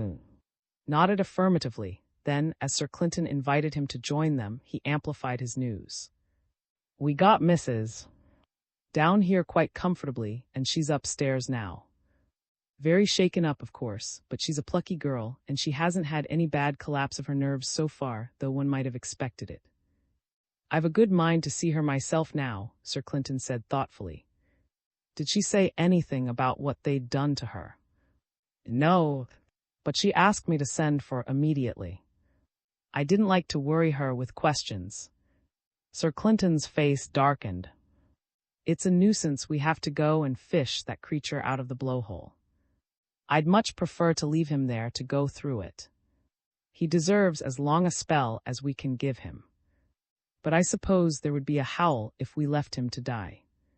Besides, I want to hang him if I can. By the way, what about his jovial colleague?" "He's here too," explained. "We thought we'd bring him to the hotel and wait for your instructions. He's safe enough." "That's all right. Now here's the constable with the ropes, so I think we'll have to move on." Sir Clinton showed no desire to hurry, nor did when he had learned the state of affairs. Both of them were in the mood to prolong the agony so far as decency permitted. Could not get out of his mind the expression he had seen on Cressida's face at Peter Hayes' cottage, and when it came back to his memory, he felt that the man in the blowhole tunnel was getting only a fair retribution for his crime. As they came near the mouth of the great fountain shot up into the night air and broke in spray in the moonlight. Sir Clinton hurried forward and bent down to listen to the orifice. "He's there all right and still alive," he reported. "A trifle unnerved, to judge by his appeals. I suppose we'll have to yank him out now. Also had been listening to the cries from below. If we get him out in that state, he said, with satisfaction, there won't be much that he'll keep back when we start questioning him. He's all to pieces. Before they could do any more, the spouted again, whose imagination was keener than that of the inspector, was suddenly appalled by the picture conjured up by that wild fountain jetting from the ground. Down below their feet he could see with his mind's eye the miserable wretch clinging for life to some inequality in the tunnel, while the continual blasts of the tore and battered at him, and the rush of water made him fight for his breath. A rat in a trap would be happy compared with that. "Oh, let's get him out," he exclaimed. "It must be devilish down there in the dark, waiting for the next spout." "If you're set on seeing him hanged, Squire, we'll do our best," Sir Clinton conceded, with no sympathy in his tone. But even by doing their best, they had great difficulty in rescuing their quarry from the grip of the death trap. When at last they got him to the surface, he was more dead than alive, and 3 ribs had been cracked by the last torrent which had flung him against the side of the conduit. As they lifted him into safety, hurried up from the hotel, and after a glance at the torn and haggard face, he the prisoner. "That's Aird, sir. Used to be valet at once. Well, you can have Mr. Aird Inspector," Sir Clinton intimated. "If you give him some brandy, he'll probably wake up enough to part with any information you want. Don't let your sympathy overcome you. We must get enough out of him to hang him if we can, and it depends on putting him through it while his nerve's gone." He moved away without another glance at the broken figure on the ground, and followed by, turned his steps towards the hotel. "I suppose he calculated on being able to climb to the top before the jet began to play," he continued. "Well, he seems to have paid for his mistake," he concluded grimly. At the hotel door, expected that they would go straight to the suite, but rather to his surprise, Sir Clinton summoned one of the constables and gave him some instructions in a low voice. Then, accompanied by, he ascended the stairs. "I want to see for a moment," he explained as they passed the first floor. "I've something to say to him." Rather puzzled, followed him to the Australian's room. "I happened to be passing," he said, as he entered in response to his permission, "and I dropped in to see how you've been getting on." "Leg all right now?" "It's a bit better," replied. "Won't you sit down? Got enough to read?" Sir Clinton inquired, stepping over a pile of books which lay near his couch and picking up one of them. "I've got 1 or 2 I can lend you." Was taken completely by surprise, for without altering the tone of his voice, Sir Clinton bent suddenly forward and imprisoned his wrists. "See if you can find a pistol anywhere near, Squire. It's as well to be on the safe side." He whistled shrilly, and before the Australian had recovered from the surprise of the attack, 2 constables had rushed into the room and made any attempt at a struggle impossible. Sir Clinton relaxed his grip. "I shouldn't kick about if I were you. All you'll succeed in doing is to reopen that wound of yours. The game's up, you see, and you may as well take it quietly. We've got some of your friends." His face showed an eagerness at the words. "Has my brother got off?" "You mean the pseudo, I suppose." "Yes, he's gone to ground's expression showed a relief which was quenched as Sir Clinton continued in the same place as you put. His head sank at the news. "I'm afraid I can't stay," Sir Clinton said with almost ironical politeness. "You've given me such a lot of work to do, you know, lately. I shan't trouble you with questions, because I think we shall get all we want from your confederates. If you need anything we can give you, please ask the constables for it. Good evening." In the corridor broke into a flood of questions, but Sir Clinton brushed them aside. "There's time enough for that by and by," he said brusquely. "I must get to the bottom of this business first. We'll go along and ask if Mrs. can see us for a moment or 2. Was glad to find, when they entered the suite, that Cressida seemed to be getting over the worst of the shock. Her face lighted up as she saw them come in, and she began at once to thank them. Sir Clinton brushed the thanks aside. "There's nothing in it," he said. "I only wish we'd been sooner. At the words, Cressida's expression changed, as though some dreadful thing had been recalled to her. Sir Clinton put his hand into his pocket and drew out the glass syringe. "What part did this thing play?" he asked gently. The sight of it brought back all Cressida's terrors. "Oh, you were too late," she exclaimed despairingly. "I'm still dazed by it all, and that brings it back." Under Sir Clinton's sympathetic interrogation, she was soon able to tell them of the ordeal she had gone through. When she had finished, the chief constable bent forward and took up the hypodermic syringe from the table. "You can sleep quietly tonight," he said. "There was nothing in this affair except tap water. I saw the fellow filling it at the sink as I passed the window. I'd have stopped him then, but there were only 2 of us against 3 of them, and I had to wait till they were all in one room. I must say the hypodermic puzzled me. I couldn't make out what they were after unless it was more drugging. But there was nothing in the syringe. I saw him washing it out under the tap before he filled it. At the worst you may have a sore arm, but the only germs in the syringe were some that might be in tap water. The whole affair was a piece of bluff from start to finish. But it's no wonder it took you in. They must have staged it well. Be thankful it's no worse, Mrs. Oh, I am.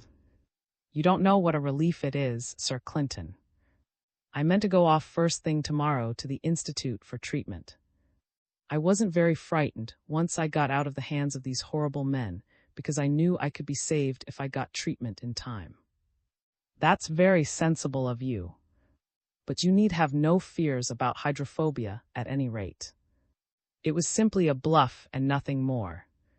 Cressida thanked them again, and in order to escape from her gratitude, Sir Clinton said good night, promising to return next morning to tell her anything that she might wish to know.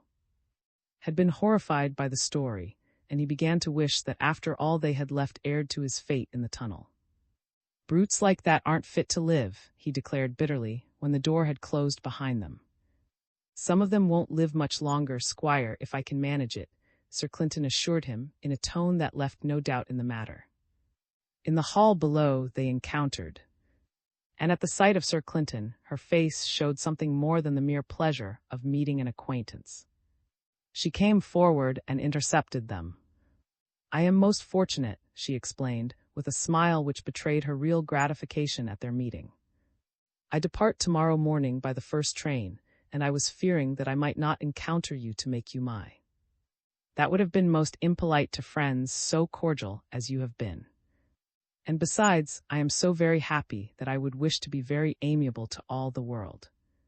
All the embarrassments that I feared have been swept away, and everything has arranged itself happily." Sir Clinton's face lost the hard expression which it had borne a few moments before. "I hope that it is my good fortune to be the first to congratulate you on your approaching marriage, madame. You have all my wishes for great happiness." His manners did not allow her to throw up her hands in astonishment, but her face betrayed her surprise. "But it is," she exclaimed. "One would need to be a sorcerer to know so much. It is quite true what you say. Now that is dead, I can espouse such a good friend of mine, one who will be kind to me and whom I have been adoring for so long. I can hardly believe it, I am so happy." Sir Clinton smiled. "And you would like everyone else to be happy too. Then you will perhaps begin at once. Go upstairs, madame, and ask to see Mrs. Say that I sent you. And when you see her, tell her that you married in 1915. You do not need to say any more." Rather puzzled but quite anxious to do as he told her, bade them both farewell, and they saw her ascending the stair. Sir Clinton gazed after her. Easy enough to guess that riddle. One gets a reputation on the cheap sometimes. Her association with, then her complete separation for years, then this sudden need to meet him again in order to sidetrack some embarrassments. Obviously she had married him and needed a divorce if she was to marry again. I wish most problems were as simple. And of course, if she married in 1915, as she seems to have done, he committed bigamy in marrying Mrs. which means that Mrs. is Mrs. and that she's legally married now. She won't be sorry to hear it. That's why I sent up there now. First-hand evidence is better than documents, and of course the documents will be forthcoming if they're required in future. Evidently those three scoundrels didn't know this latest twist in the affair, or they wouldn't have tried the trick they did last night. They'd have done worse, probably, when they got hold of her.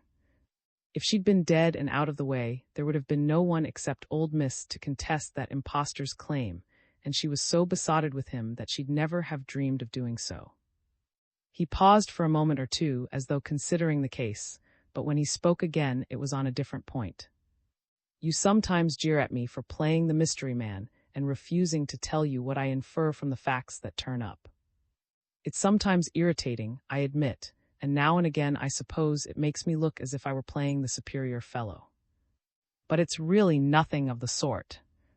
In affairs of this kind, one never can tell what the next turn of the wheel may be, and one might quite well blurt out something which would give the cue to the very people you want to keep in the dark.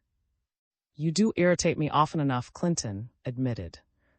I can't see why you shouldn't put your cards on the table. A fact's a fact, after all. I'll give you just one example, said Sir Clinton seriously. Suppose I had blurted out the fact which I'd inferred about. Marriage.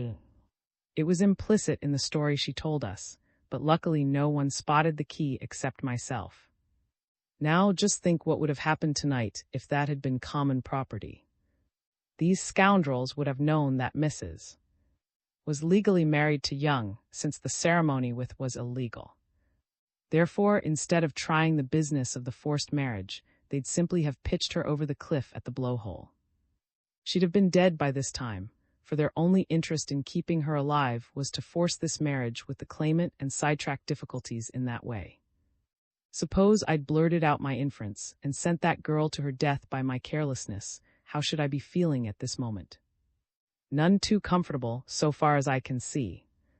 Had to admit that the secrecy policy had justified itself. It would have been a dreadful business, he confessed.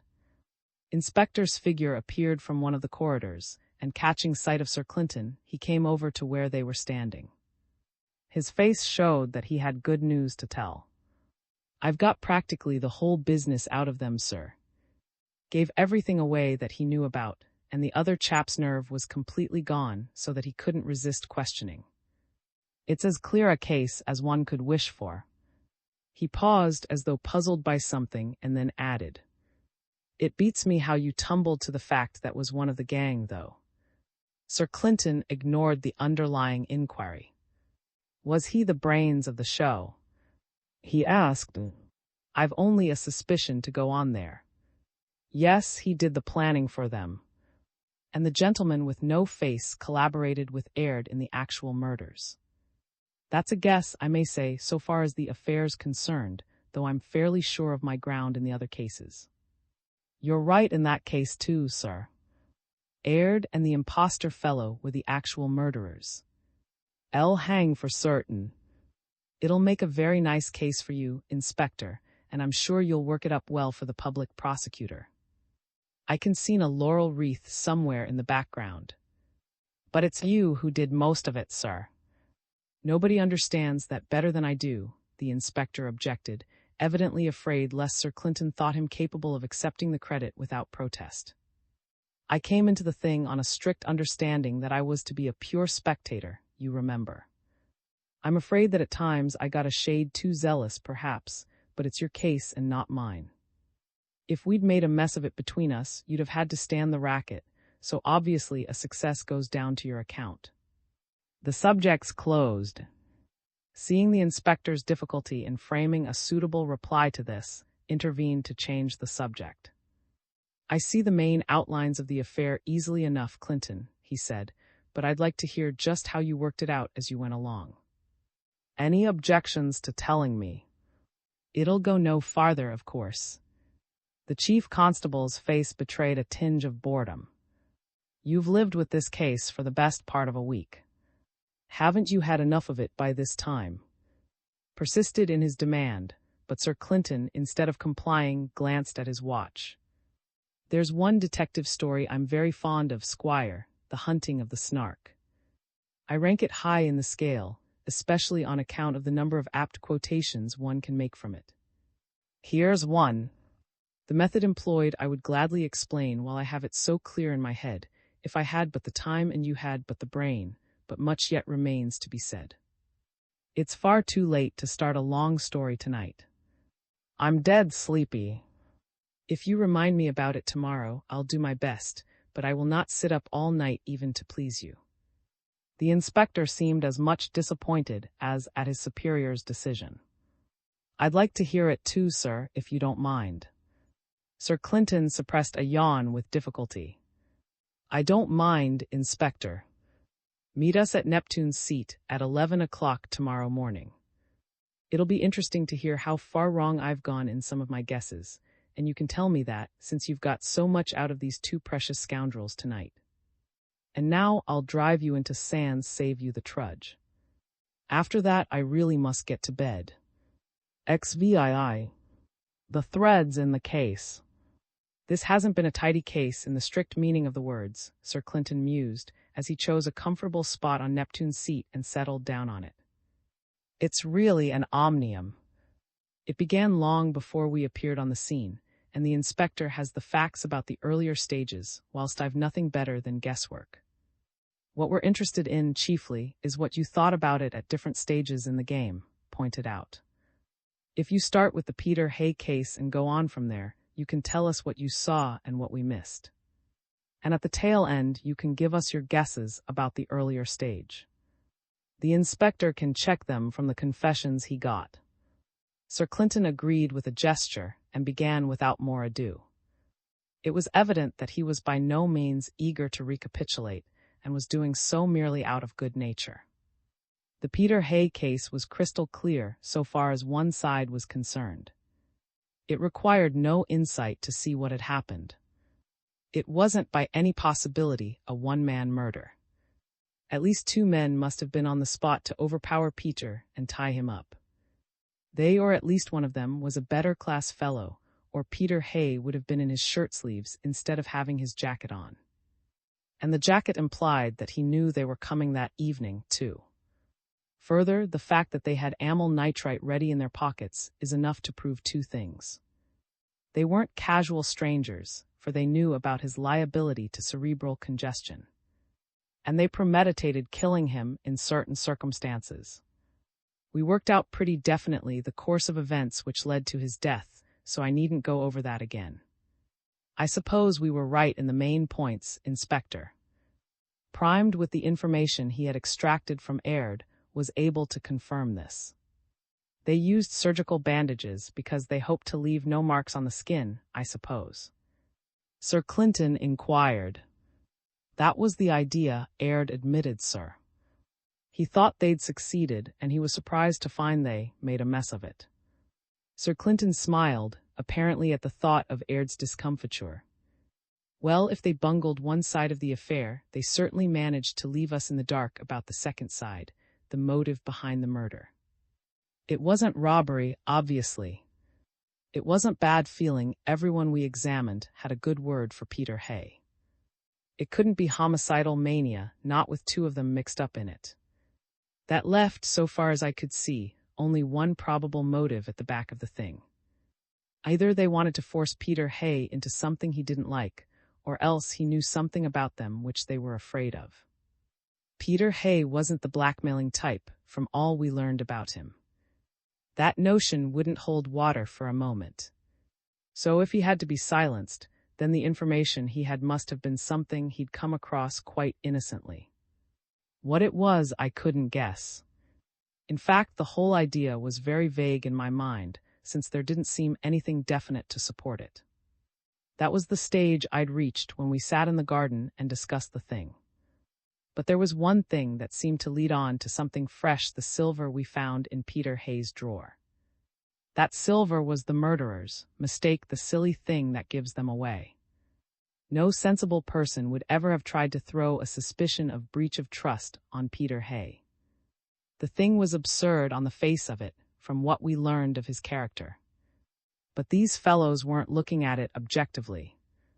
They would have abused their trust in Hayes' shoes, and naturally they saw nothing in faking a petty theft and trying to throw it on his shoulders. That made me think, why suggest a robbery at? For that was what they evidently intended the police to swallow. As a matter of fact, they'd have been much better to have left the thing alone. It was a mistake to fake evidence, it always is. However, they'd done it, and I wanted to know why they'd done it. So when they arrived, we went off too. I wasn't surprised to find that the murderers had tried to make the thing convincing by filling that sack with silver odds and ends. I'd almost expected something of the sort. But I don't suppose any of us were misled to the extent the murderers hoped. They thought we'd be delighted to find confirmation of Peter Hayes' dishonesty, stuff ready packed up for transport. But what one obviously asked oneself was the question, what's all this meant to cover? And the answer was, so far as I could see, the removal of some inconspicuous object whose absence won't be noticed in the excitement over the silver. It wasn't long before I got an inkling of what that inconspicuous object was. Miss was able to tell us. But notice, if Miss hadn't happened to come up to when we paid our visit, we'd never have known that the diary was missing. We'd have missed the main clue in the whole affair.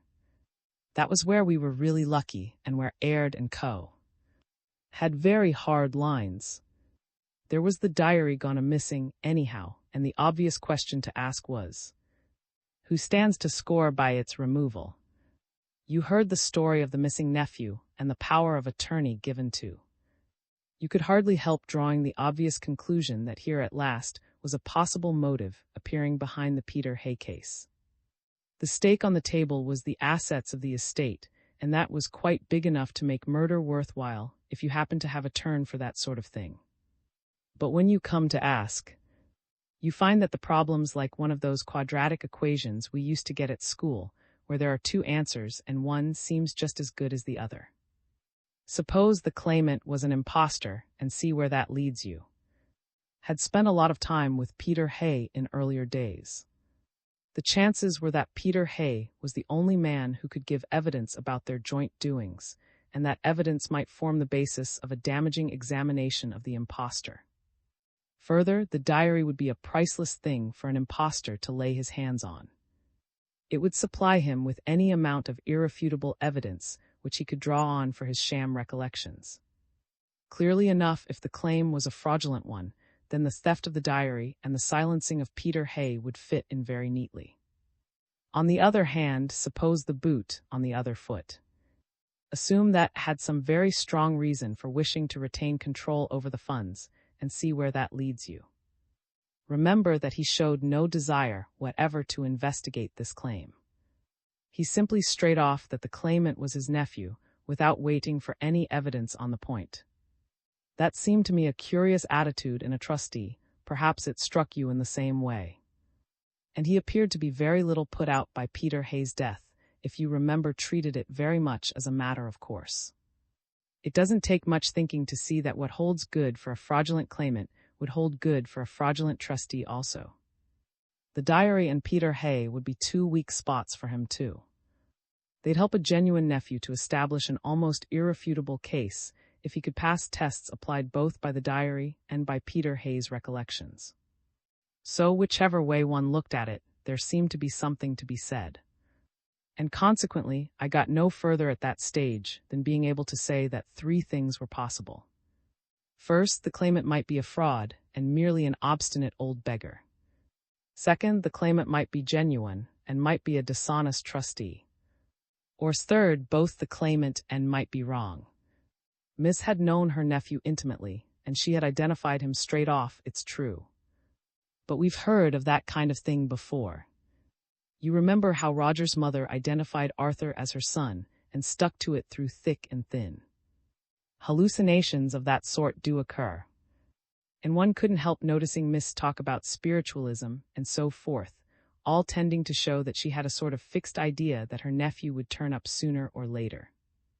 That discounted the value of her identification a good deal, but it didn't discredit it completely, of course. Now go back a stage. The thing was a two-man job at Peter Hayes.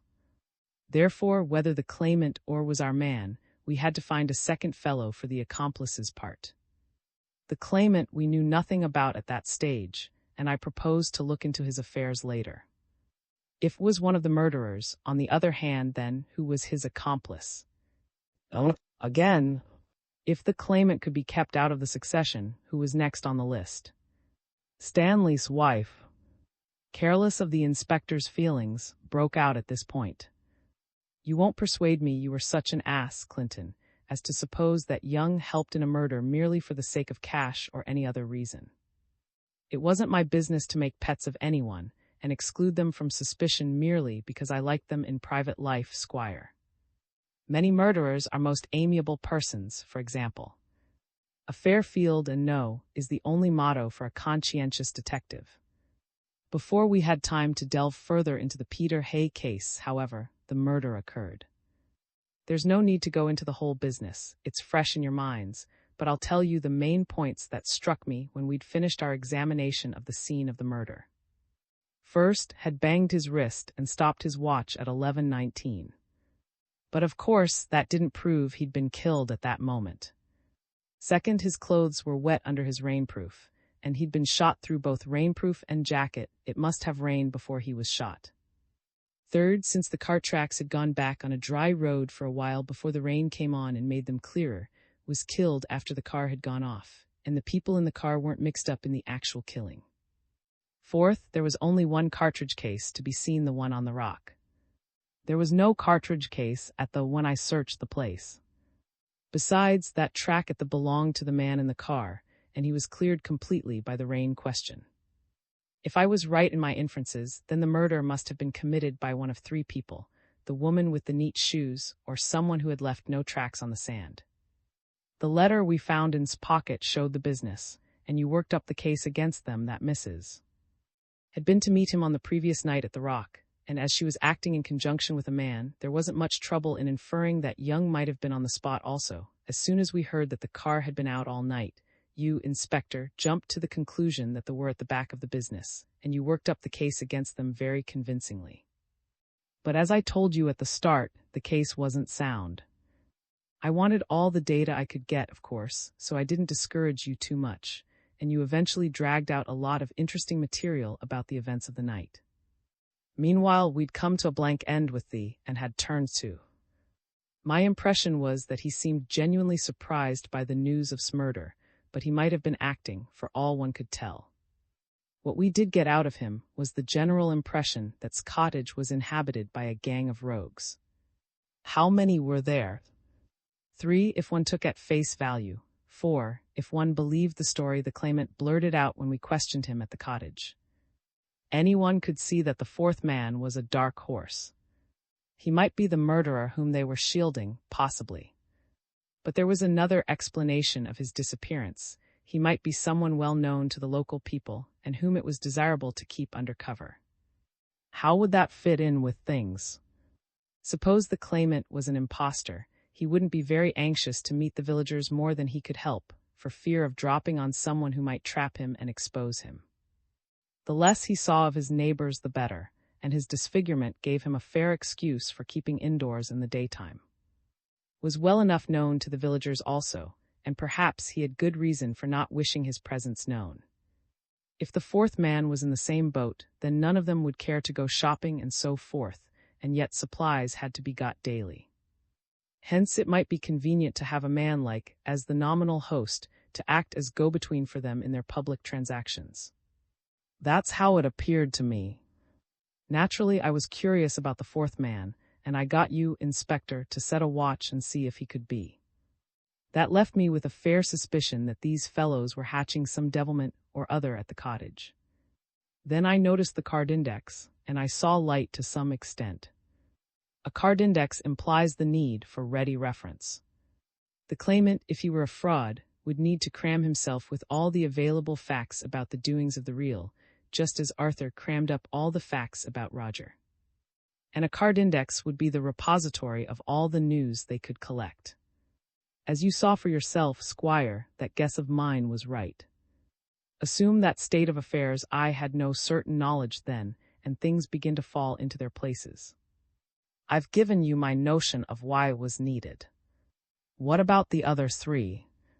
The claimant was obviously needed to represent, and he'd been cast for the part on two grounds. First, his face was so much damaged that no one could swear to his original appearance. He might quite well have been, or anyone else, so far as that went. Then the loss of his fingers made him invaluable also, because he couldn't be expected to write like the real nowadays with a mutilated hand. All that was wanted in addition was a good memory to cram up the immense amount of facts that they needed in order to meet questioning.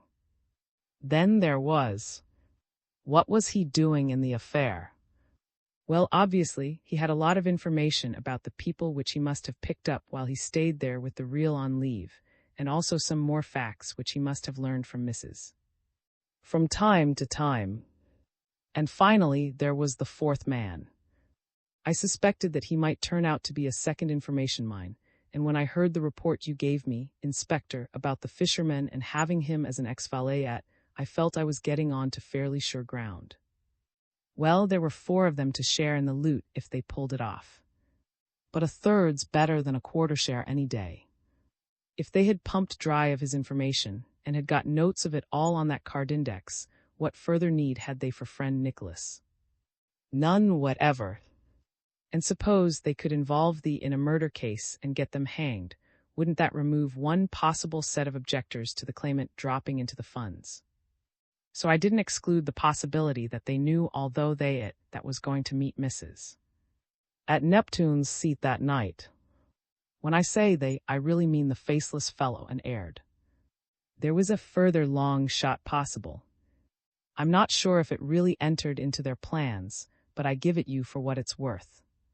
Suppose they suggested a walk along the sands to that evening, and arranged matters so that he would reach the rock just after the murder had been committed and they had cleared out. Wouldn't that have been a tight corner for Master? With any luck he might have been hung for the murder, since he'd no evidence but his own to rely on to prove he wasn't on the spot when the shot was fired. And then there would be only 2 of them, instead of 4, to share out the loot if they got it. You see now how I was beginning to look at the affair. But I was considerably worried by the woman with the neat shoe. Her part in the business would have to be cleared up eventually, but for the moment I had to put it aside. And then our friends made their second blunder trying to prove too much, as usual. Friend came on the scene, innocently going down to bathe.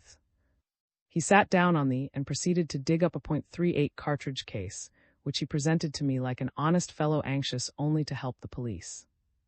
Well, all 3 of us had been over that particular bit of sand, and had seen no cartridge case before he arrived on the scene.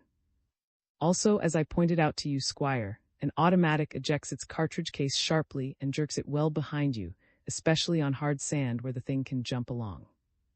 It was obvious that no one could fire a shot from his position at thee, and leave his ejected shell lying close under where assured me he'd kicked it up. So naturally I began to look at Mr. with more than common interest, and as you saw yourselves, he's got a build rather like the claimant's, so I wondered if they were related. Then our friend told us his yarn about meeting in the war, and off he went to meet his dear old friend. And later on he volunteered eagerly that he'd had a talk with the dear old fellow. By that time I was more than a bit suspicious of the dear old friend, and naturally some of that suspicion spilled over on too. If the claimant was an impostor, then the man who him was a liar, and as I had no use for aimless liars in a case of this sort, I inferred that Master was one of the gang, posted at the hotel for intelligence purposes to keep an eye on the group. And that cleared up one of the main difficulties I'd had, namely, how the murderer had known to use a .38 automatic so as to match the pistol. Of course, if you assume that had taken the opportunity of rummaging in his room, or had drawn him into talk about pistols, they would be sure of their ground on that point. That had been a troublesome point to me, for I didn't like to stretch coincidence to the extent of assuming it was mere accident that made the pistol and the bullet in the body both of the same. It remained to check his story as far as possible, and you know how the runnel helped us in that. What the facts of the case proved beyond any reasonable doubt was that at 11:19 p.m. was about 3/4 of a mile from Neptune's seat. With the sound of the sea in his ears, it's most unlikely that he could hear a pistol shot at that distance. And his tracks showed him walking along quite steadily there. Then at a point far nearer the rock, a point that I suppose he may have reached about 11:35 p.m., the trail showed that he began to run. Now that fitted in with his story. At that second point, he might quite well have heard a shot fired on the rock, just as he said he did. He couldn't possibly, on the facts we established, have reached the rock before about 11:37 or 11:38, and by that time the murder was done and the murderer had got away. By that time I felt fairly sure of my ground, and I got that digging in the sand started, just on the off chance that we might get hold of the shell of the cartridge which really did kill. It wasn't absolutely necessary for the case, but if it turned up, then it would help to confirm my notions. As it was bound to be below tide mark, there was no point in trying to locate its exact position, since it might have been washed about by the waves in the falling tide after the shot was fired. So I simply had the whole strip of sand dug up and dumped down above the high water mark for future examination. Meanwhile, I'd been on the hunt for the dame with the neat shoe and no. For, as you remember, there were several of the guests wearing shoes of that size, but I picked out. First of all, because she seemed likeliest. Had served in France, she was a Frenchwoman. She was at Sands Hotel, where she most obviously was out of place and knew no one. It seemed best to find out something about her. I talked to her. She was a bit lonely, it seems, and quite ready to go for a walk now and again. I know my own length of pace, so by counting hers in a given distance and comparing with the numbers of my own, I made a fair guess at her step measurement. It fitted in with the prints of the neat shoe on the sands. Gentle treatment did the rest, as you saw. She told us her story quite honestly, and it threw a good deal of light on the affair. I inferred from it just what you yourself inferred later on, Squire, the shot fired by Mrs. At 11:19's fall on the rock and the bolt in the car to the hotel. And in turn this checked the story quite neatly, because he couldn't have heard the shot at 11:19 being so far away. It was the second shot, about 11:35, that he heard. Now let's reconstruct what really happened, and remember that, although it was full moon, it was a cloudy night and the light was bad all through. We'll begin with leaving the cottage. He's in a bad temper, been drinking as well as playing poker. He gets to the rock and waits for her. She's late and his temper gets worse. She arrives and tells him she wants to get a divorce arranged. Between his temper and the chance he sees of making her pay sweetly for the she asks, he treats her brutally and sends her off both pained and angry. Then Mrs. arrives, and that meeting culminates in the shot she fired at 11:19 by accident. Then you get the talk between the at the car, overheard by their drive back to the hotel, and her hurry to get away from what she thinks is the scene of a murder. That leaves on the rock, stunned by his fall, and sauntering across the sands towards the runnel. In the meantime, Aird and the gentleman without a face have got out the boat belonging to Cottage and are rowing for Neptune's Seat, which is just above tide level. Down comes the rain. Gets soaked, and perhaps the chill revives him. He staggers up and puts on his rainproof. Then in comes the boat, and they shoot him without having to land on the rock at all. The ejector jerks the cartridge case into the water, where it sinks into the sand and gets covered up by the wash of the waves. The murderer and his pal row off into the dark. Meanwhile has heard the shot, and he, not knowing anything about this little plot, rushes up rather pluckily to see what it's all about, and he finds the body on the rock. That explains the two shots and the general chronology of the affair. Now, by this time, Friend had made his second error. He'd been keeping his eye on things at the hotel, and he'd got hold of that envelope which addressed to and dropped in the basket. He thought he could give me a fresh scent to follow up, and he was just going to produce it when that herself was with us, so he suppressed it then and handed it over later on. All it did was to confirm me in the idea that he was one of the gang. Up to that point, everything seemed plain sailing. I had, as I believed, and as it turned out in the end, got the thing cut and dried against the gang at the cottage. The case wasn't complete, but short of getting some direct evidence from one of the two actual murderers, I didn't see how I was to make it absolutely watertight. They'd been a bit too clever for a jury, I feared. And of course, the Peter Hay case was getting clearer also, once you could assume that these fellows would stick at nothing. Then, out of the blue, came the shooting of. That wouldn't fit in with the rest of the business. Wasn't a pawn-like end. He was watching one end of the business for them, keeping an eye on us for one thing, and besides, I was becoming more and more sure that he was a brother of the faceless fellow, and possibly the brains of the gang. They had a use for him, they wouldn't shoot him. But then, who did? And at that point, I took a long cast back and raked up again a possibility I'd dismissed at an earlier stage. Suppose that both the claimant and were wrong, what then? Suppose Friend had been at some hanky-panky with the funds he held in trust for his nephew. Then, whether the claimant was an impostor or not, it would be very convenient for Friend if the claimant left this vale of tears. And the claimant and were much alike in build, and was shot after leaving the cottage. There might be something in it.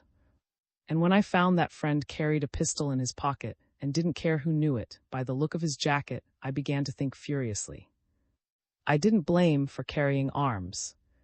In his position, with that gang at the cottage in the offing, I think it was a wise precaution, for he must have known that he was the main stumbling block in the claimant's road. But I don't think that he kept within the limits of precaution. I think he decided to get ahead of them by knocking out the claimant, and after that he would be able to live in peace as heretofore. However, I never had time to probe that matter any further, for the next business was the disappearance of Friend. I think I have a fair notion how that was managed. They approached him and asked for an interview. He sent the claimant a scrap of paper. Meet me at the blowhole tonight at 11 p.m. Come alone. The last two words give you the key to Friend's feelings about them. One man he could keep an eye on, and he didn't propose to have any more present. Of course, they filed that note and used it again later, as you'll remember. Probably the claimant met him at the blowhole and suggested a walk over the open sands as a good way of avoiding eavesdroppers. Would feel safer in the open. By the time they reached the old wreck, the claimant would have got him interested, or else his natural fears would be dissipated. At the hulk, the claimant obviously turned, as though to go back across the sands, and turned with him. Then from behind the hull, Aird stole out and did coup. What's that? Demanded. You talked a lot about, in Sam Lloyd's Get Off the Earth puzzle, I remember. If you happen to be in Paris late at night, Squire, and a rough-looking customer asks you the time or begs for a match, you'd better look out for his friend, they call him, who may be coming up behind you with a long strip of flannel in his hand. While the first man holds you in talk, the lassos you with his flannel rope and pulls the two ends so that it catches your throat. Then he sinks down suddenly and turns his back to you, slipping the rope over his shoulder as he turns. This pulls you down back to back with him, and when he rises to his normal height again, there you are on his back like a sack on a coal heaver's back, with your feet off the ground. The first man then goes through your pockets at his leisure, and if you choke to death before he's done, so much the worse for you. You can't struggle with any effect. That, I suspect, was how they caught Friend, and Aird just carried him on his back to the quicksand and dumped him in. From Aird's footmarks it was clear he'd been carrying a heavy weight. The prints were deep and the feet almost parallel after he'd done his trick. See now what I meant by get off the earth.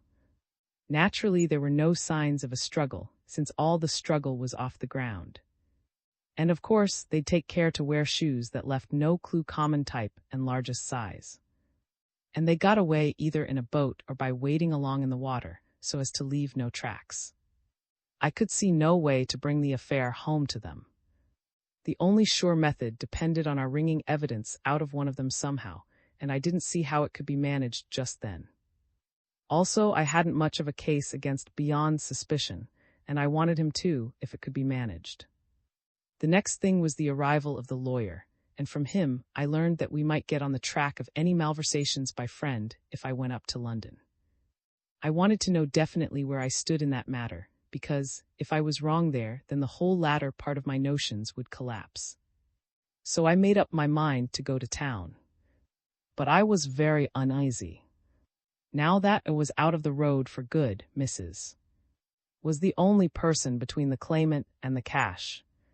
If she disappeared in her turn, then Miss would have welcomed her long-lost nephew with pure joy and gratitude for his preservation, and there would have been no one left alive to object to his coming into and the rest. Therefore, I was inclined to take some steps to see that she came to no harm while I was away. The obvious thing to do would have been to warn her. But that would have meant giving my case away to and I don't feel inclined to chuck confidences around if it can be avoided, as I've pointed out before. Further, the police were not altogether in good with and I wasn't sure if I'd make much impression on them by a mere warning, with nothing to back it. So I hit on the notion of putting a man on to watch Mrs. And as a further precaution, I fixed up that code wire so that if I wanted it, I could have her arrested at a moment's notice, and then she'd be safe in police hands and out of reach of the gang. I went up to London and found, as I'd expected, that friend had been playing ducks and drakes with all the securities he could handle without exciting too much suspicion. He seems to have been speculating right and left, most unsuccessfully. So I'd been right about his motives, anyhow. But I couldn't get out of my mind the risk I was letting that girl run, and at last I suppose Miss would say it was telepathy or something. I got the wind up completely and wired to have her arrested. After that I felt safer. As you know, they'd been too quick for me. They fished out the note that wrote to the claimant, and they sent it to her as if it came from himself, after altering the hour on it. She thought her uncle was in trouble, went to help him, dodged the constable, and fell straight into the trap they'd set for her. You know all the rest. And probably by now you understand why I was quite content to let Mr. Aird have his full dose in the funnel of There's nothing like a confession for convincing a jury, and I meant him to hang if it could be managed. I didn't want to run any risk of his getting off merely because it was all circumstantial evidence. Thanks, said, seeing that the chief constable had finished his outline. To quote from that detective story of yours, in one moment I've seen what has hitherto been enveloped in absolute mystery. There's just one point I'd like to hear you on. What about's resuscitation after his being killed in the war? Did you get to the bottom of that by any chance? Sir Clinton hesitated a little before answering. I don't much care about pure guesswork, Squire, but if you'll take it as that, then I don't mind saying what I think. Suppose that is what happened, and went into action together, and was under a cloud at the time. He'd probably had enough of the war, and was looking for a way out. Gets killed in that battle, and is probably badly damaged in the process made, we may suppose. Sees him killed and grasps at the chance offered. He takes identity disc off the body and leaves his own instead. Probably he takes the contents of the pockets too, and puts his own papers into the dead man's pockets. They were friends, and if anyone saw him at work, he'd have his excuse ready. No one would think he was robbing the dead. Then he goes on and simply hands himself over to the enemy. He's a prisoner of war under name. He manages to escape, and the escape is put down to credit. But of course never turns up again, and naturally people suppose that he must have died of exposure in his last attempt, or been shot at the frontier, or something of that sort. Meanwhile, once out of Germany, drops his borrowed identity, probably changes his name and disappears. I suspect he was in very hot water with the military authorities, and was only too glad of the chance to vanish for good. After the war, he evidently got in amongst a queer gang and lived as best he could. As evidence points to that. And somewhere among this shoal of queer fish, he swam up against our friend. My reading of the thing is that somehow gave away perhaps in his cups something of what I've given you as my guess, and remembering his disfigured brother, saw a grand scheme to be worked by putting forward his brother as claimant to the property. It wasn't half so wild a plan as the business, and you know how that panned out at the start. So the three of them set to work to see the thing through. I suspect got hold of Aird, who had invaluable information about all the affairs in the old days. Then they went to work systematically with their card index, and noted down everything that aired and could remember which would bear on the case. That accounts for the delay in the claimant turning up. It probably was quite recently that fell in with. And evidently the delay points to the fact that wasn't the originator of the notion, else he'd have got to work much earlier. It was only when he fell in with, who had a brother suitable to play the part of the claimant, that anything could be done. Then they must have spent some time in unearthing Aird. Well, at last they're ready. They come down to Sands with their card index handy. Now the claimant doesn't want to appear in public more than he can help, for every stranger is a possible danger to him. He might fail to some old friend, and the fat might be in the fire. Nor does want to show himself, for his presence might suggest the source of the claimant's information. Aird's in the same position. And when they learn that they are at the hotel, is detached there to keep an eye on them. Thus they need a go-between, and is brought down to serve that purpose. Also, as soon as the claimant makes his first move, there will be sure to be a lot of gossip in the village, anecdotes of the claimant's history floating round, and so forth, and will be able to pick them up and report them to the rest of the gang. They'd have been safer to leave and Aird in London, but I suppose they were afraid something might be sprung on them, and they wanted their references handy. Peter Hay, I suspect, they fastened on as being the most dangerous witness. Probably Aird made an appointment for the claimant, and they called at the poor old chap's cottage at night. He evidently refused to have anything to do with them, and he was too dangerous to leave alive, so they killed him. Then they went after the diary. Probably Aird knew about that, or else Peter may have let the information out somehow, and they took Hay's keys to get into. The silver plant was an obvious muddle. They had at the back of them at the time, and they made that mistake on the spur of the moment. By that time they'd got in touch with Miss. Aird would know all about her spiritualistic leanings, and they played on that string. But soon they learned they were up against, and they began to see that it would be easiest to put him out of their road. Meanwhile took it into his head to work on his own by trying to blackmail the. And you know what came of that. The rest of the gang thought they could kill two birds with one stone at least, the gang minus, for really I don't think was much more than a tool.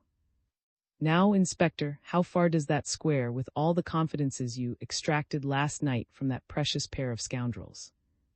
Do I get a box of chocolates or only a clay pipe in this competition? The inspector made no attempt to suppress the admiration in his tone. It's wonderfully accurate, sir.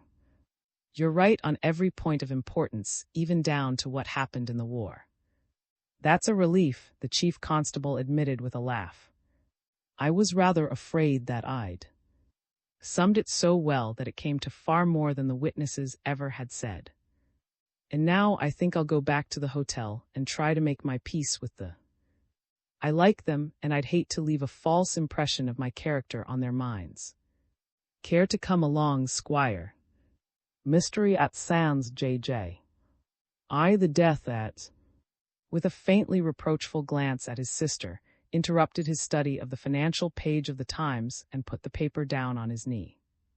Deliberately he removed his reading glasses, replaced them by his ordinary spectacles, and then turned to the restless figure at the window of the private sitting room. Well, Jay, you seem to have something on your mind. Would it be too much to ask you to say it, whatever it is, and then let me read my paper comfortably? One can't give one's mind to a thing when there's a person at one's elbow, obviously ready to break out into conversation at any moment. Miss had spent the best part of half a century in regretting her father's admiration for. I can't see myself as Julia of the Night Piece, she complained with a faint parade of modesty, and it was at her own wish that the hated name had been abbreviated to an initial in family talk. At the sound of her brother's voice, she turned away from the sea view. I can't imagine why you insisted on coming to this hotel, she said rather fretfully. I can't stand the place. Of course, as it's just been opened, it's useless to expect everything to go like clockwork, but there seems a lot of mismanagement about it. I almost burned my hand with the hot water in my bedroom this morning. Ridiculous, having tap water as hot as that. And my letters got into the wrong pigeonhole or something. I had to wait ever so long for them. Of course the clerk said he was sorry, but what good does that do? I don't want his sorrow. I want my letters when I ask for them. No doubt. And there was a wasp in my room when I went up there a few minutes ago. If I'd wanted a double-bedded room with a wasp as a roommate, I would have asked for it when we booked, wouldn't I? And when I rang the bell and told them to put the thing out, the chambermaid, so it seems, was afraid of wasps. So she had to go and get hold of someone else to tackle it. And meanwhile, of course, I had to wait about until my room was made habitable. That's a nice kind of hotel. Oh, it has its points, advanced soothingly. One can get quite decent wine, and this chair's not uncomfortable. I don't sit in a chair and drink wine all day, his sister retorted querulously. And that jazz band downstairs is simply appalling. I can feel my eardrums quiver whenever it starts playing. It amuses the children, at least. I haven't heard Stanley or Cressida complaining about it yet, and they seem to dance most of the time in the evenings. So like the younger generation. They get married and they dance. And that's almost all you can say about them. Oh no. Let's be fair, her brother corrected her mildly. They both play bridge a good deal, and Cressida's not bad at golf. I can't say, taking her overall, that I'm ashamed of her as a niece. And Stanley's a great improvement on her first husband, that fellow. Miss made a gesture of irritation. Oh, of course, everything's simply splendid by your way of it. A fascinating niece, a nice-looking nephew-in-law, and a wonderful hotel to live in for a month or so. What more could one want? The only thing I can't understand is what this family party is doing in an hotel just now, when we've got standing empty almost within a stone's throw. You know how I hate hotels, and yet you won't reopen and let us live there. What's the use in coming to Sands at all, if we don't stay at our own house and get privacy at least? Her brother's brows contracted slightly. Isn't going to be reopened. You know quite well the size of staff you'd need to run it properly, and I don't propose to pay on that scale merely in order to stay at for a month or so and then shut it up again. Besides, Jay, this new golf course has changed things a bit. I'm trying to let, and if I got a tenant, we might have to clear out of the place before we'd got well settled down in it. This hotel and the new course between them are going to make Sands more popular before long. There's a fair chance of getting leased. Miss was manifestly taken aback by this information. You're trying to let our old house. Why, it isn't yours to let. It belongs to. Seemed to be flicked on the raw. There was a certain asperity in his tone as he replied. Whether it belongs to or merely belonged to is an open question. He hasn't turned up to let us decide the point one way or the other. He glanced at his sister's face and apparently read something in her expression, for he continued with a faint rasp in his tone. I thought I made the position clear enough to you already, but as you don't seem to grasp it even yet, I'll go over it once more. But this must be the last time, Jay. I'm really tired of making the thing clear to you when you evidently won't take the trouble to understand how I'm placed. He paused for a moment, as though to put his facts in order before stating his case. Since this is the last time I'm going to discuss the thing with you, I'll go right back to the beginning, and you'll be good enough to give me your attention, Jay. I'm tired of the subject, and specially tired of explaining it to you as you never listen. Under our father's will, the major part of the family property, including the estate, went to his eldest son, brother John, on a life tenancy. After John died, it was all to go without restrictions to the next eldest brother, out in Australia, or to his son. Failing, it was to go to the next eldest, Cressida's father, or, if he died first, then to Cressida. If she didn't live to come into it, then it fell to my share, and finally, if we all died off, then you were to get it. Of course, he'd left each of us enough to keep us going comfortably in any case. And the investments that went along with it were extras, over and above that. You see that part clearly enough, I suppose. Miss nodded, but it seemed doubtful if she had given the narrative much attention. She appeared to be treasuring up some thought, which made her brother's statement of little real interest to her. Glanced again at her face and seemed to hesitate slightly. He decided to continue. None of us had seen until just before the war. Then he came to for a while with us. You took to him more than I did. He seemed to me a very ordinary young fellow. Meanwhile, John came into his life friend of the estate and the rest of the property after our father died. Then came the war. Had a commission in some Australian regiment. We saw little of him, naturally. I wish we'd seen less.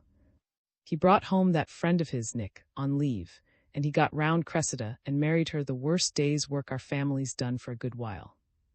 Lucky for her that he got wiped out that day when was captured. Miss winced at the name of her niece's first husband. Even after all these years, the very thought of had its sting for the family. Apart from this, however, she showed no interest in her brother's narrative, which was obviously an old tale to her, and important only as it concerned her brother's motives of action. Meanwhile, had a paralytic stroke out in Australia and died. Then, a little later, John got killed in that motor accident. Under the will, that left in possession of the estate. I can't claim that I foresaw that exact state of affairs, but I'd been afraid of something of the sort happening. During the war, things needed a careful eye on them, and I didn't care to see in the hands of lawyers. So before I went off to the front, I got him to give me a power of attorney to deal with all his affairs. Are you listening, Jay? Miss nodded absently. She still had the air of reserving a surprise for her brother. You know what happened next, went on. Was captured and sent to. Almost immediately, he got away from there and nearly scraped over the Dutch frontier. The Germans caught him there, and as a result he was sent on to Fort 9 at. We know he got away from there, it must have been almost immediately, as we got no letters from him, and after that all trace of him was lost.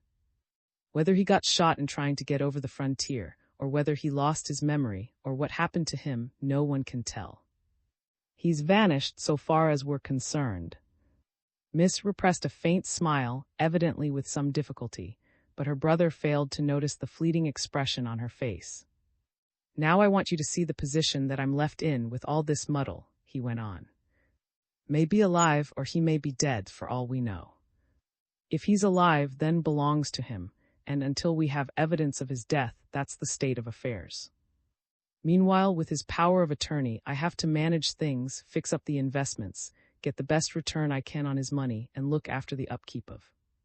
I dare say we could go to the courts and ask leave to presume his death, but I think it's fairer to wait a while yet, before doing anything in that direction. He might turn up in spite of everything. It was evident from his tone that he thought this contingency a most unlikely one, though not altogether impossible. In any case, I've got to do the best I can for his interests. That's why I propose to let, if I can find someone to take it on a short lease. We can't afford to let property stand idle if it is his property. Besides, a place of that size is far better occupied. It's more or less all right just now, with old Peter Hay looking after it and living in the cottage, but it would be far better if we had someone living there permanently and keeping it heated. I'm afraid of dry rot setting in some time or other. Now do you understand the state of affairs, Jay? Can't you see that's the best course to take? Miss paid no attention to either query. I've listened to you, she said, perhaps with a slight lapse from strict accuracy, and now it's your turn to listen to me. It's no use you're trying to persuade me that there's any doubt about at all. I know perfectly well he's alive.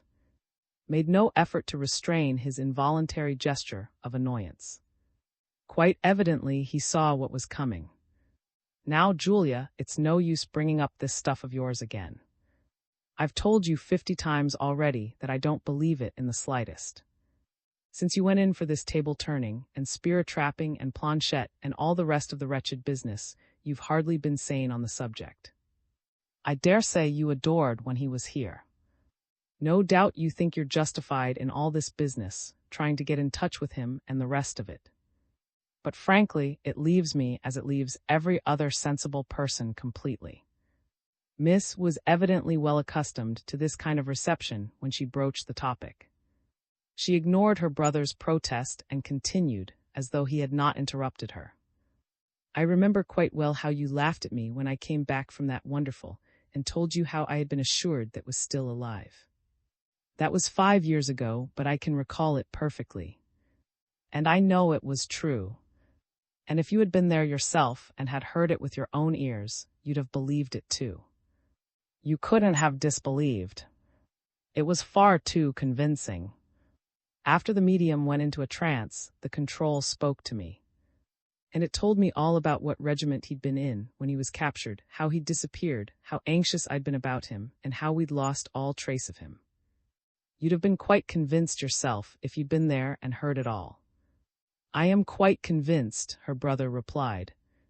That's to say, I'm quite convinced that they looked up Smith's name in the casualty lists and got together all the data they could gather beforehand.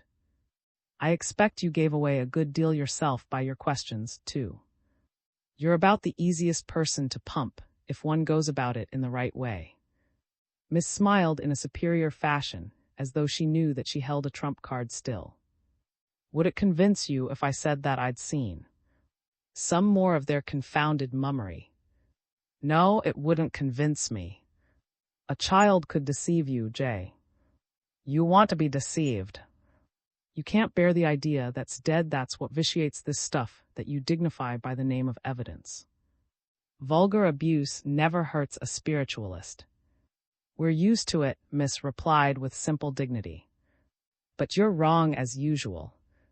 It wasn't at that I saw. It was here at Sands.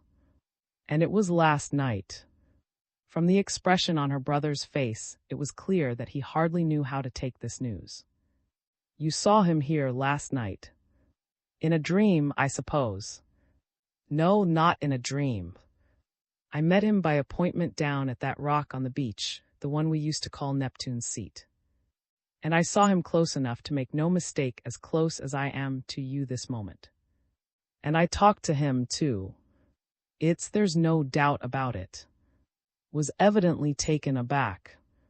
This latest tale of his sister's seemed to have something more solid behind it than her earlier ventures. You said nothing to me about this. Why was that?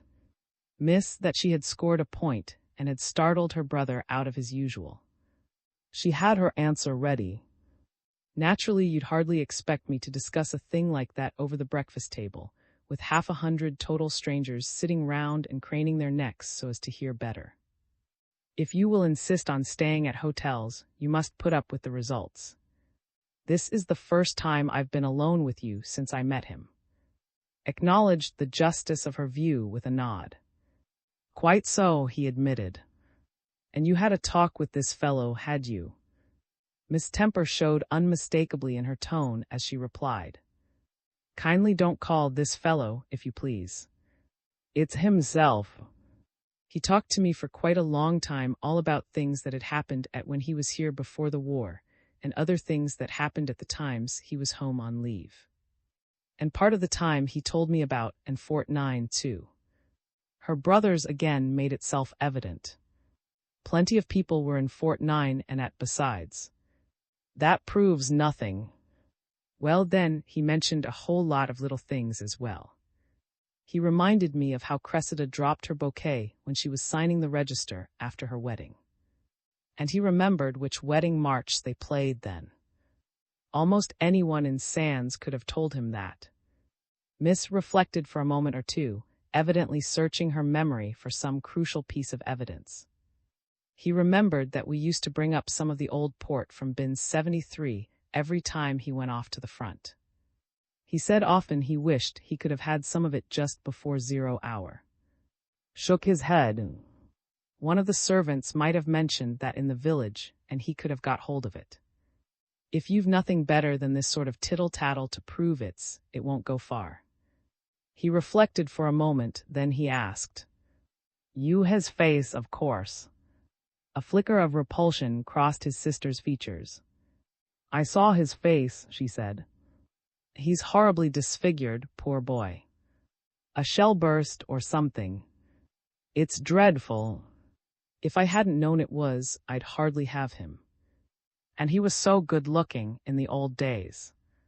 But I know it's... I'm quite sure of it. That medium's control never makes a mistake. If it passed over, she'd have found him and made him speak to me at that. But she couldn't. And now he's come back in the flesh. It shows there is something in spiritualism, in spite of all your sneers. You'll have to admit it. Her words had evidently started a fresh train of thought in her brother's mind. Did you, his voice? He demanded. Miss seemed to make an effort to recall the tones she had heard. It was voice, of course, she said, with a faint hesitation in her manner. Of course, it wasn't quite the voice I'd been expecting. His mouth was hurt in those awful wounds he got. And his tongue was damaged, too, so his voice isn't the same as it used to be. It's husky instead of clear, and he has difficulty in saying some words, I noticed. But at times I could quite well imagine it was speaking just as he used to do, with that Australian twang of his that we used to tease him about. Ah, he has the twang, has he? Of course he has. Couldn't help having it, could he, when he was brought up in Australia until he was quite grown up. Last night he laughed over the way we used to chaff him about his accent. Anything more about him that you can remember? He's been dreadfully hurt. 2 of his fingers were blown off his right hand. It gave me such a start when he shook hands with me. Seemed to reflect for a moment or two on the information he had acquired. He said at last, it'll be difficult to establish his identity, that's clear. Face owing to wounds, voice altered ditto, 2 fingers gone on right hand so his writing won't be identifiable. If only we had taken his fingerprints, we'd have had some sort of proof. As it is, there's very little to go on. Miss listened scornfully to this. So that's all the thanks you give for suffering so horribly for us all in the war. Always assuming that this friend of yours is. Don't you understand that I can't take a thing of this sort on trust? I'm in charge of his property assuming that he's still alive. I can't hand it over to the first claimant who comes along, and then, if himself turns up, excuse myself by saying that the first fellow had a plausible yarn to tell. I must have real proof. That's simply plain honesty in my position. And real proof's going to be mighty hard to get, if you ask me, Jay. You must see that, surely. It is, Miss repeated obstinately. Do you think I can't my own nephew, when he's able to tell me all sorts of things that only we in the family could know? Her brother regarded her rather ruefully. I believe you'd go into the witness box and take your oath that it's, he said gloomily. You made up your mind that was coming back sooner or later, and now you're prepared to anything down to a chimpanzee as your long-lost nephew, rather than admit you're wrong. Damn this spiritualism of yours. It's at the root of all the trouble. It's led you to expect, and you mean to have of some sort. He paused for a moment as though following out a train of thought, then he added. And it's quite on the cards that if it ever came before a jury, some chuckleheads would take your word for it. Sure to know her nephew and all that sort of stuff. They don't know your little fads. Miss glanced up at the note of trouble in her brother's voice. I can't see why you're trying to throw doubt on the thing. You haven't seen, I have. And yet you don't wait to see him yourself. You come straight out with a denial that it is. And you say I've got a preconceived idea about the affair. It seems to me that you're the one with a preconceived notion.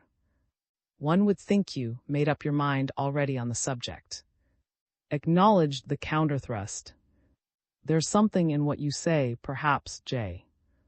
But you must admit the whole business is a trifle unexpected. It's hardly taking the line one might expect if everything were square and. Let's assume that it is, and then you'll see what a lot's left unexplained so far. First of all, it's years since the war.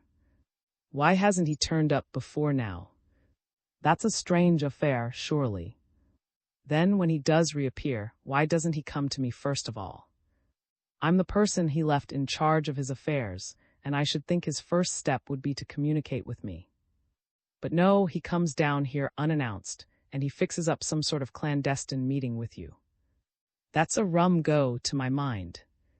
And there's more than that in it. He meets you last night and has a talk with you, but he doesn't suggest coming to see me. Or did he give you any message for me? He didn't, as it happens. But you seem to think we were talking as if it was all a matter of business. It was a shock to me to have him back again. And I dare say I did most of the talking, and he hadn't time to give me any message for you. I was very shaken up by it all, and he was so kind to me.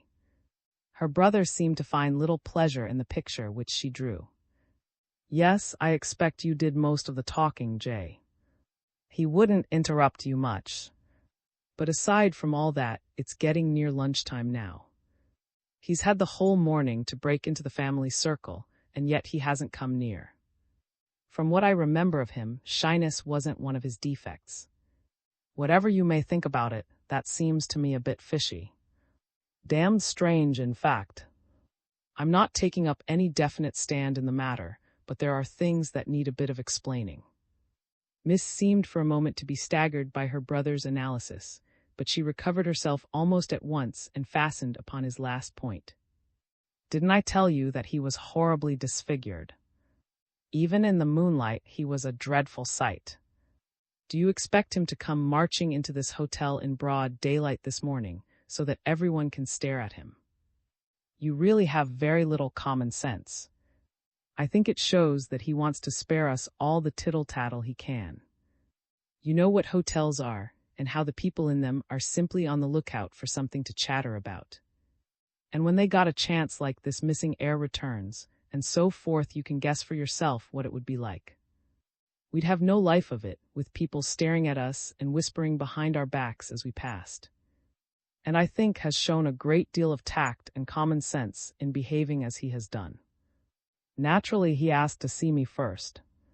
He knows how fond of him I was. Her brother seemed to consider this fresh view of the affair for a longer time than he had devoted to any of her other statements. At last he shook his head doubtfully. It might be as you say, of course, he conceded grudgingly. We must wait and see what turns up. But you can take it from me, Jay, that I shan't be satisfied unless I get something a good deal better in the way of evidence. It looks very like a parcel from a shop in Queer Street, so far as it's gone. Miss seemed content to drop that side of the matter, at least for the time. But she had something further to say. Of course you'll drop this absurd idea of letting now. Her brother seemed irritated by this fresh turn given to their conversation.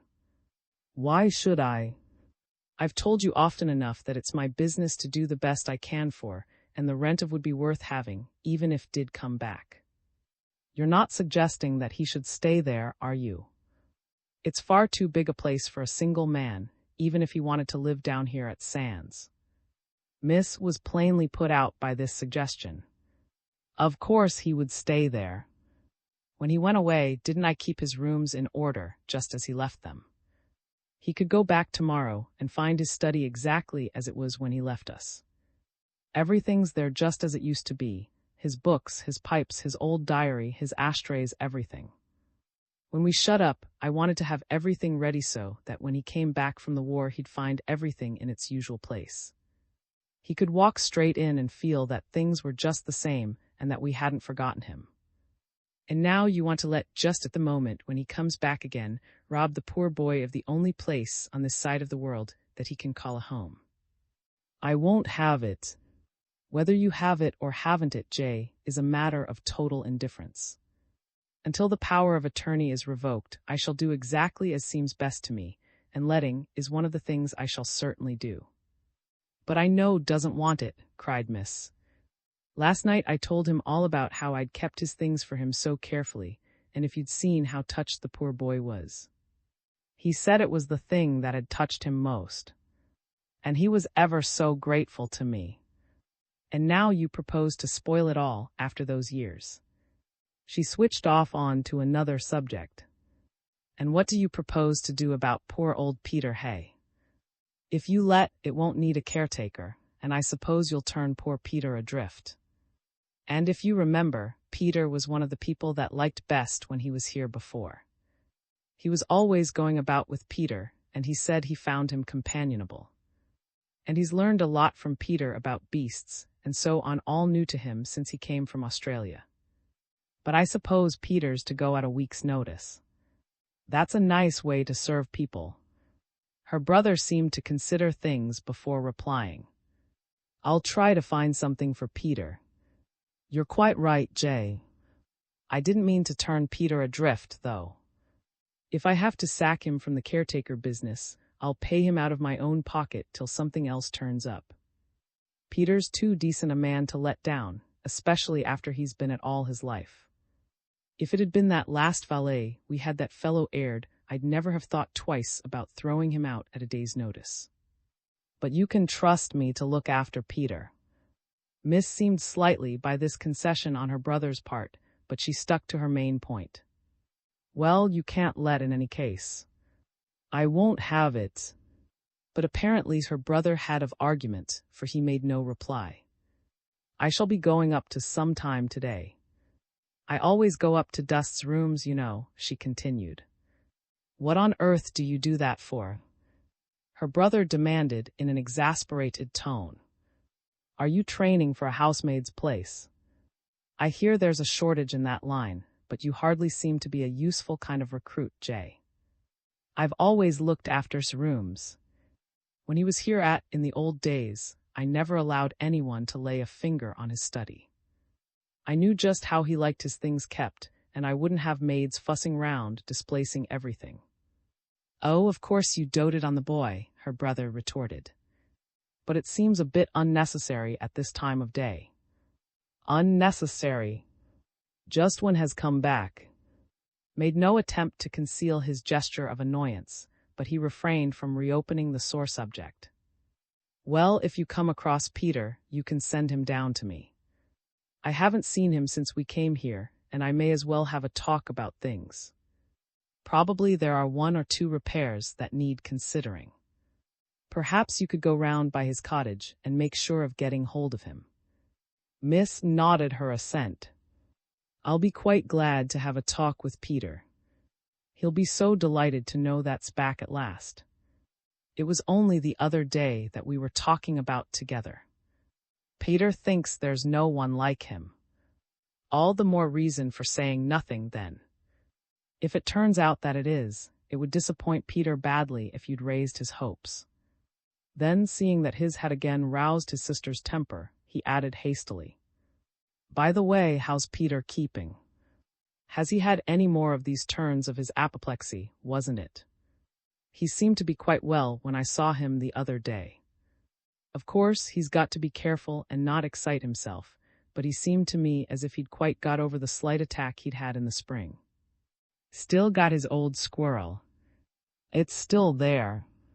And the rest of the menagerie, too. He insisted on showing me them all, and of course I had to pretend to be frightfully interested. Poor old man, they're all he has now, since his wife died. It would be very lonely for him up there, with no one within a mile of him. His birds and things are great company for him, he says. Seemed relieved that the conversation was edging away from the dangerous subject. He led it still further out of the zone. Have you seen Cressida and Stanley this morning? They'd finished breakfast and gone out before I came on the scene. I think they were going to play golf. They ought to be back presently. She went to the window and gazed out for a moment or two without speaking. Her brother took up the Times and resumed his study of the share market with evident relief. This hotel spoils sands, Miss broke out after a short silence. It comes right into the view from the front of great staring building. And wherever you go along the bay, you see this monstrosity glaring in the middle of the view. It'll ruin the place. And it'll give the villagers all sorts of notions, too. Visitors always spoil a small village. Her brother made no reply, and when she halted in her complaints, he rustled his newspaper clumsily in an obvious effort to discourage further conversation. Just then a knock at the door was heard. Come in, Miss ordered. A page boy appeared. Message on the telephone for you, sir. Rose reluctantly and left the room. He was absent for a very short time, and when he came back his sister could see that he was disturbed. That was a message from the doctor. It seems poor old Peter's gone. Gone? Do you mean anything happened to him? He's had another attack sometime in the night or earlier. They didn't find out about it until the morning. The doctor's just been up at the cottage, so there's no doubt about it. Poor Peter. He looked so well when I saw him the other day. One would have thought he'd live to see 80. This will be a dreadful disappointment for. He was so fond of the old man. She paused for a moment, as though she could hardly believe the news. Are you sure there's no mistake? None whatever. It was the doctor himself who rang up. Peter had no relations, so naturally we'll need to look after things. He served us well, Jay. I remember when he came to, and that's years and years ago. The place won't seem quite the same without him. Did the doctor tell you anything about it? No details. He just rung up to let us know, he said, as we seemed to be the only people who had any real connection with the old boy. Now I come to think of it, that Sawbones seemed a bit stuffy over something. A bit abrupt in his manner over the phone. He's a new man, apparently. I didn't know his name. Perhaps that was what put him out. Aye. A bus driver's holiday. Sir Clinton, after a careful examination of the lie, deliberately put down a long putt on the last green of the sands course. His opponent, Stanley, stooped and picked up his own ball. Your hole and match, he said, handing his putter back to his caddy. Sir Clinton nodded. Thanks for the game, he said. We seem to be fairly even. Much more fun when the thing's in doubt up to the last green. Yes, you might clean 'em, he added in reply to his caddy's inquiry. I shan't want them until tomorrow. A girl had been sitting on one of the seats overlooking the green, and as the caddy replaced the pin in the hole, she rose to her feet and came down towards the players. Stanley waved to her, and then, in response to her mute question, he made a gesture of defeat. This is Sir Clinton Cressida, he explained as they met. Sir Clinton had trained himself to observe minutely without betraying that he was doing so, and he had a habit of mentally docketing the results of his scrutiny. Mannerisms were the points which he studied with most attention. As Cressida came slowly towards them, his apparently casual glance took in mechanically the picture of a dark-haired girl still in her 20s, slim and graceful, but his attention fastened mainly on a faint touch of shyness which added to her charm, and in the expression of her eyes he believed he read something more uncommon. It seemed as though a natural frankness had been overlaid by a tinge of mistrust in the world. I hope I didn't rob you of a game this morning by taking your husband away, Mrs. he said as they turned up the path leading to the hotel. Cressida reassured him at once. As it happened, she explained, I didn't feel inclined to play today, so he was left at a loose end, and when you took pity on him, I was very glad to have my conscience cleared. Well, it was lucky for me, Sir Clinton answered. The friend who's staying with me just now wouldn't come out this morning. He strained his foot slightly yesterday. So I was left in the lurch, and I was very fortunate in finding Mr. Free to take me on. They entered the grounds of the hotel, and at a turn in the path, Cressida bowed to a girl who passed their group. The newcomer was handsome rather than pretty, and there was a hint of hardness in her face which detracted a little from her charm. She was dressed with a finish rather unusual at that time of day in a golfing hotel, and her walk lacked the free swing characteristic of the athletic English girl.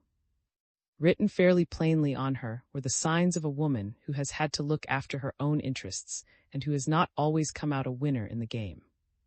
When she had passed out of earshot, Cressida turned to her husband. That's the French girl I told you about, Stanley. I found her in some difficulty or other at the hotel desk. Her English isn't quite perfect, so I helped her out a little. Stanley nodded without comment, and Sir Clinton had little difficulty in seeing that he had no desire for his wife to extend her acquaintance with. He could not help speculating as to the cause which had brought the Frenchwoman into this quiet backwater, where she had no amusements, apparently, and no acquaintances. Before he had time to turn the matter over in his mind, however, his train of thought was interrupted by the appearance of a fresh figure. "How's the strain, Squire?" He greeted the newcomer, and as came up to the group, he introduced him to his two companions. "I hope you enjoyed your round," said, turning to Stanley. "Did he manage to work off any of his special expertise on you this morning?" "He beat me, if that's what you mean." "He beats me usually," confessed. "I don't mind being beaten by play, but I hate to be beaten by the rules." "What do you mind, mister?" "You seem to have a grievance," Cressida asked, seeing a twinkle in his eye. "The fact is," explained, "yesterday my ball rolled up against a large worm on the green and stopped there. I'm of a humane disposition, so I bent down to remove the worm, rather than putt across its helpless body. He objected, if you please, on the ground that one may not remove anything growing. I don't know whether it was growing or not. It looked to me remarkably well grown for a worm, and had probably passed the growing age. But when I urged that, he simply floored me by quoting a recent decision of the Royal and Ancient on the point. If you play a game, you must play that game and not one you invent on the spur of the moment, Squire, Sir Clinton warned him, with no sign of sympathy in his tone. Ignorance of the law is no excuse. Hark to the chief constable. Complained. Of course, his mind dotes on the legal aspect of things, and he's used to keeping all sorts of rules and regulations in his head. His knowledge of the laws of golf is worth a couple of strokes on his handicap on any average round. Cressida glanced at Sir Clinton. "Are you really a chief constable?" she asked. "Somehow you aren't like the idea I had of chief constables." "I'm on holiday at present," Sir Clinton answered lightly. "Perhaps that makes a difference. But I'm sorry to fall below your ideal, especially in my own district. If you could tell me what you miss, perhaps I could get it." "What's wanted?" "Constabulary boots or beetle brows or a notebook ready to hand or a magnifying glass or anything of that sort." "Not quite. But I thought you'd look more like an official somehow." "Well, in a way that's a compliment. I've spent a fair part of my existence trying hard not to look like an official. I wasn't born a chief constable, you know. I was once a mere detective sort of person at the other end of the world." "Were you really?" "But then you don't look like my idea of a detective, either." Sir Clinton laughed. "I'm afraid you're hard to please, Mrs. Mister. It's just as bad." He's a faithful reader of the classics, and he simply can't imagine anyone going in for detective work without a steely eye and a magnifying glass. It jars on his finer feelings merely to think of a detective without either of them. "The only thing that saves me is that I'm not a detective nowadays," and he salves his conscience by refusing to believe that I ever was one. "Took up the challenge."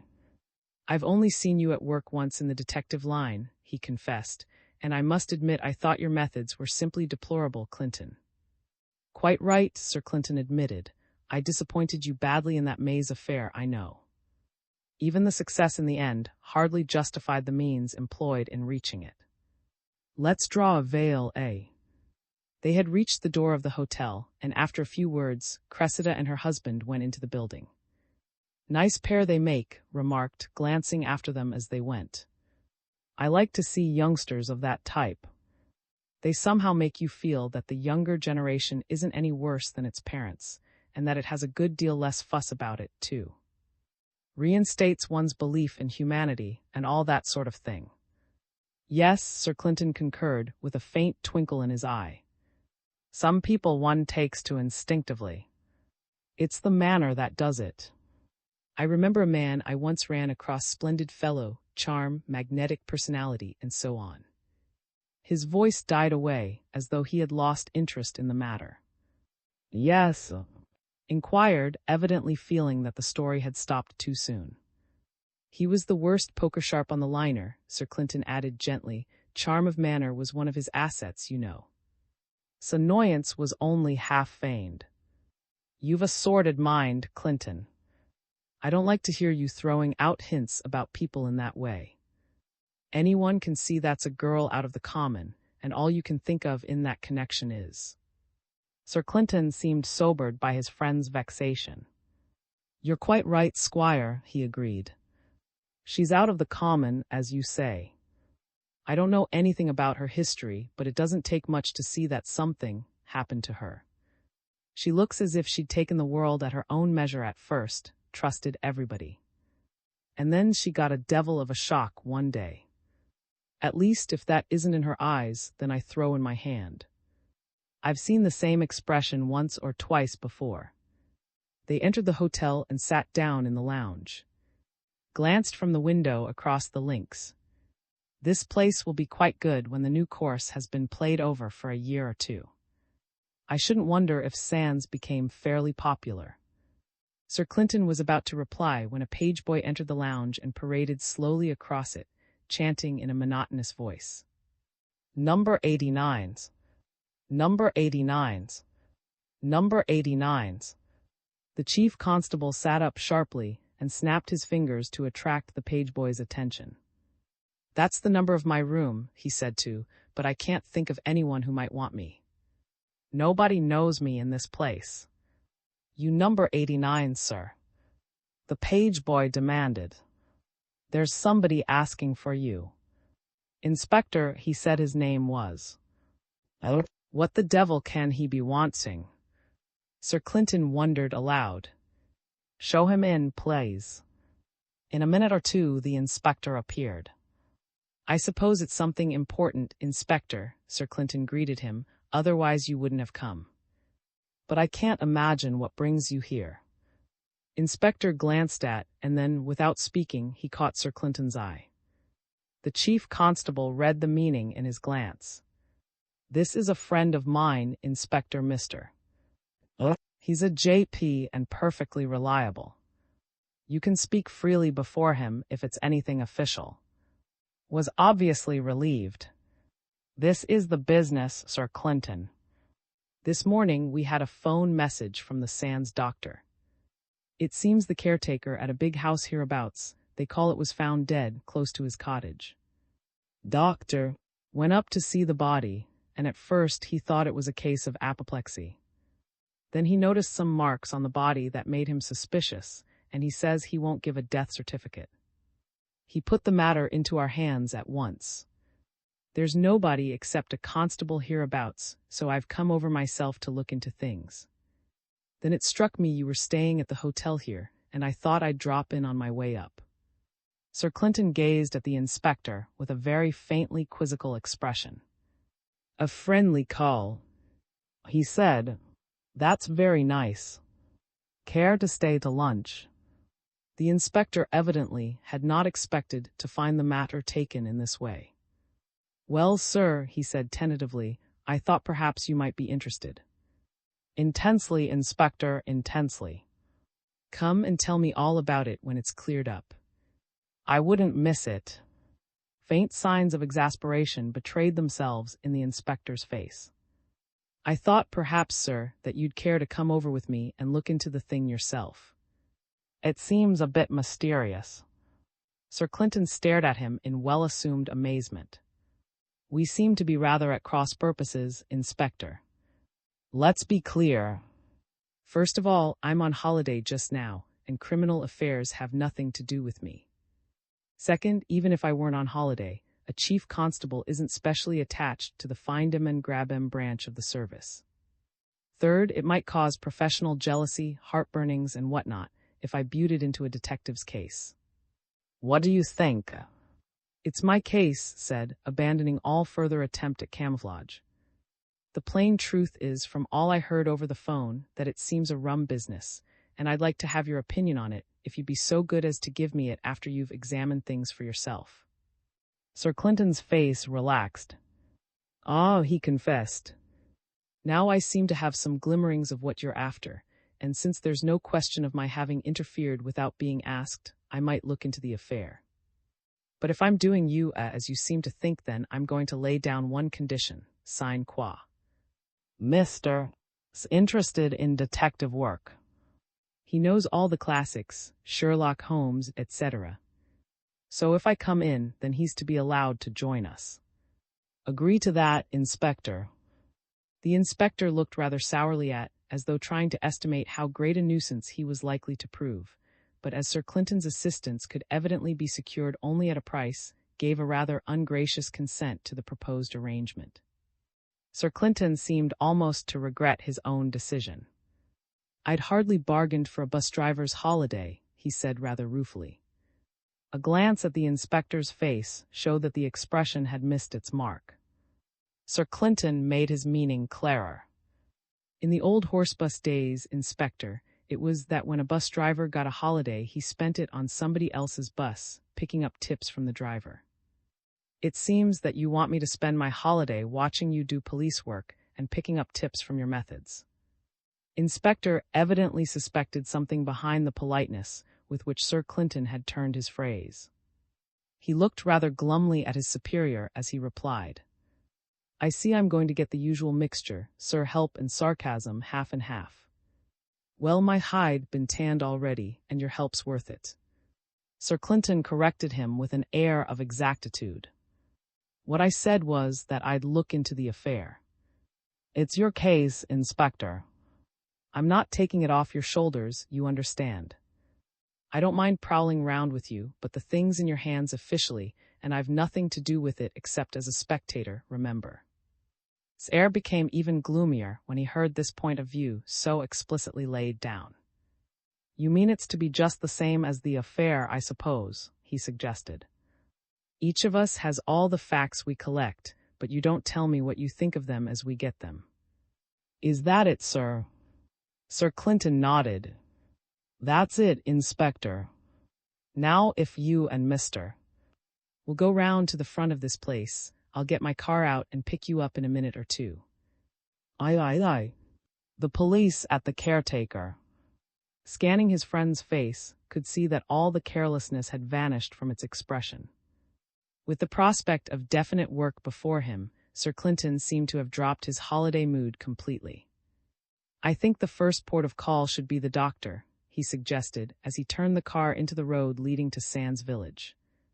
We'd better start at the beginning, Inspector, and the doctor seems likely to have been the earliest expert on the spot. They found Doctor in his garden tinkering at a spotless motorcycle, and was somewhat impressed by the obvious alertness of the young medico. Introduced his companions, and then went straight to the point. I've come over about that case Doctor the caretaker at. Can you give us something to go on before we start to look into it up there? Doctor's air of efficiency was not belied when he told his story. This morning at about 8:30, Young came hammering at my door in a great state. He does some of the milk delivery round about here, and Peter Hayes' house is one at which he leaves milk. It seems he went up there as usual, but when he got to the gate of the cottage, he saw old Hayes' body lying on the path up to the door. I needn't describe how it was lying, you'll see for yourself. I didn't disturb it, didn't need to. Inspector's nod conveyed his satisfaction at this news. The doctor continued. Young's only a child, so he got a bit of a fright. His head screwed on all right, though, and he came straight off here to get hold of me. Luckily, I hadn't gone out on my rounds as early as that, and he found me just finishing breakfast. I got my bike out and went up to his immediately. When I heard Young's tale, I naturally concluded that poor old Hay had had a stroke. I'd been doing my best to treat him for high blood pressure, off and on, but I hadn't been able to do much for him, and once or twice he'd had slight attacks. He was bound to go, some time or other, and I concluded that he'd had a final attack through overexertion or something of the sort. He paused in his narrative for a moment and glanced from face to face in the group. You'll see from this, foul play was the last thing that entered my mind. I got up to his cottage and found him, just as Young had said, lying face down on the garden path. From the look of him, he'd obviously died of congestion. It seemed all plain sailing. In fact, I was just going to leave him and hunt up some assistance when my eye caught something. His arms were stretched out at full length above his head, as if he'd gone down all of a piece, you know, and his right sleeve had got rucked up a little so that it showed a bit of his arm. And my eye happened to catch a mark on the skin just above the wrist. It was pretty faint, but there had evidently been some compression there. It puzzled me, still puzzles me. However, that's your affair. It struck me that I might as well have a look at the other arm, so I pushed up the coat sleeve a little. That's the only thing I did to alter things in any way around the body, and I found a second mark there, rather like the first one. He paused as if to give the inspector the chance of putting a question, but as none came, he went on with his story. The impression I got, of course, I may be wrong, was that marks of that sort might be important. Certainly, after seeing them, I didn't care to assert that poor old Hayes' death was due entirely to natural causes. He'd died of congestion, all right. I'm dead sure that a PM will confirm that. But congestion doesn't make marks on a man's wrists. It seemed to me worth ringing you up. If it's a mare's nest, then it's a mare's nest, and I'll be sorry to have troubled you. But I believe in having things done shipshape, and I'd rather trouble you than get into hot water myself if there's anything fishy about the affair. Inspector seemed rather dubious about how he should take the matter. It almost looked as though he was regretting the haste with which he had brought Sir Clinton into the business. If the whole thing turned out to be a mare's nest, quite evidently expected to feel the flick of his superior's sarcasm. And obviously a couple of marks on a dead man's wrists did not necessarily spell foul play, since the man had clearly died of cerebral congestion, according to the doctor's own account. At last, the inspector decided to ask a question or two. You don't know of anyone with a grudge against Hay? Made no attempt to restrain a smile. Hay, he said, no one could possibly have a grudge against Peter. He was one of the old chaps you could find anywhere, always ready to do a good turn to anyone. And yet you assert that he was murdered? Demanded the inspector. No, I don't, the doctor retorted sharply. All I say is that I don't feel justified in signing a death certificate. That ends my part. After that, it's your move. Apparently, that was not the sort of person who could be bluffed easily. He tried a fresh line. When do you think the death took place? The doctor considered for a moment. It's no good giving you a definite hour, he said. You know as well as I do how much the symptoms vary from case to case. I think it's quite on the cards that he died sometime about the middle of the night or a little earlier. But you couldn't get me to swear to that in the box, I warn you. I've often heard it said, the inspector commented in a disconsolate tone, that you scientific people make the worst witnesses. You never will say yes or no plainly like ordinary people. You're always hedging and qualifying. Had a training in accuracy, I expect, replied. We don't feel inclined to swear to things until we're convinced about them ourselves. Evidently decided not to pursue the subject further. What about the bodies? He asked. I sent up to look after it the village constable. He's up at now. If it was to be left for your examination, somebody had to be there to see it wasn't disturbed. The inspector nodded approvingly. Quite right. And I suppose I can get hold of this youngster's, his name, isn't it, any time I need him? Gave him the boy's address, which he took down in his notebook. Anything else you can think of that might be useful? He inquired, putting the book back into his pockets. The doctor shook his head. Nix.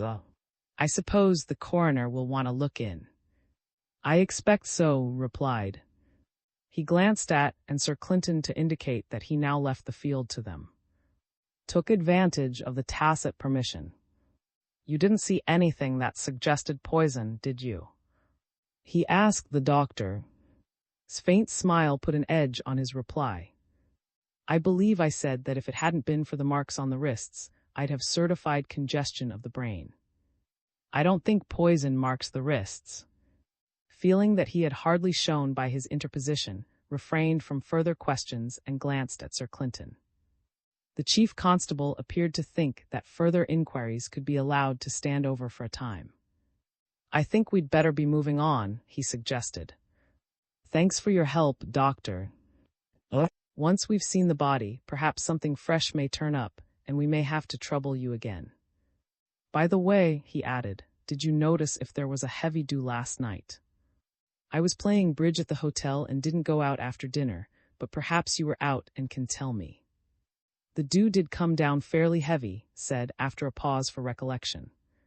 I happened to be out at a case, and I noticed it. Are you thinking about the possibility of Hayes' death being due to exposure?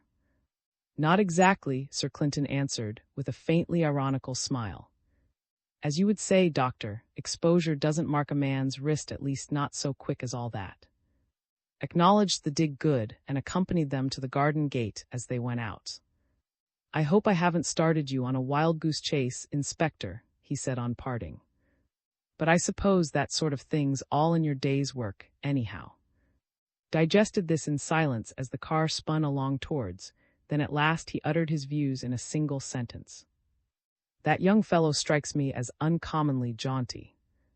And having liberated his soul, he kept obstinately silent until they had reached their destination. This is the place, I think, Sir Clinton said a few minutes later, pulling his car up on the avenue at a point where a side road led off towards a little cottage among some trees. I can see the constable in the garden. Getting out of the car, they made their way along the lane for a short distance, and as they came to the garden gate, hailed the constable. Had been sitting on a wooden chair beside the body, reading a newspaper to while away the time, but at the sound of the inspector's voice, he rose and came forward along the flagged path. Things have been left just as they were, I suppose. Demanded.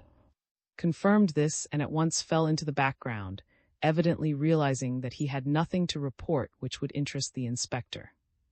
He contented himself with following the proceedings of his superior with the closest interest, possibly with a view to retelling them later to his friends in the village. Stepped up the paved path and knelt down beside the body, which was lying as the doctor had described it, face downwards with the arms extended above the head.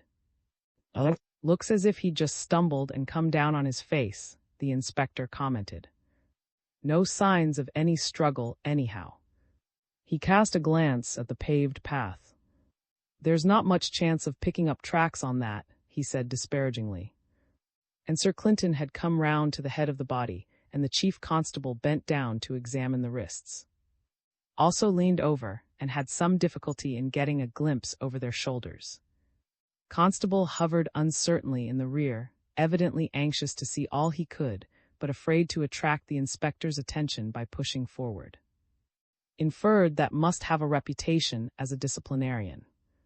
There seemed to be marks of a sort, the inspector admitted grudgingly after a brief study of the skin. Whether they mean anything in particular's another matter. He might have had a fall at the gate and banged his wrists against a bar, and then he might have got up and staggered on until he fell here and died. Sir Clinton had been studying the marks with more deliberation. He shook his head at the inspector's suggestion. The gate bars are rounded if you look at them. Now at one point this mark, see, it shows a sharp line on the flesh. It's only at one place, I admit. The rest of the marking is more like something produced by general pressure. But still, you can't mistake that bit there. The mark with more care before replying. I see what you mean, he admitted. Then go and try your own arm against the gate bars, and I think you'll admit it won't work. The inspector moved off to the gate, slipped his sleeve up, and pressed his forearm hard against the most convenient bar.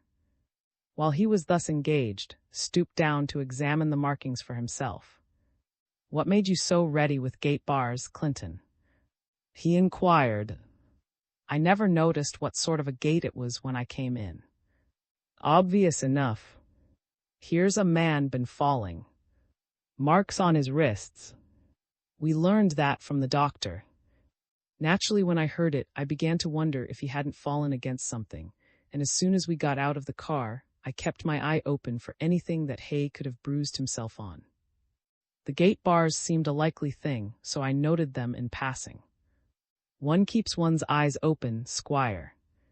But as soon as I saw this, he indicated the edge on the marking where the indentation in the flesh was almost straight. I gave the gate bars the go-by. They couldn't have done it. He glanced up.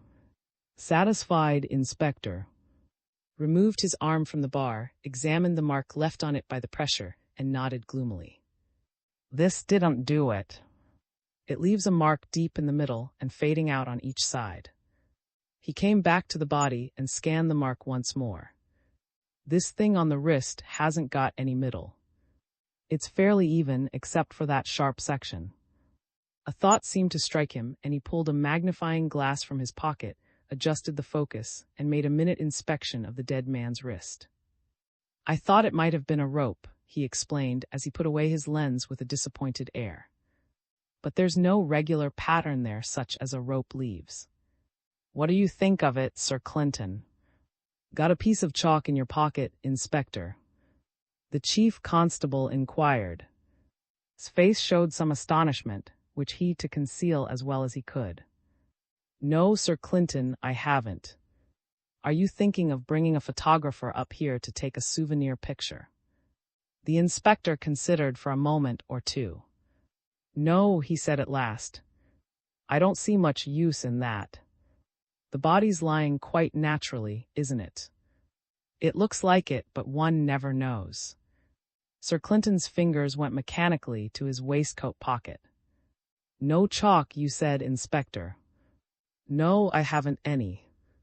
Ah, and yet some people tell you that playing pool is a waste of time, and that the habit of chalking your cue and then pocketing the chalk is reprehensible.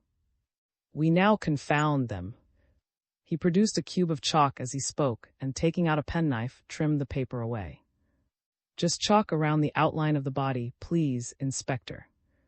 This paved path will show the marks excellently. If we need the marks later on, we can always lay some boards over them to keep the rain off. While the inspector, obviously much against the grain, was chalking his lines, Sir Clinton turned to the constable. Perhaps you could give us some help, Constable. Did you know Peter Hay? Knew him well, sir. You can't throw any light on this business. No, sir. It's amazing to me, sir, if there's anything in what the doctor says.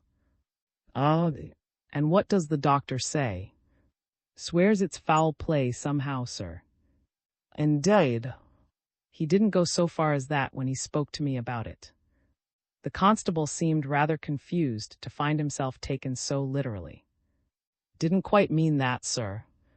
What I meant was I could see from his manner that something's amiss.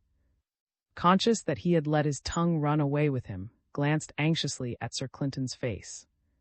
The expression on it reassured him. Evidently this wasn't the kind of a man who would eat you if you made a slip. The chief constable rose considerably in his subordinate's estimation. Nice little garden this, Sir Clinton remarked, casting his eyes round the tiny enclosure. A bit on the shady side, perhaps, with all these trees about. Did you ever come up here to visit Peter Hay, Constable? Often and often, sir. Many's the time we've sat on that seat over there when I've been off duty, or else in the house if it got too cold for my rheumatism. Suffer from rheumatism, Constable. That's hard lines. One of my friends has some stuff he uses for it. He swears by the thing. I'll write down the name for you, and perhaps it'll do you some good. Sir Clinton tore a leaf out of his pocketbook, jotted a name on it, and handed the paper over to the constable, who seemed overwhelmed by the attention. Decidedly, this superior of his was a real good sort. Peter Hay was getting on in life, Sir Clinton went on, with a glance at the silvering hair of the body before him. I suppose he had his troubles too. Rheumatism or something like that. No, sir. Nothing of the kind. Barring these strokes of his, he was sound as a bell. Used to go about in all weathers and never minded the rain. Never seemed to feel the cold the way I do. Kept his jacket for the church, they used to say about here. Often in the evenings we'd be sitting here and I'd say to him, Here, Peter, shirt sleeves must keep you warmer than my coat keeps me, but it's time to be moving inside. And then in we'd go and he'd begin fussing about with that squirrel of his. What sort of a man was he? Sir Clinton asked. Stiff with strangers or anything like that? Suppose I'd come wandering in here, would he have been grumpy when he came to turn me out? Grumpy, sir. That's the last thing you'd have called him. Or stiff. He was always smiling and had a kind word for everyone, sir. One of the men you could ask for, sir. Very polite to gentlefolk always, and a nice kindly manner with everyone. Not the sort of man to have a bad enemy, then. No, indeed, sir. Inspector had finished his work with the chalk and was now standing by, evidently impatient to get on with the task in hand. His face betrayed only too plainly that he thought Sir Clinton was wasting time. Finished? The chief constable inquired. Quite, replied, in a tone which hinted strongly that there was much more to be done. In that case, we can turn the body over, Sir Clinton said, stepping forward as he spoke and beckoning to the constable. Handling him gently, they turned the dead man on his back, and before rising, Sir Clinton ran his hand over the front of the body. As he stood up, he motioned to follow his example. His waistcoat and trousers are a bit damp, the inspector said, after he had felt them. Is that what you mean? Sir Clinton nodded in confirmation. An expression of comprehension flitted across the inspector's face. So that was why you asked about the dew last night. He observed. I wondered what you were after, sir. Something of the sort was in my mind, the chief constable admitted. Now have a look at the face, Inspector. Has there been any bleeding at the nose? Or do you see anything else of any interest?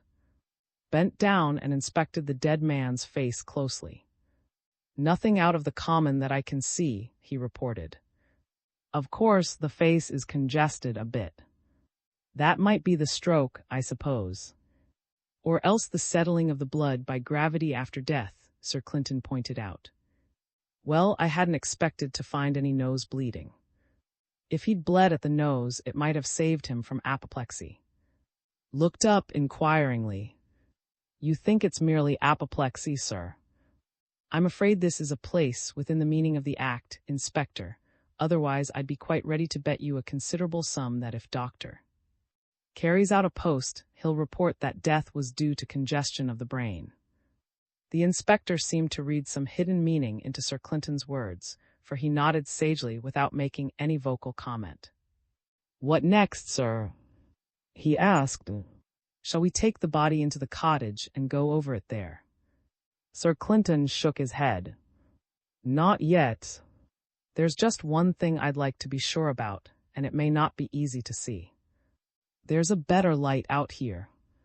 Turn up the trousers from the ankle, Inspector, and have a good look for marks probably on the front of the shins. It's a long shot, but I've a notion you'll find something there. Did as he was bidden. You're right, sir. There's a very faint mark, far fainter than the ones on the wrists on the front of each shin, just as you said. It's more like a very faint bruise than a mark made by stumbling against anything. The skin's not broken. Of course it shows up after death, otherwise I'd hardly have seen it. Sir Clinton nodded without making any comment. He was stooping over the dead man's face, examining it closely. After a moment or two, he signed to come to his side. Smell anything peculiar, Squire? Sniffed sagaciously once or twice, his face lighted up, and then a look of perplexity came over his features. I know that smell, Clinton. I ate well enough, but I can't put a name to it somehow. Think again, the chief constable advised. Go back to your early days and you'll probably recall it. Sniffed several times but remained baffled. A look of interest passed over his face. He came forward, bent down, and sniffed in his turn. I know what it is, sir. It's pear drops, these sweets the children eat. Peter always had a bag of sweets in the place for youngsters that came to see him. That's it, exclaimed with some relief. I knew I hadn't smelt that perfume for ages and ages, and yet it used to be familiar once upon a time. Sir Clinton seemed to have passed to an earlier line of thought. He turned to the constable. Peter Hayes suffered from apoplexy, the doctor told me. Had he any other troubles? Bad digestion? Asthma? Anything you can think of? Shook his head decidedly. No, sir, he said without hesitation. Peter was as sound as a bell, barring these turns of his. I never heard tell of his having anything else wrong with him these last 10 years. The chief constable nodded, as though the information had satisfied him, but he refrained from comment. I think we'd better get him carried into his own bed now, he suggested with a glance at the body. After that, we can look round the place and see if there's anything worth noting. They carried the remains of Peter Hay into the cottage and laid the body on the bed, which had not been slept in. You'd better examine him, Inspector, Sir Clinton suggested. As the inspector set to work, the chief constable invited his companions to come into the second room of the cottage, and he left the bedroom door open so that the inspector could hear anything of interest while he made his examination. The tiny room seemed to offer little of interest. It was obviously kitchen and living room in one. An oil cooking stove, a grate, a sink, a dresser, 2 chairs and a table, these made up the more obvious contents. His eye wandered upwards and was caught by the movement of a tame squirrel in its cage on one of the walls. I heard he kept some pets, he remarked to the constable who had gone across to inspect the squirrel with a rather gloomy expression on his face. Yes, sir, answered. He took a lot of pleasure in the beasts. Some of them are in cages out behind the cottage. He reflected for a moment, then added, I'll have to look after the poor beasts now he's gone. Would there be any objection to my taking them away, sir? They'll have to be fed. Sir Clinton, to whom the question was obviously addressed, gave permission at once. We mustn't let the beasts starve. You'll have to take the cages too, of course. Yes, sir. I can put them in my backyard at home. The constable paused for a moment, then, a little shamefacedly, he added, Peter was a good friend to me, and I wouldn't like to see his pets fall into anybody's hands that might be cruel to them or neglect them. He was real fond of them. His eye fell upon a small white paper bag on one of the dresser shelves. He stepped across, opened the parcel, sniffed for a moment, and then handed the thing to Sir Clinton. Here, where the perfume comes from, Clinton, a bag of pear drops, just as the constable said. He must have been eating some just before he died. The chief constable looked at the crumbled paper. Not much chance of getting any fingerprints on that, even if we wanted them. You'd better hand the bag over to the inspector. We may as well get them analyzed. Poison, always a possibility. Inspector, you haven't been long over that. Inspector emerged from the bedroom and stolidly made his report. Nothing that I can see on the body, sir, except the marks we noted already. No wounds of any sort, no bruises, nothing suspicious whatever. It almost looks like a mare's nest, except for these 4 marks. Sir Clinton nodded as though he had received confirmation of some very doubtful hypothesis. He moved across the room and seemed to become engrossed in a study of the squirrel's antics. In a few moments, he turned to the constable. You knew Peter Hay well, constable. I want some notions about his habits and so forth. What did he do with himself all day? The constable scratched his ear, as though to stimulate his memory by the action. To tell you the truth, sir, he didn't do much. He was only caretaker here, you understand. When the weather was fine, he'd go up too and open some of the windows in the morning to air the rooms. Then he'd take a look round the grounds, likely, just to see that all was as it should be. He might have to go down to the village for tea or butter or something like that. Then he'd come home and take his dinner. In the afternoon, he'd have a bit of a sleep for a while he was getting on in years, and then perhaps he'd dig a while in his garden here, look after his flowers, then he'd have his tea. Some time or other, he'd go up and look round again and shut any windows he'd opened. And then he'd come back here, water his garden most likely if it needed it. And perhaps some of us would drop in for a chat with him. Or else he might take a walk down to see me or somebody else in the village. Or sometimes he'd read. Sir Clinton threw a glance round the barely furnished room. He had books, then. I don't see any. He read his Bible, sir. I never saw him read anything else. There's a Bible in the bedroom, Sir Clinton confirmed. An uneventful life, apparently, the chief constable commented not unkindly. Now I want to hear something about what sort of man he was. Polite in his manners, you said. Very polite, insisted. I remembered hearing some visitor once saying that Peter was a natural gentleman, sir. They do exist here and there even nowadays, Sir Clinton admitted. Now let's come down to dots, Constable. I want to get a picture of him in my mind, and you seem to have known him well enough to help. Let's see now. Suppose I met him somewhere and offered to come and see him, or that he'd ask me here. What would happen? I suppose I'd knock at the door and he'd come and let me in. Which chair would he give me? Whichever you liked best, sir. They're much the same. If there'd been any difference, he'd have given you the best one. Quite so. I'm beginning to see him better. Now go on, Constable. He'd have been easy and natural, too, if I can gauge him. He'd just have met me in his shirt sleeves, as he used to meet you. No fuss. He'd have made no fuss, sir. But he'd have put on his jacket for you, you being a strange gentleman coming to his house on a special visit, and perhaps he'd have offered you a cup of tea if the time was right for it. And if it was later in the evening. Some whiskey if he had any. No, sir. Peter was a strong. Sir Clinton glanced over the dresser, on which all the dishes were neatly stacked. He was a tidy man, I see. Very, sir. Always had everything shipshape. He never could bear to have things lying about. Sometimes he used to anger me because he'd wash up his tea things when I wanted to talk to him. Of course, if it had been you, I expect he'd wait till you'd gone. It wouldn't have been polite to wash up with a stranger there. You're helping me a great deal, Constable, said Sir Clinton encouragingly. Now another thing. I suppose he must have saved some money. He seems to have lived very simply, no expenses to speak of. That's right, sir. He put all he could spare into the savings bank at the post office. All he kept in the house was what he needed to buy things in the village.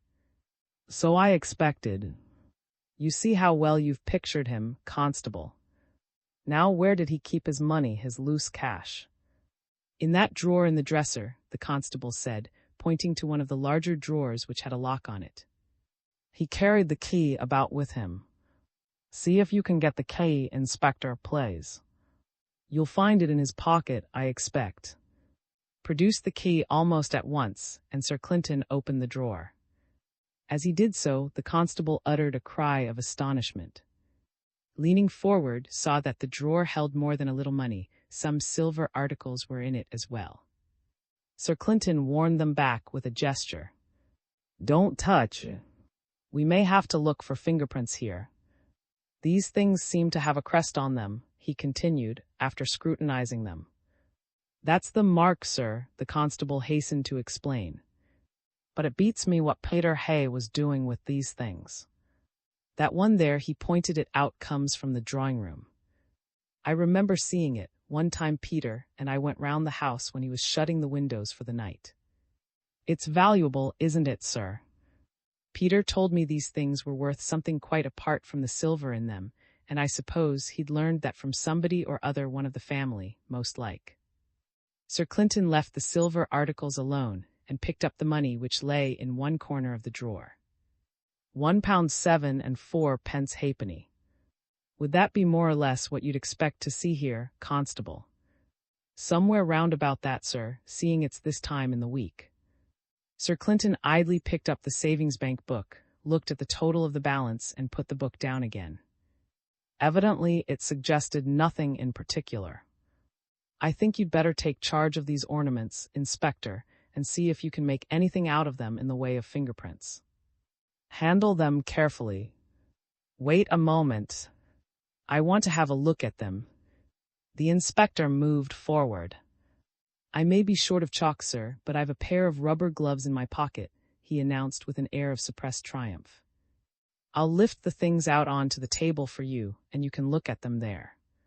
Slipping on his gloves, he picked up the articles gingerly and carried them across to the table. Sir Clinton followed and, bending over them, subjected them to a very careful scrutiny.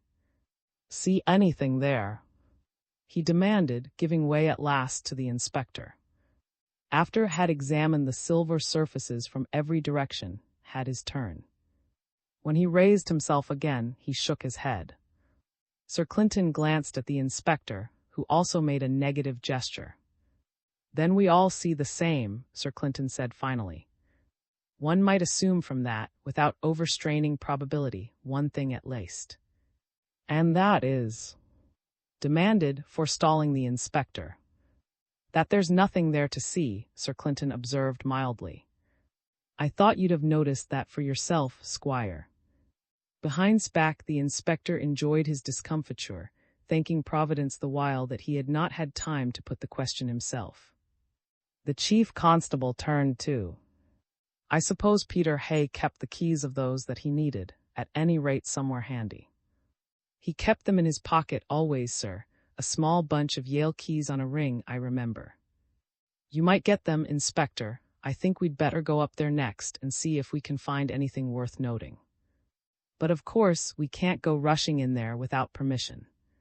He turned back to, "Go off now, constable, as soon as we've locked up this place, and get hold of some of the people who are staying at the hotel. Ask them to come up here. Tell them we want to go over, on account of something that's been taken from the house. Explain about things, but don't make a long yarn of it, remember. Then leave a message for Doctor. To say that we'll probably need a PM when you come up here again. You'd better bring a cart to take away these beasts in their cages." He gave some further instructions about the disposal of Peter Hay's body, then he turned to the inspector. "I suppose, later on, you'd better take Peter Hay's fingerprints. It's only a precaution, for I don't think we'll need them, but we may as well have them on record. There's nothing more for us to do here at present so far as I can see." He led the way out of the cottage. The constable locked the door, pocketed the key, produced a bicycle from behind the house, and cycled off in haste down the avenue. Sir Clinton led his companions round to the back of the cottage, but an inspection of the dead man's menagerie yielded nothing which interested any of them, so far as the matter in hand was concerned. "Let's sit down on the seat here," the chief constable suggested, as they returned to the front garden. "We'll have to wait for these people from the hotel, and it won't do any harm to put together the facts we've got before we pick up anything further." "You're sure it isn't a mare's nest, then?" inquired cautiously. "I'm surprised that Doctor didn't go a bit further with his ideas," Sir Clinton returned indifferently. "In any case, there's the matter of that silver to be cleared up now. IV. What happened in the night?" Sir Clinton took out his cigarette case and handed it to his companions in turn. "Let have the unofficial view first," he suggested. "What do you make of it all, Squire, in the light of the classics?" Shook his head deprecatingly. "It's hardly fair to start with the amateur, Clinton. According to the classical method, the police always begin, and then, when they've failed ingloriously, the amateur steps in and clears the matter up satisfactorily. You're inverting the order of nature. However, I don't mind telling you what I think are the indisputable points in the affair." "The very things we want, Squire," declared Sir Clinton gratefully. "Indisputable points will be no end of use to us if the case gets into court." "Proceed." "Well, to begin with, I think these marks on his wrists and round about his ankles show that he was tied up last night. The wrist marks are deeper than the marks on the shins, and that's more or less what one would expect. The ligatures would rest on the bare flesh in the case of the wrists, but at the ankles the cloth of his trousers and his socks would interpose and make the pressure less direct." Inspector nodded approvingly, as though his opinion of had risen a little. "Suppose that's correct then," continued, "it gives the notion of someone attacking Peter Hay and tying him up. But then Peter Hay wasn't a normal person. He suffered from high blood pressure, the doctor told us, and he'd had 1 or 2 slight strokes. In other words, he was liable to congestion of the brain if he overexerted himself. Suppose he struggled hard, then he might quite well bring on an attack, and then his assailant would have a corpse on his hands without meaning to kill him at all. Nodded once more, as though agreeing to this series of inferences. If the assailant had left the body tied up, then the show would have been given away, proceeded, so he untied the bonds, carried the corpse outside, and arranged it to look as if death had been caused by a heart attack. He paused, and Sir Clinton put a question. Is that absolutely all, Squire? What about the silver in the drawer, for instance? Made a vague gesture. I see nothing to connect the silver with this affair. The assailant may have been after it, of course, and got so frightened by the turn things took that he simply cleared out without waiting for anything. If I'd gone to a place merely to rob a man, I don't think I'd wait to rob him if I saw a chance of being had up on a murder charge. I'd clear out while I was sure I was safe from discovery. Nothing further then. In that case, Inspector, it's your turn to contribute to the pool. Had intended to confine himself strictly to the evidence and to put forward no theories, but the chance of improving on the amateur's results proved too much of a temptation, as Sir Clinton had anticipated. There's not much doubt that he was tied up, the inspector began. The marks all point that way. But there was one thing that Mr. didn't account for in them. The marks on the legs were on the front, only there wasn't a mark on the back of the legs. He halted for a moment and glanced at with subdued triumph. So you infer? Sir Clinton inquired. I think he was tied up to something so that his legs were resting against it at the back, and the bands were round the legs and the thing too. If it was that way, then the back of the legs wouldn't have any marks of the band on them. Then what was he tied up to? Asked one of the chairs inside the cottage, the inspector went on. If he'd been sitting in the chair, with each leg tied to a leg of the chair, you get just what we saw on the skin. Sir Clinton acquiesced with a nod. Anything more? He asked. I'm not quite through, continued. Assume he was tied up as I've explained.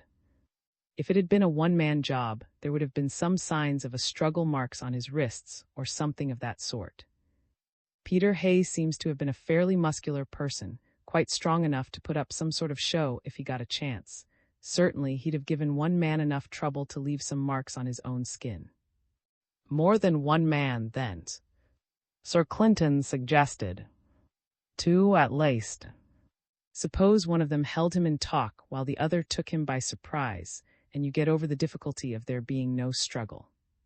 One man would pounce on him, and then the other would join in, and they'd have him tied up before he could put up any fight that would leave marks on him. That sounds all right, admitted. Sir Clinton put an innocent question. If it had been a one-man affair and a big struggle, then surely Peter Hay would have had his attack while the fight was going on, and if he died during the struggle, there would have been no need to tie him up. Isn't that so, Squire? Considered the point and grudgingly agreed that it sounded probable. Go on, Inspector, Sir Clinton ordered, without taking up the side issue any further. I can't quite see what they did when they'd got him tied up, the inspector acknowledged. They don't seem to have done much in the way of rummaging in the cottage, as far as I can see. Whatever it was that they were after, it wasn't the cash in the drawer, and it wasn't the 2 or 3 bits of silver, for they left them intact, although they could easily have got them if they'd wanted them. That part of the thing beats me just now. Showed a faint satisfaction at finding the inspector driven to admit a hiatus in his story. However it happened, Peter Hay died in his chair, I think, went on. Perhaps it was the excitement of the affair. Anyhow, they had a dead man on their hands. So, as Mr. pointed out, they did their best to cover their tracks. They untied him, carried him outside, laid him down as if he'd fallen unconscious and died there. But they forgot one thing. If he'd come down all of a heap, as they wanted to suggest, his face would have been smashed a bit on the stones of the path. They arranged him with his hands above his head, as if he'd fallen at full length. In that position, he couldn't shield his face as he fell. Normally, you fall with your hands somewhere between your face and your chest under your body, anyhow. But his hands were above his head, and yet his face hadn't a bruise on it. That's not natural. Quite clear, Inspector. Then there's another point. You called my attention to the moisture on the front of his clothes, under the body. Dew couldn't have got in there. Precisely, Sir Clinton agreed. That dates the time when they put the body down, you think. It shows it was put down on top of the dew, therefore it was after dewfall when they brought him out. And at the other side, you've got the fact that his bed wasn't slept in. So that limits the time of the affair to a period between dewfall and Peter Hay's normal bedtime. Unless he'd sat up specially late that night, interposed. Nodded a rather curt acknowledgement of this suggestion and continued. 2 points more. They've just occurred to me, sir. The silver's the first thing. Yes, Sir Clinton encouraged him, since the inspector seemed to feel himself on doubtful ground. I'm not sure, sir, that robbery can be ruled out after all. It may be a case of one crime following on another. Suppose Peter Hay had been using his position as caretaker to get away with any silver left at, and had got it stored up here for removal at a convenient time. The men who did him in last night might quite well have nailed the main bulk of it and overlooked those stray bits that he'd put away in his cash drawer. For all we can tell, they may have made a good haul. And the next point, Inspector. The next point's the marks on the skin. They weren't made by ropes. Well, you can tie a man up with other things, strips of cloth, handkerchiefs, or surgical bandages. The edge of a surgical bandage would leave a sharp line on the flesh if it was pulled tight enough, or if the man struggled against it once he'd been tied in the chair. You understand what I mean. Interposed. You mean a rope leaves its mark mainly at the middle, because it's a cylinder and the convex curve cuts into the flesh, whereas a flat bandage gives even pressure all over except at the edge, where the flesh can bulge up alongside the fabric. That's what I mean, the inspector confirmed. Sir Clinton volunteered no immediate criticism of either of the inspector's points. Instead, he seemed to be considering his course of action. At last, he made up his mind. We've got a bit away from our original agreement, Inspector. But since you've put your cards on the table, I'll do the same so that we're still level. But you're not to take this as a precedent, remember. I don't care about expounding airy theories formed as we go along. It's much better to go on the old lines and consider the evidence as we pick it up, each of us from his own point of view. Pooling our views simply means losing the advantage of 3 different viewpoints. You and Mr. came to slightly different conclusions about the basic factor in the business, and if you hadn't put your ideas into words, then he'd have gone forward looking for one criminal, whilst you'd have been after 2 or more men, and so we'd have had both possibilities covered.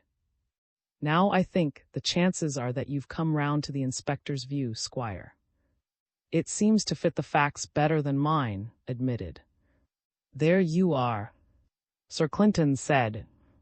And so we've lost the services of one man keeping his eye on the always possible case that it was a single-handed job.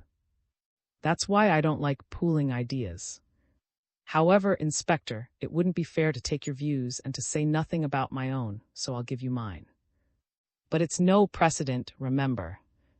Made a gesture of grudging agreement. Then here's what I make of things so far, Sir Clinton continued. First of all, one at least of the men mixed up in this affair was a better-class fellow. And he's, at any rate, did not come on Peter Hay unexpectedly. He was paying a friendly call, and Peter knew he was coming. How do you make that out? Demanded. Easy enough. Hasn't the body a jacket on? I knew that when the doctor told us he had to push up the sleeves to see the marks, and of course when we saw the body, there was the coat right enough. Now men of Peter Hay's class don't wear jackets as much as we do. They like to feel easy when they sit down, after work's done, take off their collars and ties, and so forth in the evening. The question was whether Peter Hay varied from type. Hence my talk with the constable, Inspector. I saw your disapproving eye on me all through it, but out of it I raked the plain fact that Peter Hay would never have had a jacket on unless he expected a visitor, and what's more, a visitor of a class higher than his own. See it now. There might be something in it, the inspector conceded reluctantly. Sir Clinton showed no particular sign of elation, but went on with his survey. The next point that struck me I called your attention to it was the nature of the marks, the sharp edge. There's no doubt in my mind that some strip of cloth was used in tying him up. Now one doesn't find strips of cloth on the spur of the moment. A handkerchief would answer the purpose, but here you had each leg tied to the chair and a fetter on the wrists as well. Unless there were 3 people in the attack, they'd only be able to rake up 2 handkerchiefs on the spur of the moment, since most people normally content themselves with a handkerchief apiece. Strips torn off might answer, but I can't quite see Peter Hay standing idly by while they tore up his sheets in order to tie him up later on. Besides, his bedclothes were intact, so far as I could see, and he doesn't use sheets. I see what you're driving at, Clinton interrupted. You want to make out that it was a premeditated affair. They brought the apparatus in their pockets ready for use, and didn't tie the old man up on the spur of the moment with the first thing that came handy. Things seem to point that way, don't they? Sir Clinton continued. Then there's the question of how it was done. I agree with you, Inspector, that it was a job for more than one man. Quite evidently they had force enough to pin Peter Hay almost instantaneously, so that he hadn't a chance of struggling, and it would take 2 men and fairly powerful fellows to do that successfully. Also, if there were 2 of them, one could hold him in talk, whilst the other sauntered round perhaps to look at the squirrel, and got into position to take him unawares from the rear. His face showed a certain satisfaction at finding the chief constable in agreement with him on his point. Now we'll assume that they had him overpowered. If it was a case of simple robbery, the easiest thing to do would be to tie his hands together and fetter his ankles, and then leave him on the floor while they looted the place. But they tied him in a chair, which isn't so easy to do, after all. They must have had some reason for that, or they wouldn't have gone to the extra trouble. Even if you tie a man's hands and feet, he can always roll over and over and make himself a nuisance, the inspector suggested. If you tie him in a chair, you have him fast. Quite true, Sir Clinton admitted. But would you go to the extra trouble yourself, Inspector, if the case happened to be as I've stated it? No, neither should I. It seems as if there might be a likelier solution. Ever visit a sick friend? Yes, said, obviously puzzled by the question. Did you ever notice, then, that it's easier to talk to him if he's sitting up in bed and not lying down? There's something in that, the inspector admitted. I've never paid any attention to it, but now you mention it, sir, I believe you're right. One gets more out of a talk with a man when he's not lying down in bed. I suppose one's unaccustomed to it. Or else that when he's sitting up you can follow the play of expression on his face, Sir Clinton supplied as an alternative. Evidently saw the drift of the chief constable's remark. So you think he was tied up that way, Clinton, because they wanted to talk to him, and they wanted to see his face clearly while they talked. Something of that sort might account for things. I don't press the point. Now we come to the next item, the smell of pear drops. But that's accounted for all right, surely. I found the bag of sweets on the dresser myself, protested. Peter Hay had been eating them. There's nothing in that, Clinton. Sir Clinton smiled a little sardonically. Not so fast, Squire. You found a bag of pear drops, I admit. But who told you that Peter Hay bought them and put them there? It stands to reason that he did, surely, protested. The constable told you he kept a bag of sweets in the house for children. Quite so. And there wasn't a second bag there, I'll admit. But let's confine ourselves to the pear drops for a moment. One can't deny that they've got a distinctive perfume. Can you think of anything else that smells like that? Inspector's face lighted up. That stuff they use for covering cuts new skin, isn't it? That stuff smells like pear drops. The look of comprehension faded slowly as he added. But I don't see how new skin comes into the affair, sir. No more do I, Inspector, Sir Clinton retorted blandly. I should think new skin had nothing whatever to do with it. Then what's the point? Demanded. It's plain enough if you'd keep your ears open. When I encouraged the constable to babble at large about Peter Hay, I was on the lookout for one thing. I found out that he didn't suffer from asthma. I don't see it yet, sir, the inspector admitted in perplexity. Had the information which lacked. Now I see what you're after, Clinton. You're thinking of amyl nitrite, the stuff asthmatics inhale when they get a bad turn. You wanted to know if Peter Hay ever used that as a drug. And of course, now I come to think of it, that stuff has the pear drop also. That's it, Squire. Amyl nitrite for asthma, the solvent that evaporates and leaves the collodion behind when you use new skin, and the perfume of pear drops, they're all derived from a stuff called amyl alcohol, and they all have much the same smell. Eliminate new skin, as it doesn't seem to fit into this case. That leaves you with the possibilities that the body smelt of pear drops or of amyl nitrite. Inspector was plainly out of his depth. I don't see that you're much further forward, sir. After all, there are the pear drops. What's the good of going further? If it's poison you're thinking, this amyl nitrite poisonous, and you think it might have been used in the pear drops so that their perfume would cover its smell.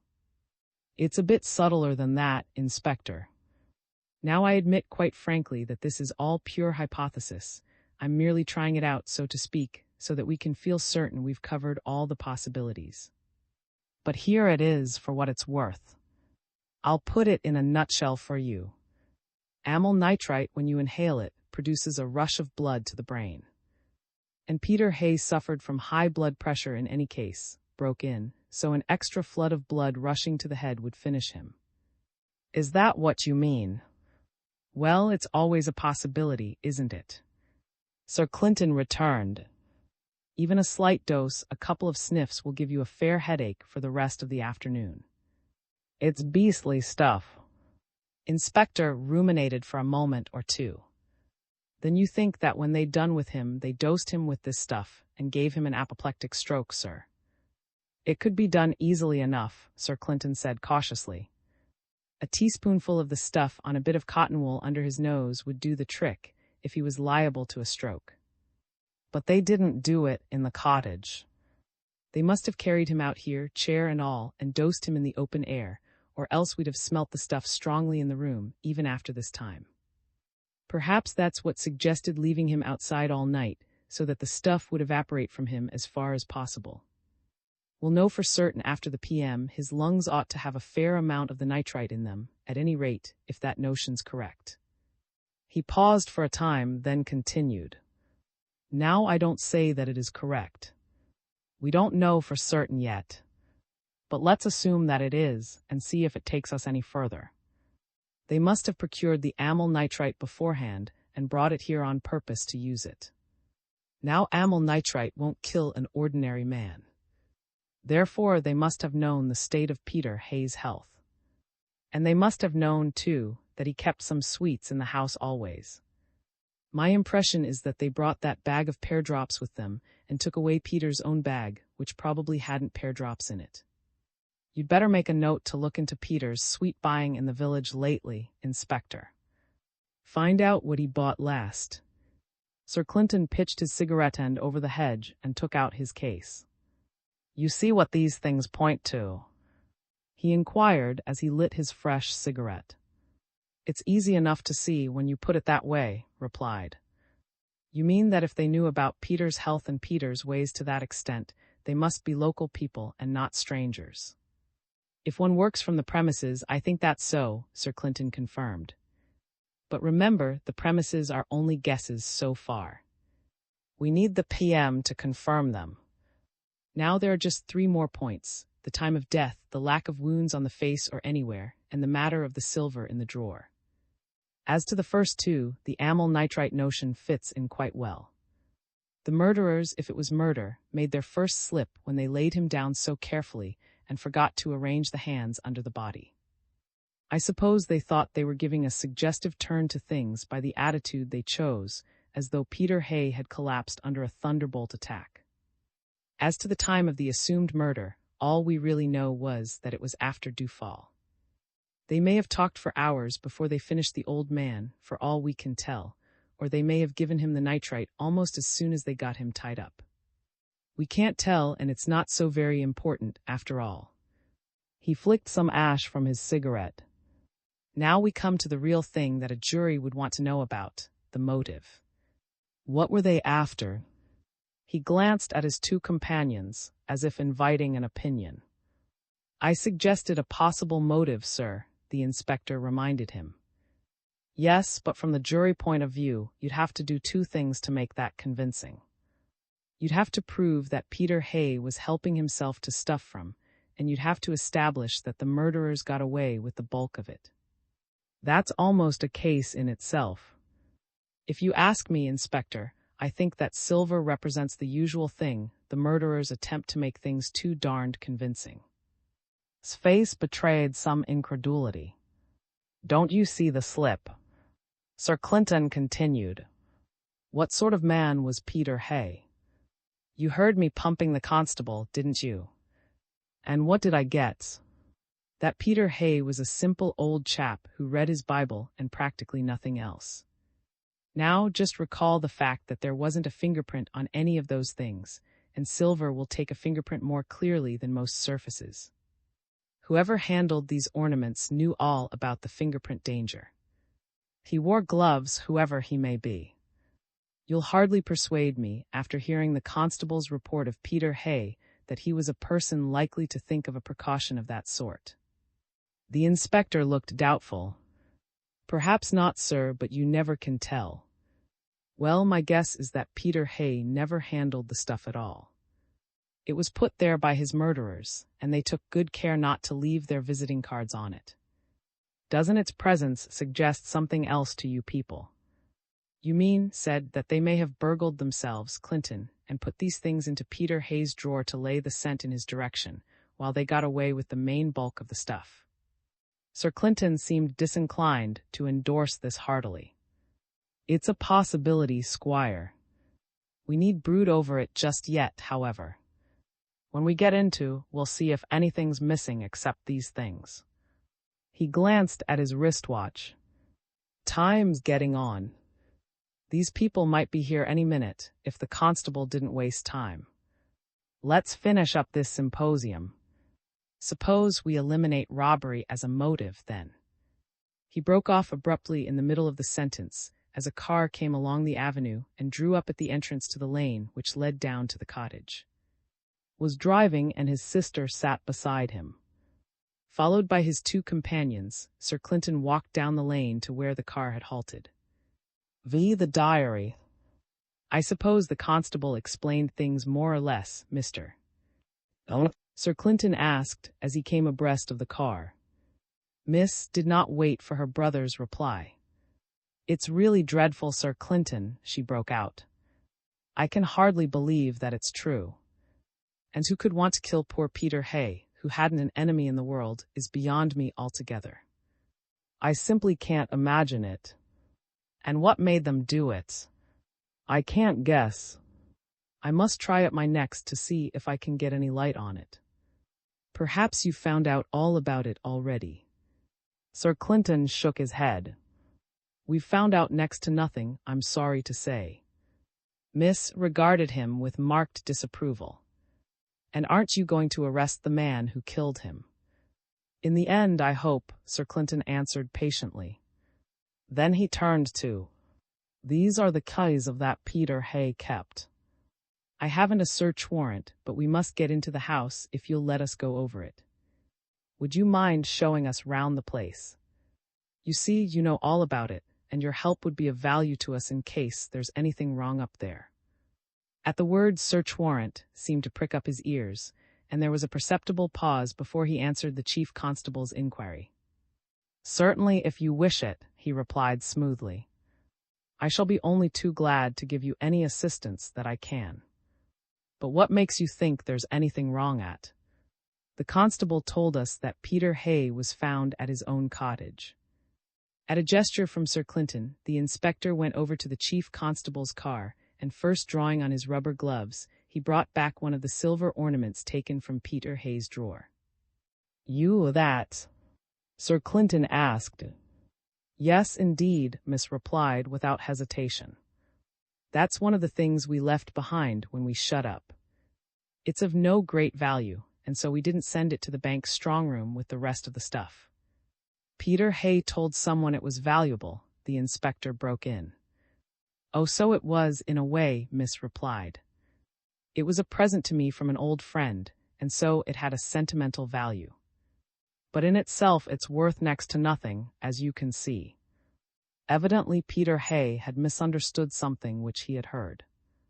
Rather disgusted by the news, carried the article back to the chief constable's car.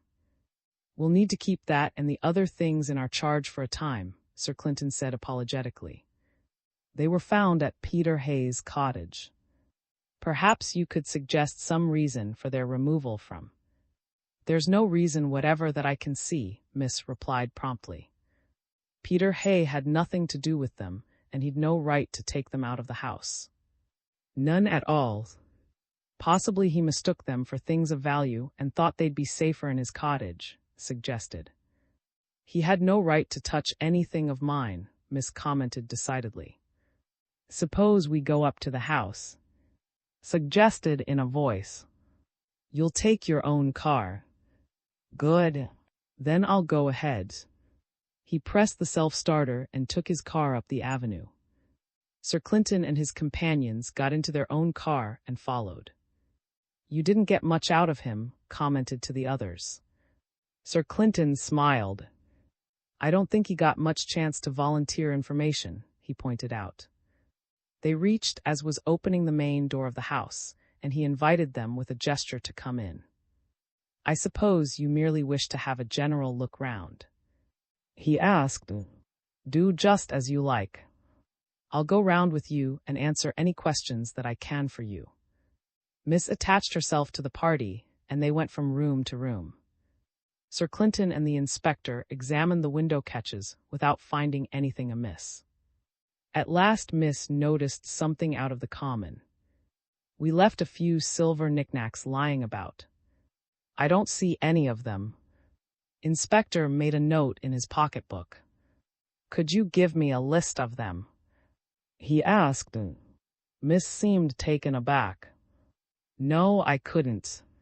How could you expect me to remember all the trifles we left about? I dare say I could remember some of them. There was a silver rose bowl, but it was very thin, and I'm sure it wasn't worth much. And a couple of little hollow statuettes and some other things. They weren't of any value." "What room is this?" Sir Clinton inquired, cutting her eloquence short as they paused before a fresh door. "The drawing room." She went in before the others and cast a glance round the room. "What's that?" she demanded, as though her companions were personally responsible for a sack which stood near one of the windows. Went swiftly across the room, opened the mouth of the sack and glanced inside. "It looks like the missing loot," he remarked. "I can see something like a rose bowl amongst it and the head of one of your statuettes. You might look for yourself, miss." He stood aside to let her inspect the contents of the sack. "Yes, these are some of the things," she confirmed at once. Sir Clinton and in turn examined the find. The chief constable tested the weight of the sack and its contents. "Not much of a haul," he said, letting it settle to the floor again. "Taking pure silver at 8 shillings an ounce, and allowing for alloy, there's less than £20 worth there, much less. I suppose this means that the thieves must have been disturbed and left their swag behind them," suggested. Sir Clinton seemed intent on an examination of the window fastenings, but Inspector curtly agreed with his hypothesis. "It looks like it." The chief constable led the way to a fresh room. "What's this?" he asked. Miss seemed suddenly to take a keener interest in the search. "This is my nephew's room. I do hope they haven't disturbed anything in it. I've been so careful to keep it exactly as it used to be. And it would be such a pity if it were disturbed just at the very moment when he's come back. Sir Clinton's eye caught an expression of vexation on his face as his sister spoke of her nephew. "He's been away, then?" he asked. It required very little to start Miss on the subject, and in a few minutes of eager explanation she had laid before them the whole matter of her missing relation. As her narrative proceeded, Sir Clinton could see the expression of annoyance deepening on her brother's features. "And so you understand, Sir Clinton, I kept everything in his room just as it used to be, so that when he comes back again he'll find nothing strange.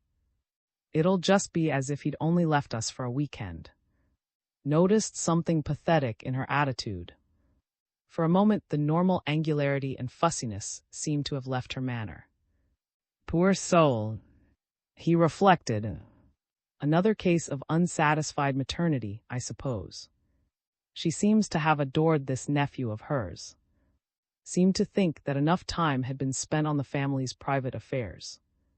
Is there anything more that you'd care to see?" he asked Sir Clinton in an indifferent tone. The chief constable seemed to have been interested in Miss Tale. "Just a moment," he said half apologetically to. "I'd like to be sure about 1 or 2 points." He crossed the room and examined the window catches with some care.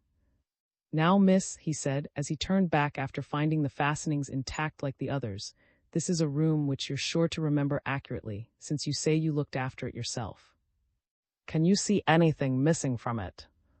Miss gazed from point to point, checking the various objects from her mental inventory. "Yes," she said suddenly, "there's a small silver inkstand missing from his desk." "I saw an inkstand in the sack," confirmed. Sir Clinton nodded approvingly. "Anything else, miss?" For a time her eyes ranged over the room without detecting the absence of anything. Then she gave a cry in which surprise and disappointment seemed to be mingled. Her finger pointed to a bookshelf on which a number of books were neatly arranged. "Why," she said, "there's surely something missing from that. It doesn't look quite as full as I remember it." She hurried across the room, knelt down, and scanned the shelves closely. When she spoke again, it was evident that she was cut to the heart. "Yes, it's gone. Oh, I'd have given almost anything rather than have this happen. Do you know what it is? It's his diary, all the volumes. You know how carefully he kept it all the time he was here. And now it's lost. And he'll be back here in a few days, and I'm sure he'll want it." Still kneeling before she turned round to the chief constable. "Sir Clinton, you must get that back for me. I don't care what else they've taken." The chief constable refrained from making any promise. He glanced at and was puzzled by what he read on his features. Commiseration for his sister seemed to be mingled with some other emotion which baffled Sir Clinton. Acute vexation, repressed only with difficulty, seemed to have its part, but there was something also which suggested more than a little trepidation.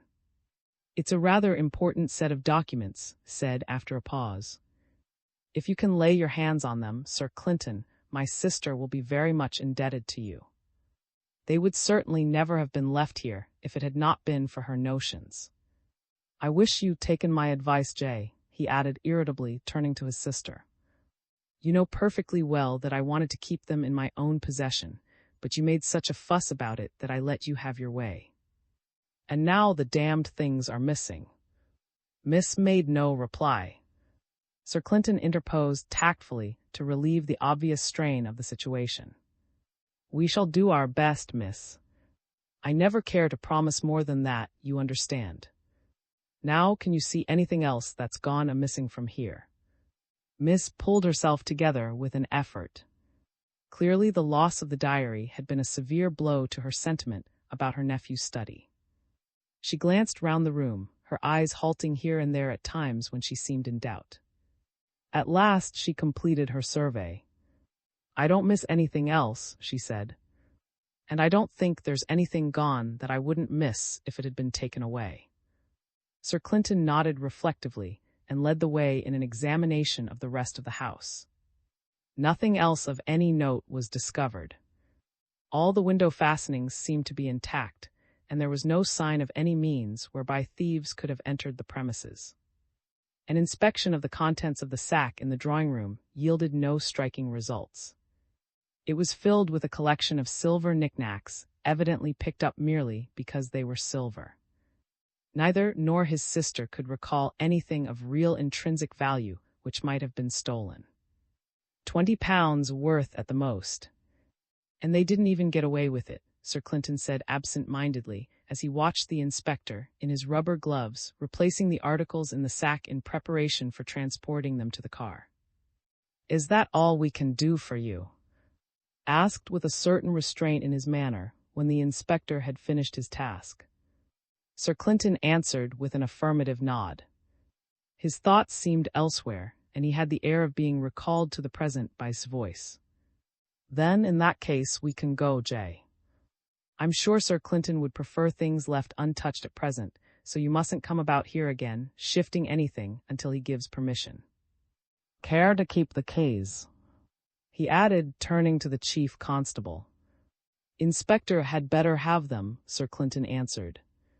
Handed over the bunch of keys, made a faint gesture of farewell, and followed his sister to the car.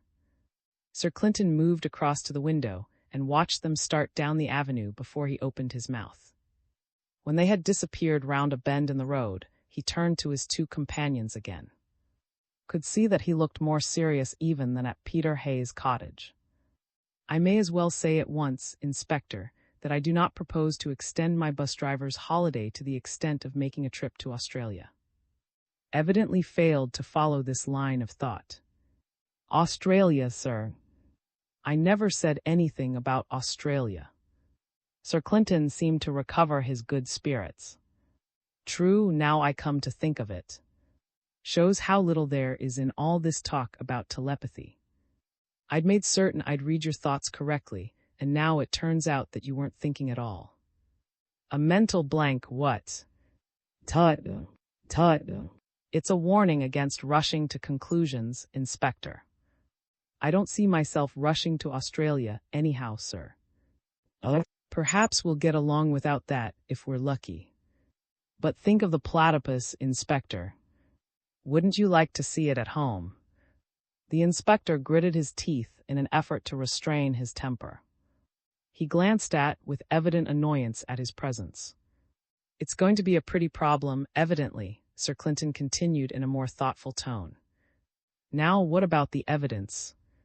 We'd better pool it while it's fresh in our minds. Civilians first. What did you see in it all, Squire?" Decided to be concise. "No signs of entry into the house. Bag of silver odds and ends in drawing room, as if ready for removal. Set of volumes of diary removed from nephew's study. Strange story of missing nephew turning up. That's all I can think of just now." "Masterly survey, Squire," said Sir Clinton cordially. "Except that you've left out most of the points of importance." He nodded to. "See anything else, Inspector? The credit of the force is at stake, remember." "Mr. didn't seem overmuch cut up by Peter Hayes' death, sir." "There's something in that. Either he's a reserved person by nature, or else he'd something of more importance to himself on his mind, if one can judge from what we saw." "Anything more?" "Mr. and Miss seemed a bit at cross purposes over this nephew. That was more than obvious, I admit. Anything else? Whoever packed up that silver must have come in with a key. I think that goes down to Mr. Score, Inspector. It follows directly from the fact that the house wasn't broken into in any way. The silver here and the silver at Peter Hayes link up the two affairs." "Probably correct. Anything further?" "No more evidence, sir." Sir Clinton reflected for a moment. "I'll give you something. I was watching Mr. S face when the loss of the diary was discovered. He was more than usually annoyed when that turned up. You weren't looking at him just then, so I mention it." "Thanks," responded, with some interest showing in his voice. That missing diary would be a useful weapon, Sir Clinton continued. You could check statements by it, or you could produce false statements from it if you were a swindling claimant. That's self-evident, interjected. So it is, Sir Clinton admitted blandly. I suppose that's why you didn't mention it yourself, Squire. To continue, there's one point which strikes me as interesting. Supposing that Miss hadn't come up here today, do you think we'd have discovered that the diary was missing at all? No, unless Mr. had noticed the loss. Naturally. Now I'll give you a plain hint. What is there behind Mr.'s evident annoyance? That seems to me a fruitful line for speculation, if you're thinking of thinking, as it were. Reflected for a moment. You mean that the diary would be invaluable to a claimant, and hence may have been angry at its loss. Or else you mean that was mad because the loss had been discovered. Is that what you're after, Clinton? Sir Clinton's gesture and reply seemed to deprecate any haste. I'm not after anything in particular, Squire, he assured. I simply don't see my way through the business yet. I merely recommend the subject for you to browse over. As they say about Shakespeare, new perspectives open up before one's eyes every time one examines the subject afresh. And by the way, are said to be sustaining during a long spell of intense cogitation. I think we'll call at the druggist on the way home and buy up his stock. There's more in this affair than meets the eye. The inspector picked up the sack. Then, apparently struck by an afterthought, he laid it on the floor again and took out his notebook. Would you mind giving me any orders you want carried out immediately, sir? He asked. Anything in the way of information you need from the village. Sir Clinton looked at him in mock surprise and answered with a parody of the needy. Orders? God bless you. I have none to give, sir. This is your case, Inspector, not mine. Succeeded in finding a form of words to turn the flank of his superior's line. Well, sir, suppose you were in my place, what would you think it useful to find out? A deuce of a lot of things, Inspector. Who killed Peter Hay, for one? Who stole the diary, for another? When I'm likely to get any lunch, for a third? And so on. There's heaps more of them, if you'll think them up. But if I were in your shoes, I'd make a beginning by interviewing Young, who found the body. Then I'd investigate the sweet shop and find out who bought pear drops there lately. I'd make sure there are no fingerprints on any of the silver. I'd get the PM done as quickly as possible, since amyl nitrite is volatile and might disappear if the body's left too long. And I think I'd make some very cautious inquiries about this long-lost nephew, if he's anywhere in the vicinity. And of course, I'd try to find out all I could about Peter Hay's last movements yesterday, so far as one can discover them from witnesses. Inspector had been jotting the chief constable's advice down in shorthand, and when Sir Clinton finished speaking, he shut his notebook and put it back in his pocket. Peter Hay puzzles me, said thoughtfully as they made their way to the car. Perhaps Peter Hay knew too much for his own safety, Sir Clinton answered, as he closed the door behind them. A fresh line of thought occurred too. This missing nephew came from Australia, Clinton. I'm playing golf tomorrow morning with that Australian man who's staying at the hotel. He isn't the missing heir by any chance, is he? I shouldn't think so from Miss Story. This claimant was pretty badly disfigured, whereas rather a nice-looking chap. Also, she's sure to have come across in the hotel. He's been here for a week at least, but the claimant man only presented himself to her last night, if you remember. V.I. The beach tragedy. Wakened abruptly by the trilling of a bell beside his bed, Sir Clinton bitterly regretted the striving of the Sands Hotel towards up to, as represented by a room telephone system. He leaned over and picked up the receiver. Sir Clinton speaking. I'm sir, came the reply. Can I see you? It's important, sir, and I can't very well talk about it over the phone. Sir Clinton's face betrayed a natural annoyance. This is an ungodly hour to be ringing anyone up in his bed, Inspector. It's barely dawn. However, since you're here, you may as well come up. My room's no. 89. He laid down the receiver, got out of bed, and put on his dressing gown. As he moved across the room and mechanically began to brush his hair, a glance through the window showed him that the rain of the previous night had blown over and the sky was blue.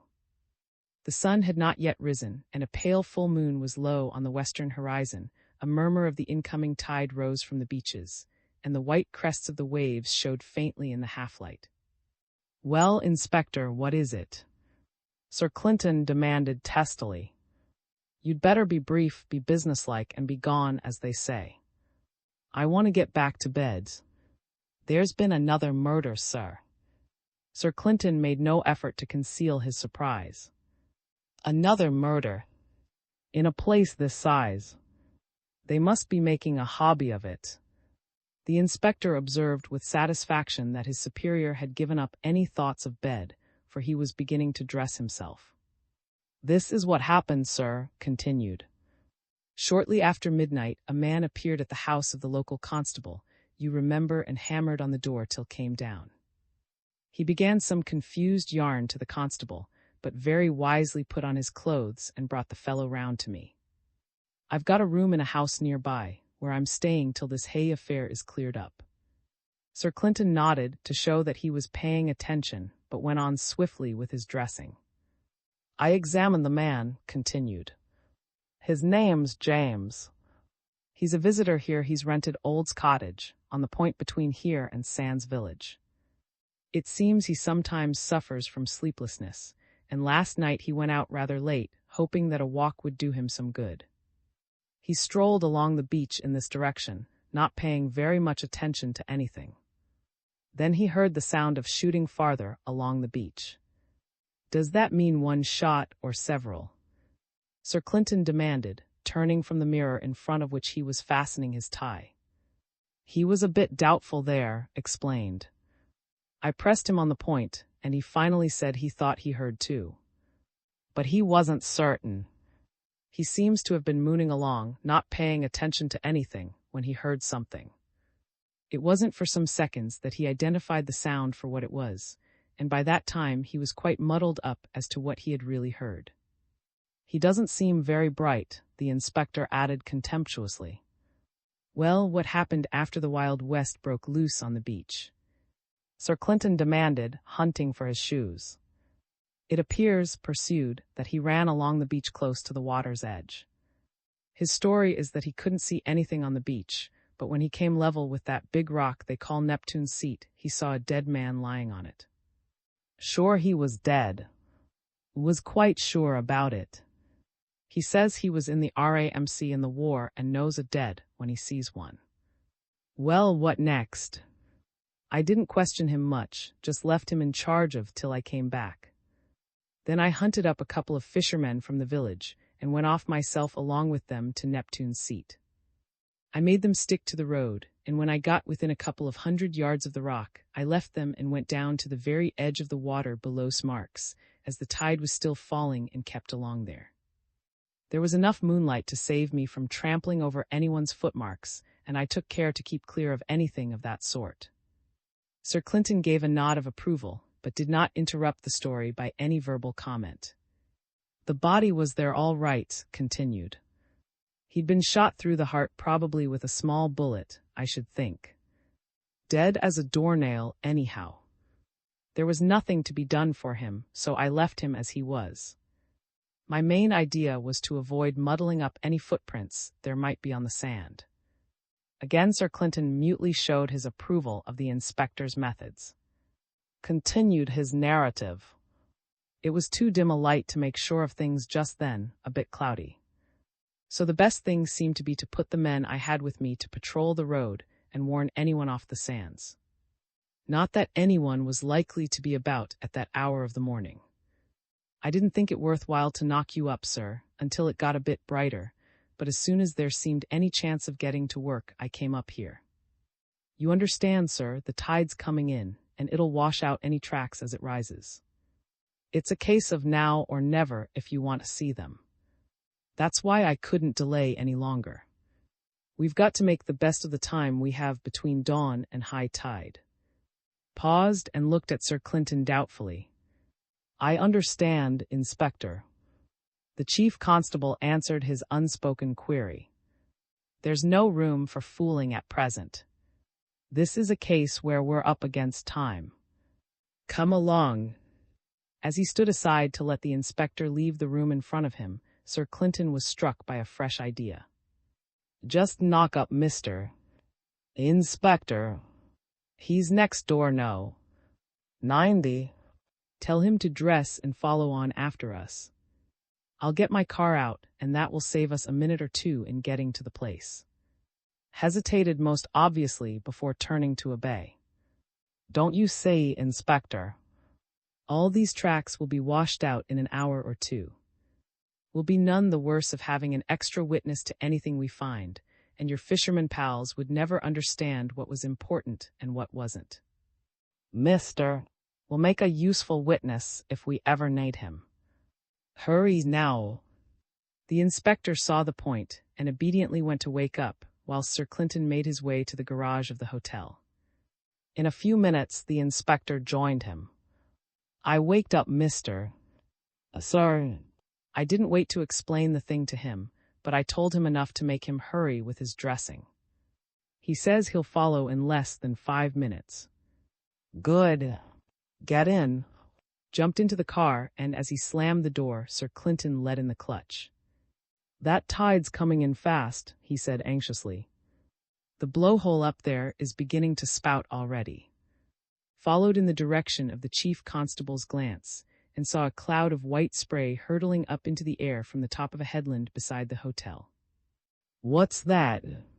He asked as the menacing fountain choked and fell.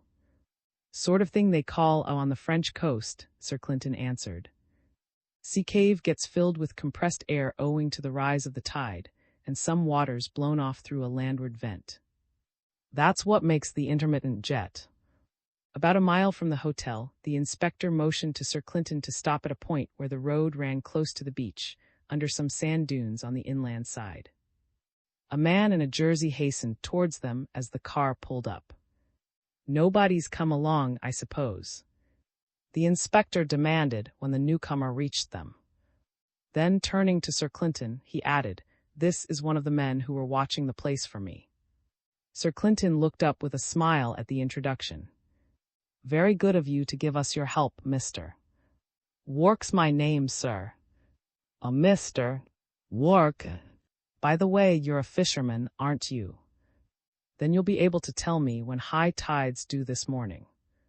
About 7:30 by God's time, sir. Sir Clinton was puzzled for a moment, then he repressed a smile slightly different from his earlier one. 8:30 by summer time, then.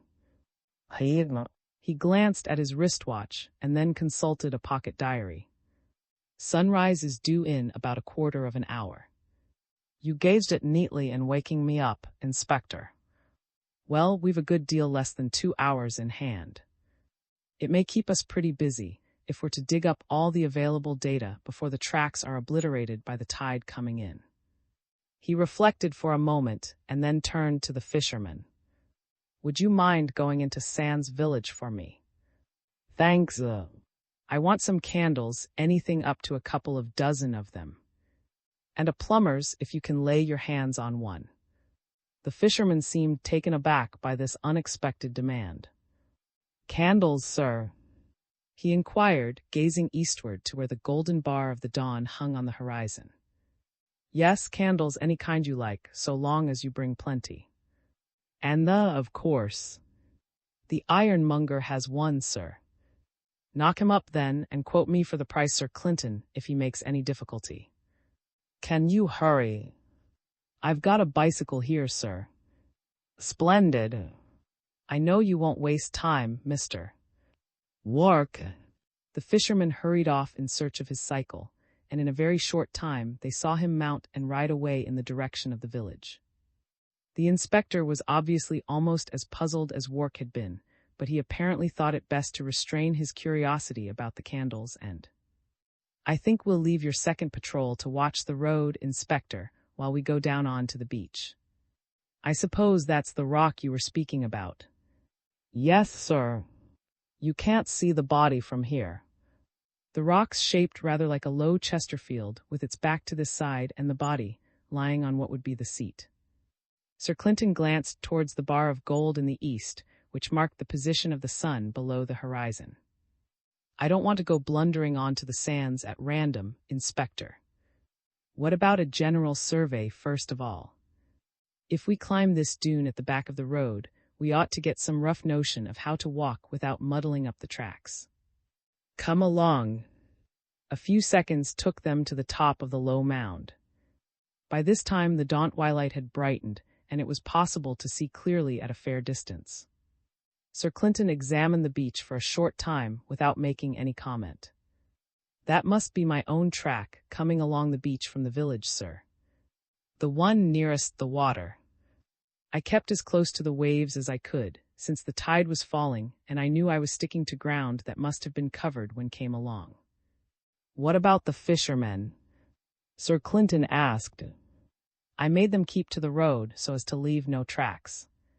Sir Clinton approved with a gesture and continued his inspection of the stretch of sand below. He said at last, If clues are what you want, Inspector, there seem to be plenty of them about. I can make out 4 separate sets of footprints down there, excluding yours, and quite possibly there may be others that we can't see from here. It's lucky they aren't all muddled up together. There's just enough crossing to give us some notion of the order in which they were made in 3 cases at least. You'd better make a sketch of them from here, now that there's light enough to see clearly. A rough diagram's all you'll have time for. The inspector nodded in compliance and set about his task. Sir Clinton's eye turned to the road leading from the hotel. Here's Mr. Coming, he announced. We'll wait till he arrives, since you're busy, Inspector. In a few moments clambered up the dune. Did you turn back to the hotel for anything? He inquired as he came up to them. No, Squire. Why? I noticed a second track of motor wheels on the road at one point as I came along. It faded out as I got nearer here, so I thought you might have gone back for something or other. That would have made 3 tracks and not 2, one out, one back, and a final one out again. So it would, admitted, evidently vexed at having made a mistake. We'll have a look at that track later on, Sir Clinton promised. I took care not to put my own tracks on top of it as we came along. Oh, you saw it, did you? Said disappointedly. Confound you, Clinton, you seem to notice everything. Easy enough to see the track of new non-skids on a wet road, especially as I didn't see my own track while I was making it. We'll have no trouble in disentangling them, even if they do cross here and there, for my tires are plain ones and a bit worn at that. I think I ought to mention that our patrols report no traffic on the road since they came onto it, and as I remember that there was no rain in the early evening, that gives us some chance of guessing the time when that car made its tracks in the mud. The rain came down about 11:30, the inspector volunteered as he finished his sketch. I heard it dashing on my window just after I'd gone to bed, and I went upstairs about 11:20. Sir Clinton held out his hand for the inspector's notebook, compared the diagram with the view before him, and passed the book to, who also made a comparison. Better initial it, Squire, the chief constable suggested. We may need you to swear to its accuracy later on, since we'll have no visible evidence left after this tide's come in. Obeyed and then returned the notebook to the inspector as they began to descend from the dune towards the road. Halfway down, Sir Clinton halted. There's another set of tracks which we couldn't see from the place we were, he said, pointing. Behind that, running down towards the rock. There was in the line of sight up above, but we've moved to the left a bit, and you can just see 1 or 2 footprints. Over yonder, Inspector. You'd better fill them in when we get to the road and have a clear sight of them. The inspector completed his diagram and handed it to his companions in turn for verification. We may as well start with this track, Sir Clinton suggested. It's a fairly short one and seems isolated from all the others by the... He stepped down onto the sand, taking care to keep well away from the footmarks, and his companions followed his track. They walked on a line parallel to the footprints, which ran close under the... At first the marks were hardly defined, but suddenly they grew sharp. "This is where he hit the sand wetted by the tide, obviously," said. "But the trail looks a bit curious, not quite like a normal man's walk." "Suppose he'd been crouching under thee as he went along," Sir Clinton suggested. "Wouldn't that account for it? Look." He moved on to a piece of untouched sand, bent almost double, and began to move cautiously along. And the inspector had to admit that his tracks were very like those of the trail beside the. Somebody spying on the people on the rock.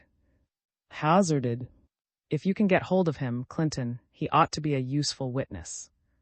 The inspector stooped over the footprints and scanned them closely. "It's a clear impression. A man's shoe with a pointed toe, it seems to be," he announced. "Of course, if he was creeping along behind we can't get his ordinary length of step, so we haven't any notion of his height." Sir Clinton had moved on to the end of the trail. "He evidently crouched down here for quite a while," he pointed out. "See the depth of these impressions, and the number of times he must have shifted the position of his feet to ease his muscles." Then he turned back again and went back to the road, still crouching. He swung slowly round, looking about him. The beach was empty. Farther along it, towards the hotel, a group of bathing boxes had been erected for the use of hotel visitors.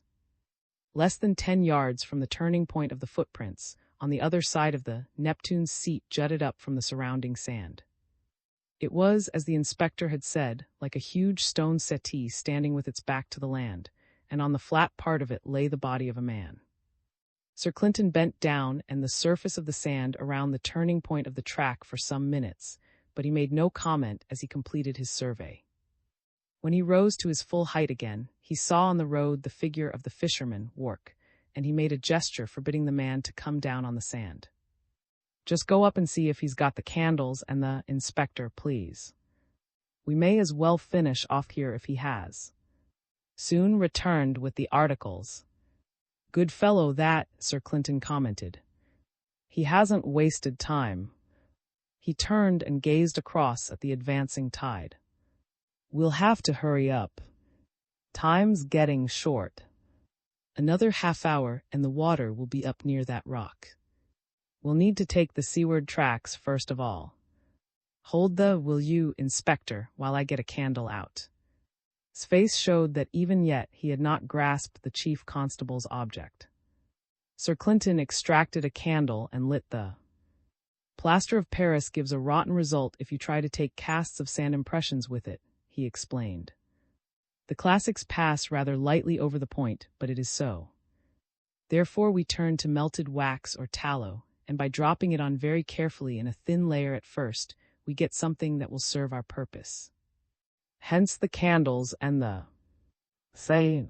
He suited the action to the word, making casts of the right and left footprints in the sand from the sharpest impressions he could pick out. "Now we'll take Mr. Strack next," he said, as he removed the 2 blocks of wax from their beds.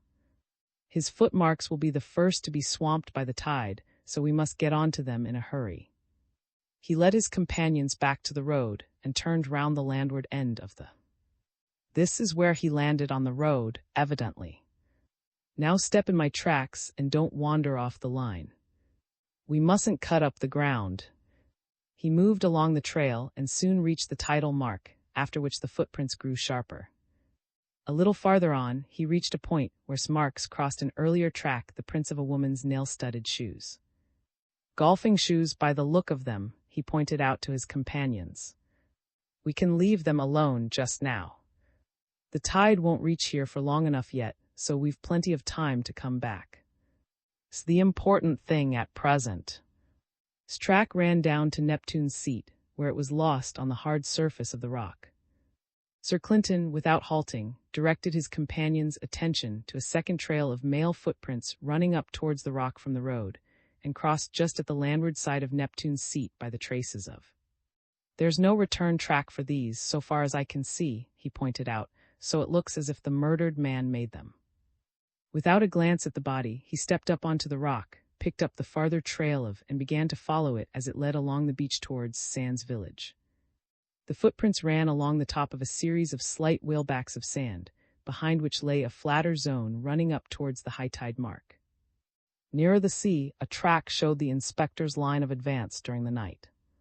After following the trail for nearly a quarter of a mile, Sir Clinton pointed to a change in its character. This is where he began to run. See how the pace shortens beyond this. Rather to the surprise of his companions, he continued to follow the trail. Is it really necessary to go as far as this? Demanded after a time. You've come the best part of 3/4 of a mile from the rock. What are you trying to do?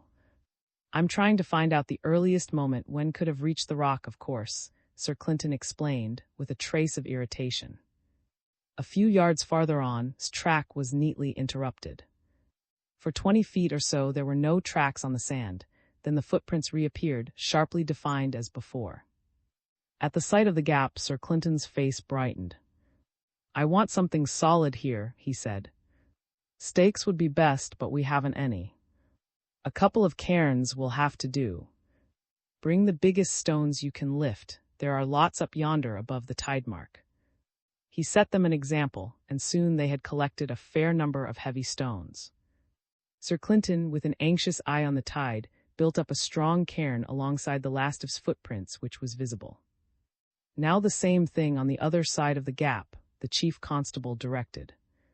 Suppressed his curiosity until the work in hand was over, but as soon as the second cairn had been erected at the point where his footprints reappeared on the sand, he demanded an explanation.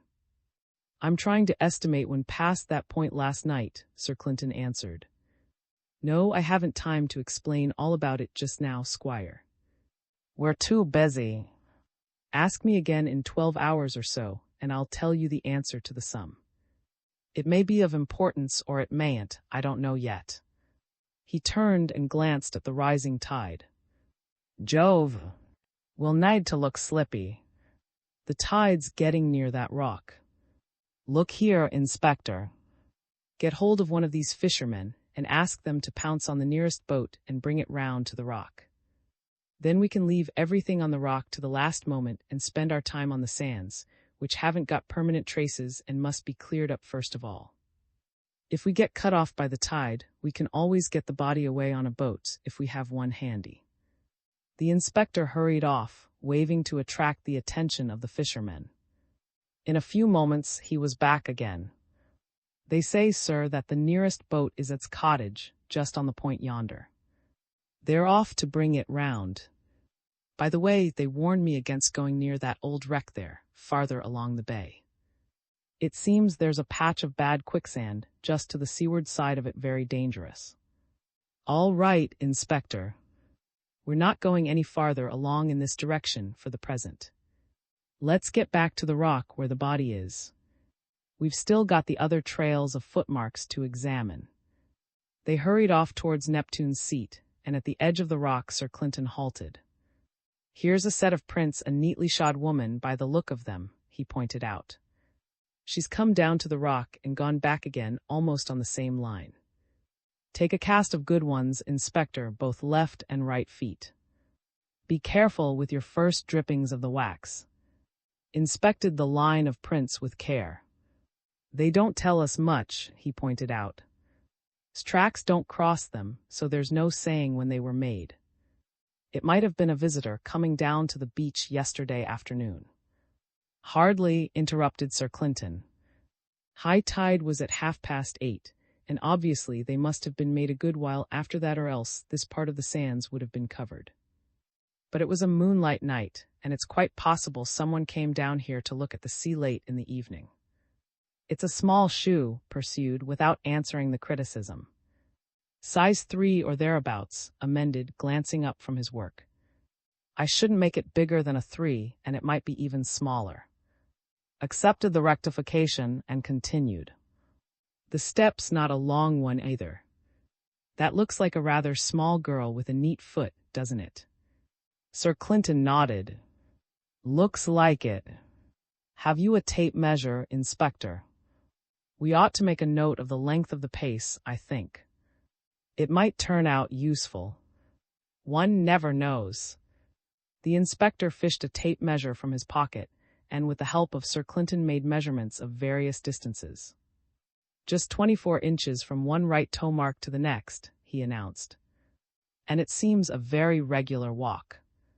Now if you're ready, Inspector, we'll go on to the next trail. It's the single one, so it's probably the murdered man." They moved round the rock a little. The inspector's face lighted up at the sight of the footprints. "Rubber soles, sir, and a fairly well-marked set of screws to check anything with. If they do belong to the murdered man, we'll have no trouble in identifying them." Sir Clinton agreed. "Don't bother taking casts of them yet. We may not need them. Let's go on to the next tracks." They had to cut across trail and walk to the far end of the rock before they reached their objective. "This is the other end of the track we noticed before," pointed out. "It's the woman in golfing shoes who came down from the road near the—" The inspector fell to work on his casting, while Sir Clinton took another series of measurements of the length of pace shown by the footprints. 26.5 inches, he reported after several trials of comparison. "Now, once the inspector's finished with his impression-taking, we can have a look at the body. We've just done the business in time, for the tide's almost washing the base of the rock now. VII. The letter." Followed by and the inspector, Sir Clinton mounted the platform of Neptune's seat, which formed an outcrop some 20 yards long and 10 in breadth, with the landward part rising sharply so as to form a low natural wall. The body of the murdered man lay on the tiny plateau at the end nearest the. It rested on its back, with the left arm slightly doubled up under the corpse. Blood had been welling from a wound in the breast. "Anybody claim him?" inquired Sir Clinton. "He isn't one of the hotel guests, at any rate." Shook his head. "I don't him." Sir Clinton lifted the head and examined it. Contused wound on the back of the skull. Probably got it by falling against the rock as he came down. He turned to the feet of the body. "The boots have rubber soles with a pattern corresponding to the tracks up yonder." "That's all right," he continued. "His clothes seem just a shade on the flashy side of good taste, to my mind. Age appears to be somewhere in the early 30s. He bent down and inspected the wound in the breast. "From the look of this hole, I guess you're right, Inspector. It seems to have been a small bullet, possibly from an automatic pistol. You'd better make a rough sketch of the position before we shift him. There's no time to get a camera up here before the tide swamps us. Cut 1 or 2 scratches on the rock as reference points, and then, after taking a few measurements, he made a rough diagram of the body's position and attitude." "Finished?" Sir Clinton asked, and on getting an assurance from the inspector, he knelt down beside the dead man and unfastened the front of the raincoat which clothed the corpse. "That's interesting," he said, passing his hand over a part of the jacket underneath. "He's been soaked to the skin by the feel of the cloth. Did that rain come down suddenly last night, Inspector?" "It sounded like a thunder shower, sir. Dry 1 minute and pouring cats and dogs the next, I remember." "That might account for it then. We proceed. I can see only 1 wound on him, so far as the front's concerned. No indication of robbery, since his raincoat was buttoned up and the jacket also. Help me to lift him up, Inspector, so that we can get his arm free without scraping it about too much. If he wore a wristwatch, it may have stopped conveniently when he fell, for he seems to have come rather a perler when he dropped." Raised the left side of the body slightly, and Sir Clinton levered the twisted arm gently into a more normal position. "You're right, sir," the inspector exclaimed, pointing to the strap on the dead man's wrist. He bent forward as though to turn the hand of the body, but the chief constable stopped him with an imperative gesture. "Gently, Inspector, gently. We may need to be cautious." Very carefully heed the dead man's wrist until they could see the face of the watch. "It stopped at 11:19, pointed out. "That gives us the moment when he fell then. It doesn't seem of much use to us yet, though." Detected a flaw in the inspector's assumption. Some people forget to wind up their watches now and again. Perhaps he did the night before last, and it might have stopped of its own accord at 11:19 before he was shot at all. Dear me, Squire. This is a breakaway from the classics with a vengeance. I thought it was always taken for granted that a watch stopped conveniently at the very moment of the murder. But perhaps you're right. We can always test it. How demanded. By winding it up now, counting the clicks of the as we do it, then let it run fully down and wind up again, also counting the clicks. If the two figures tally, then it's run down naturally. If they don't, it's been forcibly stopped. But I doubt if we'll need to bother about that. There must be some better evidence than that somewhere, if we can only lay hands on it. His eyes had been ranging over the surface of the rock, and, as Sir Clinton finished his exposition, drew his attention to a shiny object lying at the other end of Neptune's seat. Just have a look at it, Squire, will you? I'm busy here just now. Now, Inspector, it seems to me as if some of this watch glass is missing. There doesn't seem enough to cover the dial. Let's have a look under the body and see if the rest's there. Raise the dead man sufficiently to enable Sir Clinton to examine the spot where the watch had struck the rock. Yes, here's the rest of the glass, the chief constable reported. And there's a faint scrape on the rock's surface to show that he must have come down with a bit of a thud. Thanks, Inspector, you can let him down again. When had let the body drop back into its original position, Sir Clinton knelt down and unstrapped the wristwatch, after which he wrapped it carefully in his handkerchief. The fragments of glass he handed to the inspector, who stowed them away in an envelope. Meanwhile had made a discovery. Come here, Clinton. That yellow thing was the brass case of a discharged cartridge. Sir Clinton stepped across the rock and picked up the tiny object, marking its position as he did so by scoring a cross on the stone with his penknife. It's a .38 apparently, he commented after a glance at it. You'd better keep it, Inspector. Hello. Here's the boat coming in.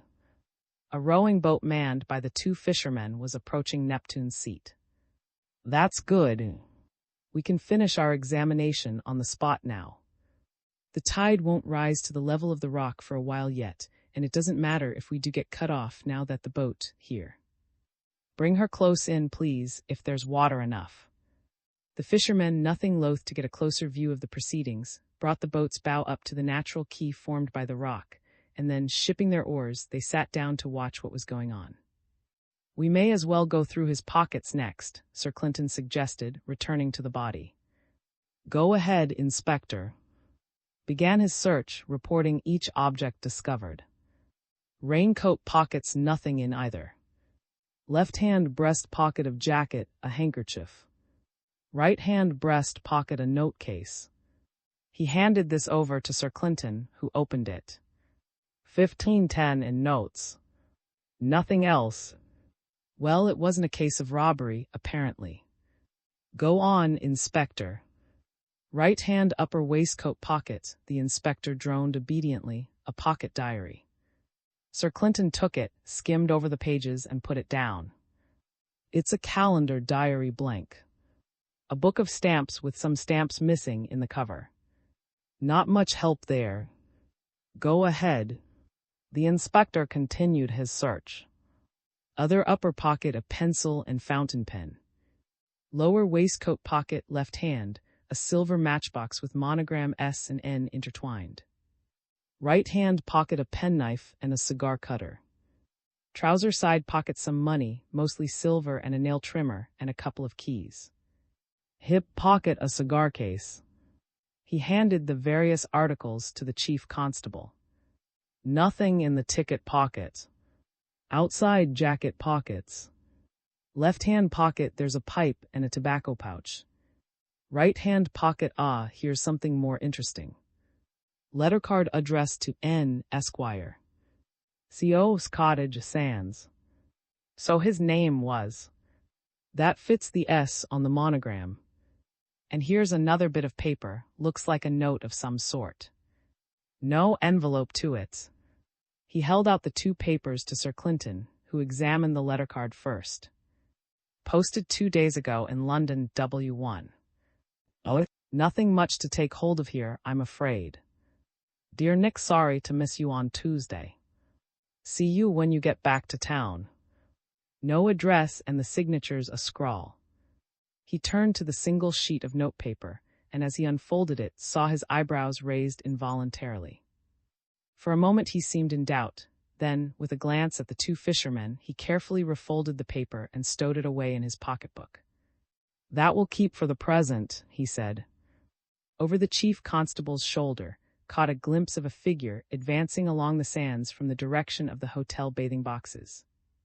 A towel over its shoulder showed the reason for the appearance of the stranger on the beach before breakfast. As it approached the gate, "Here's that Australian who's staying at the Hotel Clinton. He's come down for a bathe, evidently. You'd better do the talking for us." Had evidently them, for he hastened his steps and soon reached the. "I shouldn't come any farther, mister," Sir Clinton said politely. "There are some tracks there which we may want to look at if we have time, and I'd rather not have them mixed up with yours if you don't mind." Halted obediently, but looked inquisitively at the group on the rock. "Is that where the murder happened?" he inquired. "How do you know about it?" Sir Clinton replied, giving question for question. "Oh, the news came up to the hotel with the milk, I expect," the Australian answered. "I heard it from a waiter as I came through on my way to bathe. The whole staff's buzzing with it." "I say, who is it?" "Couldn't say yet," Sir Clinton returned with an air of. Then he added, "I'm sorry we haven't time to talk it over just now, mister. This tide will be all round us in a minute, if we don't get a move on." He turned to the fishermen. "We'll shift the body into your boat now, and then you can row slowly along towards the village. Don't hurry and don't go ashore till you see Inspector there. He'll take the body off your hands. You understand?" "Thanks." The boat was brought close alongside the natural quay, and the body of put aboard without mishap. At a sign from Sir Clinton, the boat put out into the bay. Seemed a little at a loss over the procedure, but he made no audible protest. Remained on the other side of the, obviously taking the keenest interest in the whole affair. Sir Clinton gave a last glance round the rock plateau, then, followed by his companions, he retreated to the upper sands. Thus left alone, hovered uncertainly for a moment or two, and finally sat down on the, looking idly at the sand around his feet.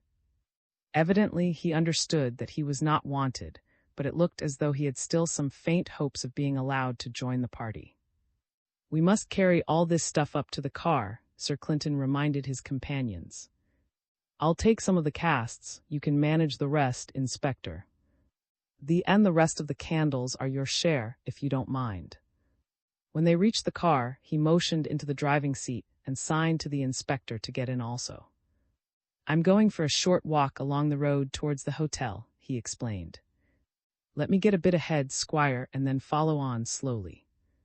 I'm going to have a look at that extra wheel track at close quarters. It won't take more than a moment or two." He moved along the road to a point just before the, and halted there for a few moments, examining the faint track left by the turning of a car. Then he continued his walk towards the hotel, scrutinizing the ground as he went. At the end of a few hundred yards he halted, and when brought up his car, Sir Clinton got into it, taking the seat in front. "There are really two tracks there," he explained as he closed the door. "Down by the beach, both of them are very faint, and I noticed rain marks on top of them. Then just a few dozen yards back from here, one of the tracks is strongly marked, while the second track remains faint. It's so lightly marked that I expect you missed it this morning, Squire. Now what do you make of that?" Considered for a few moments. "Somebody came down the road in a car before the rain and made the light track," he suggested.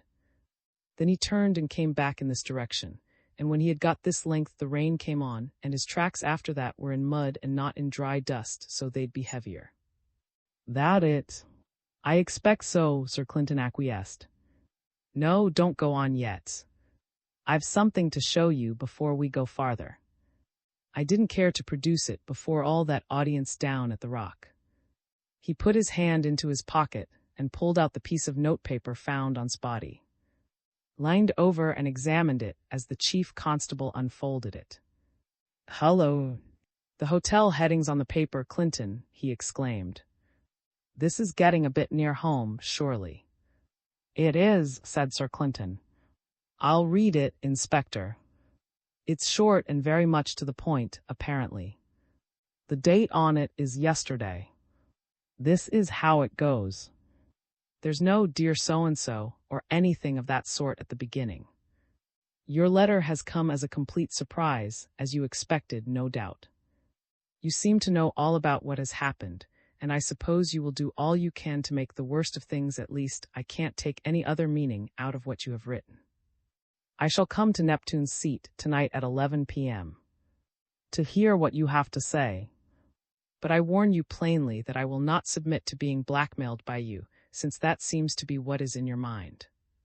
"And the signature," Sir Clinton concluded, "is Cressida." The inspector leaned forward and took the letter. "Now we've got something to go on," he exclaimed jubilantly. "That name, coupled with the hotel notepaper, ought to let us lay our hands on her within half an hour, if we've any luck at all." Had been thunderstruck by the revelation of the signature. His mind involuntarily called up a picture of Cressida as he had seen her less than 24 hours earlier, frank and carefree, and so evidently happy with her husband. A girl like that could hardly be mixed up with a brutal murder, it seemed too incongruous. Then across his memory flitted a recollection of Sir Clinton's description of the poker sharp and the implied warning against trusting too much to appearances, but he resolutely put them aside. A glance at's face tended to increase his bias, for it displayed a hardly restrained exultation. Quite evidently, the inspector supposed that his case was now well on the road to a satisfactory solution. "Damned manhunter," commented inwardly, quite forgetting that a few minutes earlier he himself had been every bit as eager as the inspector. "I don't want to see her fall into that brute's hands." His imagination called up a picture of Cressida, with that fascinating touch of shyness changed to dismay, faced by the harsh interrogations of and determined to force from her some damning statement. The inspector would see no reason for kindly treatment in the case of a woman whom he seemed to have condemned already in his mind. Turned to Sir Clinton in the hope of seeing some signs of other feelings there. But the chief constable's face betrayed nothing whatever about his thoughts, and remembered that Sir Clinton had known the contents of the letter before he left the beach. It had not affected him when he read it then, recalled, for there had been no change in his manner. Suddenly the squire felt isolated from his companions. They were merely a couple of officials carrying out a piece of work, regardless of what the end of it might be, whereas he himself had still his natural human sympathies to sway him in his judgments and tip the scale in a case of doubt. Almost with surprise, he found himself disliking intensely a great, coarse creature who cared nothing for the disaster which he was about to unchain within an hour. Awoke from his thoughts to find Sir Clinton looking at him with an expressionless face. "Care to step off here, squire? Your face gives you away. You don't like the way things are trending. Better leave us to finish the job alone."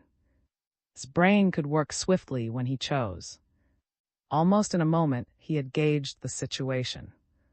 If he dropped out, then the two officials would go forward together, and there would be no human feelings among the hunters.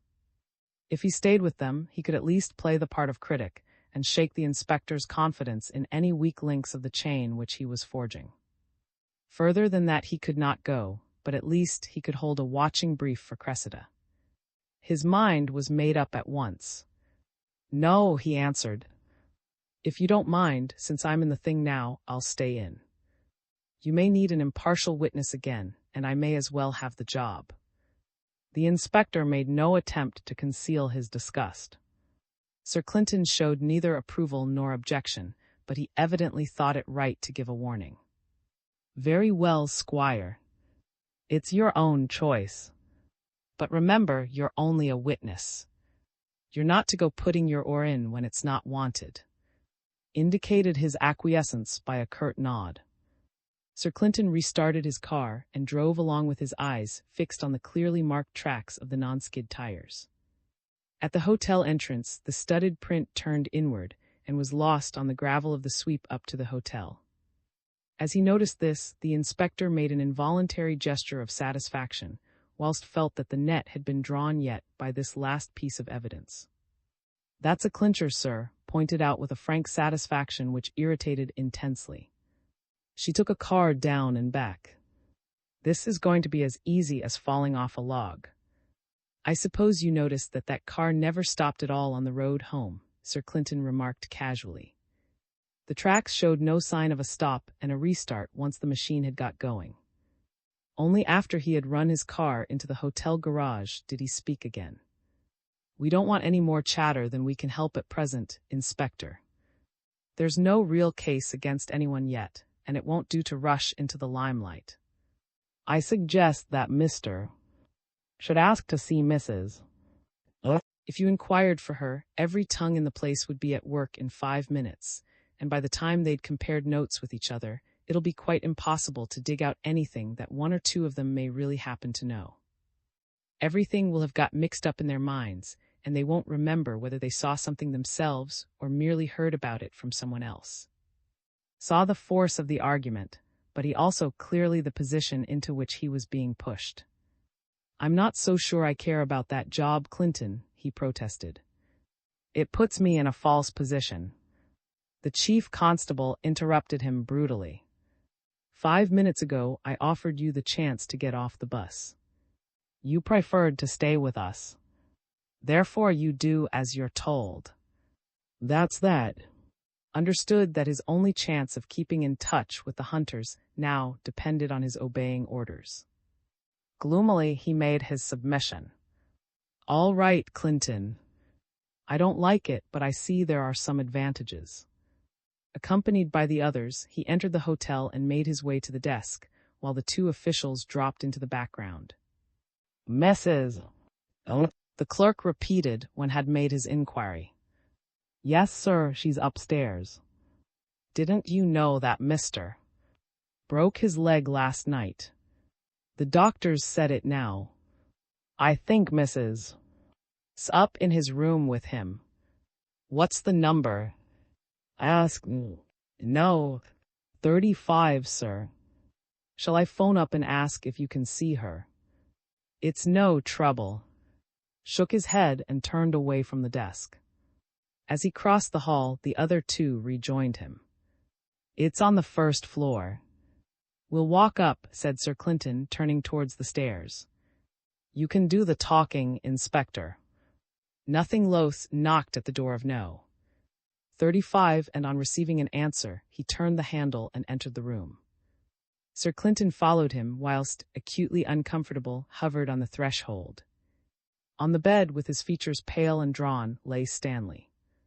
Cressida rose from an armchair and threw a startled glance at the intruders. The inspector was no believer in tactful openings. "I'm sorry to trouble you," he said gruffly, "but I understand you can give me some information about the affair on the beach last night." Despite his animus against, could not help admiring the cleverness of this sentence, which took so much for granted, and yet had a vagueness designed to lead a criminal into awkward difficulties in his reply. But his main interest centered in Cressida, and at the look on her face his heart sank suddenly. Strain, confusion, and desperation seemed to have their part in it, but plainest of all was fear.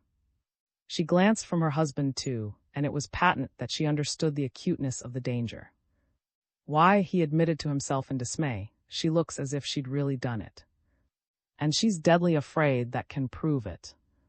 Cressida moistened her lips automatically, as if she were about to reply, but before she could say a word, her husband broke in. "What makes you come here with inquiries? I suppose you've some authority. Or are you a reporter?" "I'm Inspector."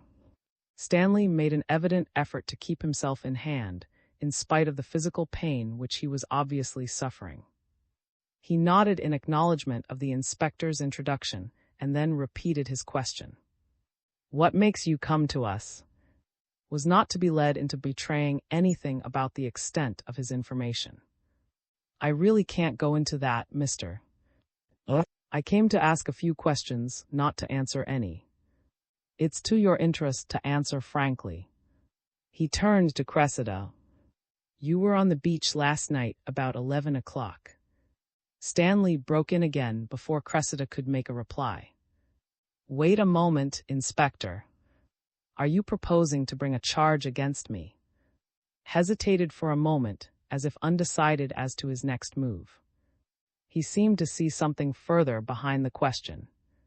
There's no charge against anyone yet, he said, with a certain dwelling on the last word, but as he spoke his eyes swung round to Cressida's drawn features with a certain menace. Don't say anything, Cressida, her husband warned her. He turned back to the inspector.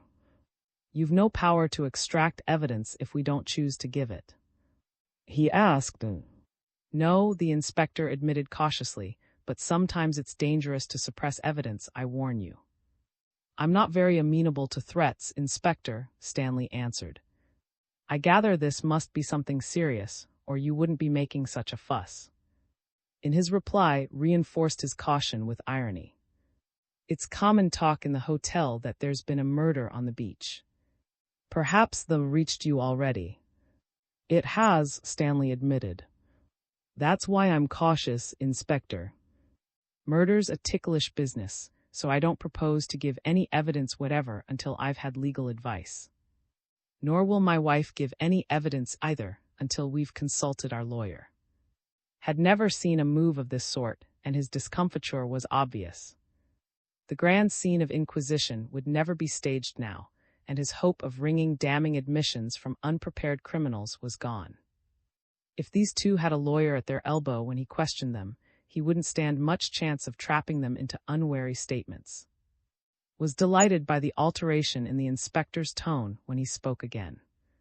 That doesn't look very well, mister. Neither does your intrusion into a sick room, Inspector. Sir Clinton evidently feared that things might go too far. He hastened to intervene, and when he spoke his manner was in strong contrast to the inspector's hectoring. I'm afraid you hardly see the inspector's point of view, mister. If we had the evidence which you and your wife could evidently give us, then quite possibly we might get on the track of the murderer. But if you refuse that evidence just now, we shall be delayed in our work, and I can't guarantee that you won't come under suspicion. There will certainly be a lot of needless gossip in the hotel here, which I'd much rather avoid if I could. The last thing we want to do is to make innocent people uncomfortable. Stanley's manners gave way under the combined action of his physical pain and his mental distress. Where do you buy your soap? He asked sarcastically. It seems a good brand. But it won't wash. There's nothing doing. Inspector threw a glance at his superior, which suggested that Sir Clinton's intervention had been a mere waste of time. When'll your lawyer be here? He demanded brusquely. Stanley paused to consider before replying. I'll wire him today, but most likely the wire will lie in his office until Monday. I expect Monday afternoon will be the earliest time he could get here, and perhaps he won't turn up even then. Inspector looked from husband to wife and back again. And you'll say nothing till he comes. Stanley did not think it worth the trouble to answer. I think you'll regret this, sir. But it's your own doing. I needn't trouble you further just now. Stalked out of the room, suspicion and indignation written large in every line of his figure. Sir Clinton followed. As closed the retreat, he saw Cressida step swiftly across to her husband's side and slip to her knees at the edge of the bed. VIII. The Colt automatic. At the foot of the stairs, excused himself. Better have some breakfast, Inspector, Sir Clinton suggested. You've been up all night and you must be hungry. Rather to his relief, rejected the implied invitation.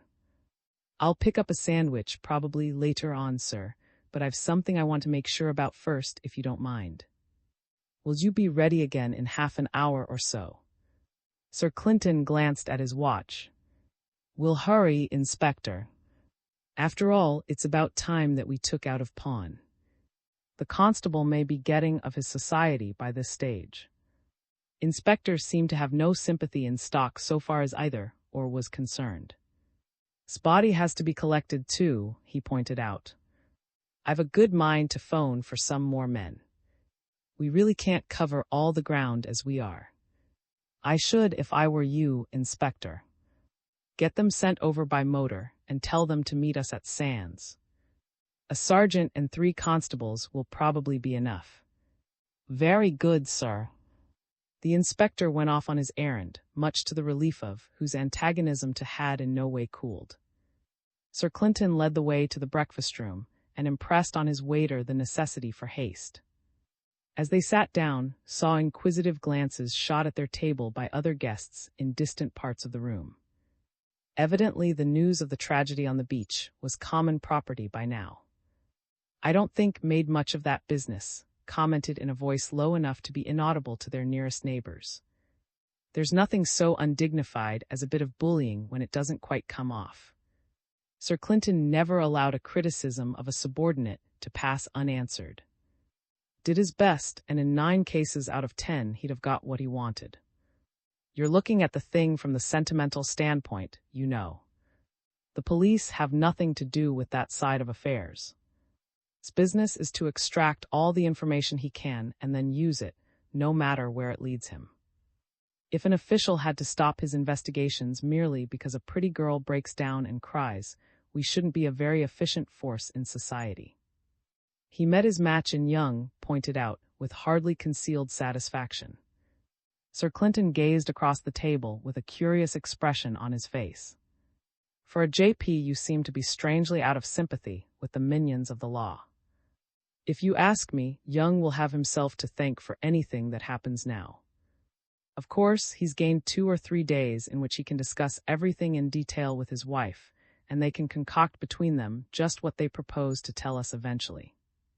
But I never yet saw a faked-up yarn that would stand the test of careful investigation and checking. And you may take it that, after the way was received, he'll put every word he gets from them under a microscope before he accepts it as true." Nodded a gloomy assent to this view. "I expect he will," he agreed. "Perhaps it's a pity that Young took that line. I gave him his chance to make a clean breast of it if he'd any reasonable tale to tell," Sir Clinton pointed out with a trace of impatience. "All I got was a piece of gutter-snipe insolence. Obviously he thinks he can get the better of us, but when it comes to the pinch, I think—" He broke off abruptly. Glancing round, saw that had come into the room and was moving in the direction of their table. As she came towards them, he compared her, half unconsciously, with Cressida. Both of them would have been conspicuous in any group, but Cressida's looks were a gift of nature, whereas was obviously a more artificial product.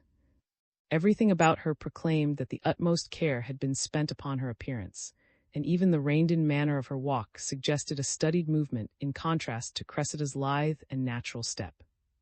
Noted that the wave in her red-brown hair was a permanent one, obviously too well designed to be anything but artificial. Now why the deuce does one say "foreigner" as soon as one sees her? He inquired of himself. Heaps of English girls wear dresses like that in the morning, though they may not carry them so well. And they have their hair waved, too. And her face isn't particularly continental-looking. I've seen types like that often enough in this country. It must be the way she moves, or else the way she looks at one." Gave him a brilliant smile of recognition as she passed, then, seating herself at the next table, she took up the menu and studied it with a look of distaste on her features. Quite evidently, the English breakfast was not much to her liking.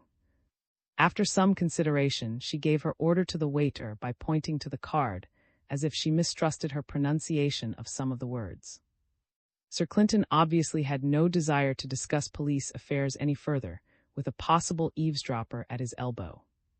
He went on with his breakfast, and as soon as had finished, he rose from the table with a glance at his wristwatch. "We'd better pick up the inspector and get off to Sands. I'll bring the car round." At the hotel door, a few minutes later, for some reason or other seemed to be in high spirits, but he gave no indication of the cause of his cheerfulness. A few minutes' run along the coast brought them to Sands Village, and the inspector directed Sir Clinton to his house. The constable was evidently on the lookout, for as they were about to knock at the door, he appeared and invited them into a room where was sitting. At the first glance, was prejudiced against the man. Had the air of someone trying to carry off an awkward situation by a forced jauntiness, and in the circumstances, this jarred on. But on reflection, he had to admit to himself that his position was an awkward one, and that an easy was hardly to be expected under these conditions. "Now, mister," the inspector began at once, "I've one or two questions to ask you. First of all, why didn't you tell the constable immediately that was a friend of yours? You must have him whenever you saw the body on the rock." Surprise was either genuine or else must have been very well simulated. "Oh, is it?" he exclaimed. "I didn't know it was. There was a cloud over the moon when I got to the body, and I couldn't see the face. It was quite dark then, for a while so dark that on the way there I splashed through a regular baby river on the beach. My trousers are all wet still round the boot tops." "Oh, is it? Well, could make nothing of the man. For all he could see, might be genuinely surprised to hear of his death. But if he were, his emotion at the loss of a friend could hardly be called excessive." The inspector put his next question. "Did you know if had gone out to meet anyone last night?" His eyes contracted momentarily at this question. Got the impression of a man on his guard and thinking hard while he talked. "Meeting anyone? Oh, no, I can't say I remember his saying anything about it to me. He went out some time round about 10 o'clock. But I thought he'd just gone for a turn in the fresh air. We'd been smoking a lot, and the room was a bit stuffy." The inspector jotted something in his notebook before asking his next question. "What do you do for a living, mister?" His face assumed a bland expression. "Me? Oh, I'm a commission agent." "Do you mean a commercial?" demanded. A faint smile crossed Sir Clinton's face. "I think mister means that he lives by his wits, inspector. Am I correct?" he asked, turning to. "Well, in a way, yes," was the unashamed reply. "But commission agent sounds rather better if it gets into the papers." "A very proper tribute to respectability," Sir Clinton commented. "What did you know about?" the inspector went on. "Oh, nothing much. Used to meet him now and again. The two of us did business together at times." "Was he a commission agent too?" the inspector inquired ironically. "Well, sometimes he said he was that, and other times he put himself down as a." "On the police charge sheet, you mean?" Sir Clinton asked. Grinned openly. "Never saw the inside of it in my life," he boasted. "Nor did either that I know about. I've no doubt my colleagues did their best," Sir Clinton said amiably. The inspector came back to his earlier question. "Is that all you can tell us about him?" "Who am I?" "Oh, well, sometimes we worked together. But it's not likely I'd tell you much about that, is it?" "What was he doing down here?" "Staying with me for a day or two. I was getting a bit jaded with rush work in the city, so I came down here for a rest. And he said he'd join me, and we'd work out a new scheme for benefiting some members of the public." The inspector nodded. "Some easy money business, I suppose. Now come to last night and be careful what you say. Tell me exactly what you can remember. Begin about dinner time." Reflected for a moment or two before answering. "After dinner, things were a bit dull, so the three of us started to play poker to pass the time." "Three of you?" interrupted. "Who was the third man?" "Oh, he's an Australian by the twang. He calls himself. Brought him down. There was something about his having an estate roundabout here and wanting to take a look at it." "You hadn't met him before?" "Me? Oh, only once or twice. I thought he was just another in the vineyard, if you take me." A competitor of yours in the commission agent business. What was he doing in that line if he had an estate? Search me. Answered guardedly. I'm not one for asking too many questions about people's affairs. Do unto others as you'd be done by is my motto. Evidently that he would get nothing by persisting on this line. You played poker then. Anything further happen? Seemed to be considering carefully before he ventured further. At last he made up his mind. About 9:30, I think, someone came to the door. Got up and went to see who it was. I heard him say, "Oh, it's you, is it?" Or words to that effect, as if he'd been taken by surprise.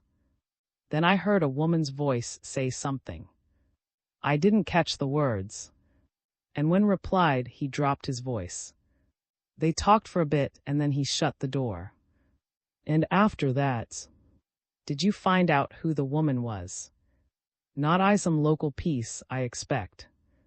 Was always a good hand at getting hold of them. He'd a sort of way with him and could get round them in no time. Made kind of hobby of it. It to my mind. What happened after that? Nothing much that I remember. We played some more poker and then began grousing about the stuffiness of the place. Mostly his own fault, too. Those cigars of his were pretty heavy. So he went out for some fresh air. When was that? 10 o'clock. I told you before. Perhaps 10:15. I can't be sure to a minute. And then, I felt a bit wakeful. I lose a lot of sleep some nights. So I thought I'd go for a turn along the shore and see if that would cure it. When did you leave the house? A little before 11, I think. I didn't notice. It was after had gone to bed, anyhow. The inspector absent-mindedly tapped his notebook with his pencil for a moment or two. Then he glanced at Sir Clinton. That's all I want to ask you just now, he said. You'll be knighted at the inquest, of course. I suppose you're staying on for a while at Sands. Oh, yes, replied carelessly. If you want me at any time, I'll be handy. Always pleased to play animal, vegetable, or mineral. With you any time you like, Inspector. I dare say you've had plenty of practice, growled. Wells, you can go now. Hold on, though. You can show us the way up to cottage. I'll need to see this friend of yours. Meaning to check up my story. Suggested unabashed. I've met this sort of spirit before. Somehow it always seems to develop in people who wore a constable's helmet in their youth. Compression of the credulity lobe of the brain, or something like that, perhaps. Made no reply, but led the way out of the house. Before they had gone more than a few yards, a police sergeant came forward and accosted the inspector. After a few words, turned to Sir Clinton. Now we've got the constables, sir. I think we'd better get the body ashore and notify doctor. That will need a PM done. If you don't mind going round by the beach, I can put the sergeant here in charge, and then we can go on to. The chief constable made no objection, and the inspector paid no attention to his humorous protest against a further waste of his time. The whole party made their way down to the shore, where they found most of the idlers of the village assembled, awaiting the putting in of the boat. Signaled to the two fishermen, and very soon they rowed their craft to the little pier. The police kept the crowd back while the body was being landed. Then the inspector gave the sergeant some instructions, and under the guidance of the squad set off into the village with the body. Suddenly samed to the rowing boat. Snaffled my boat, have you, Inspector? Well, I like the nerve of that. If I'd borrowed your handkerchief without asking you, there'd have been a bit of a stir in official circles. But when you take and steal my boat, everybody seems to think it's just the sort of thing you would do. Well, brother, we'll say no more about it. I never care to rub things in. Live and let live's my motto. Refuse to be drawn. We'll clean up the boat and return it in the afternoon, he said shortly. Now come along. I haven't time to waste.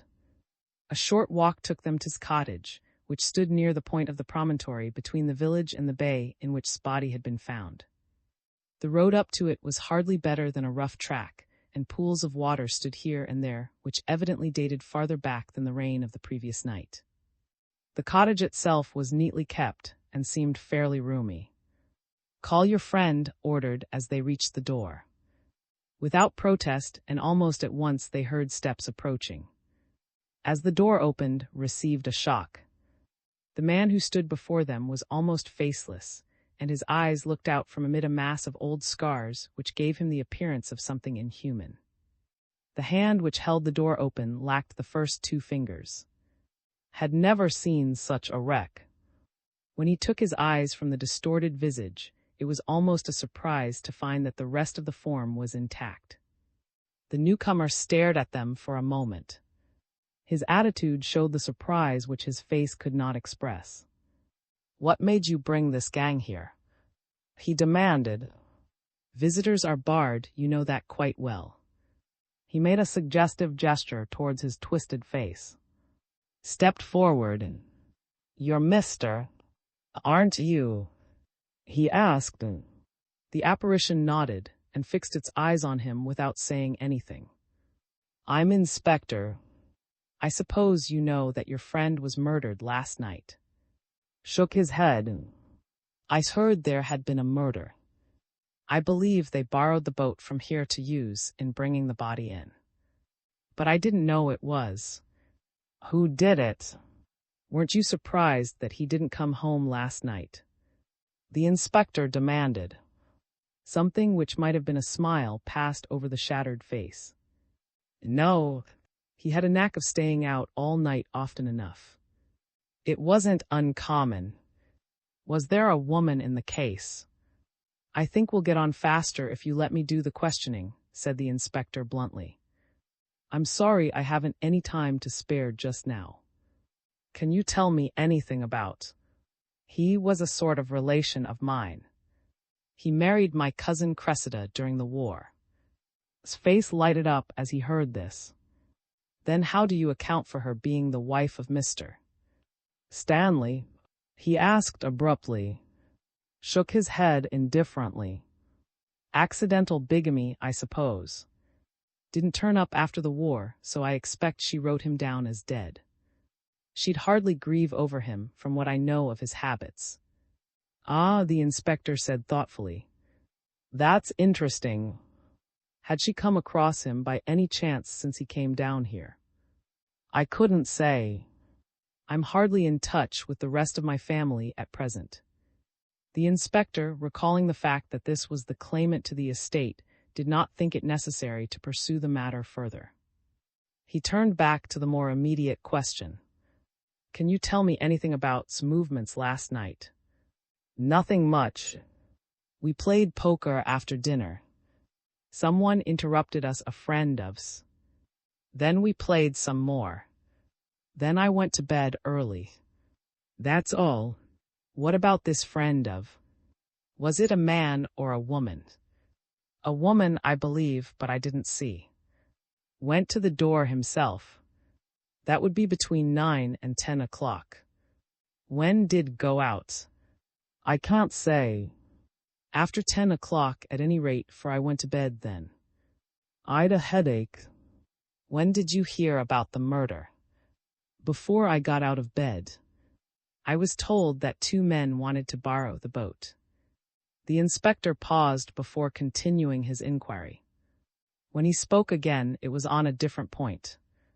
"I shall need to go through his luggage, of course." "Can I see it?" Led the way into the cottage. "It's in there," he said, indicating one of the rooms. "He'd only a suitcase with him."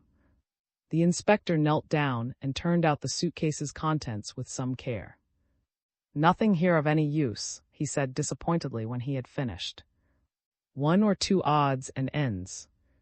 No papers." He rummaged in the drawers of the room furniture with the same lack of success. As he rose to his feet, Sir Clinton turned to. "I'd like to see the 4th man of the party," he said thoughtfully.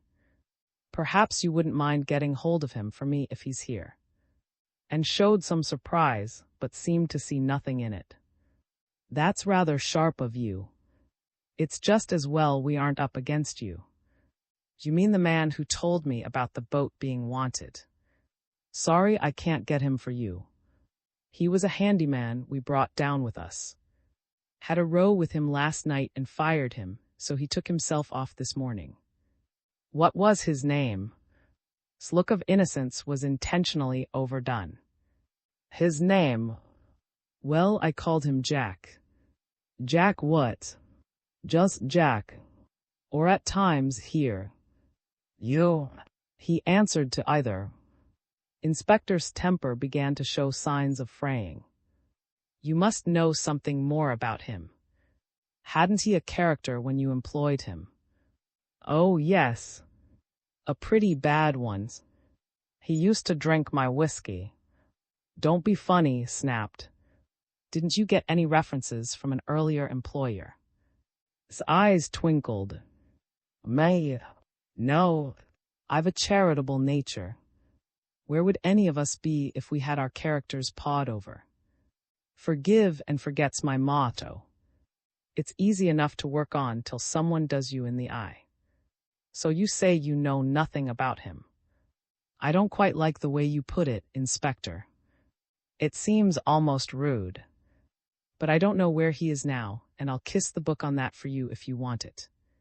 His expression showed clearly that he thought little would be gained by accepting his offer. He warned that his evidence might be needed at the inquest. Then, with a cold nod he led the way out of the cottage. Sir Clinton maintained silence until they were beyond earshot of the door. Then, as though addressing the world at large, he said pensively, I wonder why they brought such a large card index down with them from town. Was taken aback. Card index, sir. Where was it? I noticed it in their sitting room as we passed the open door. It's one of these small cabinet affairs.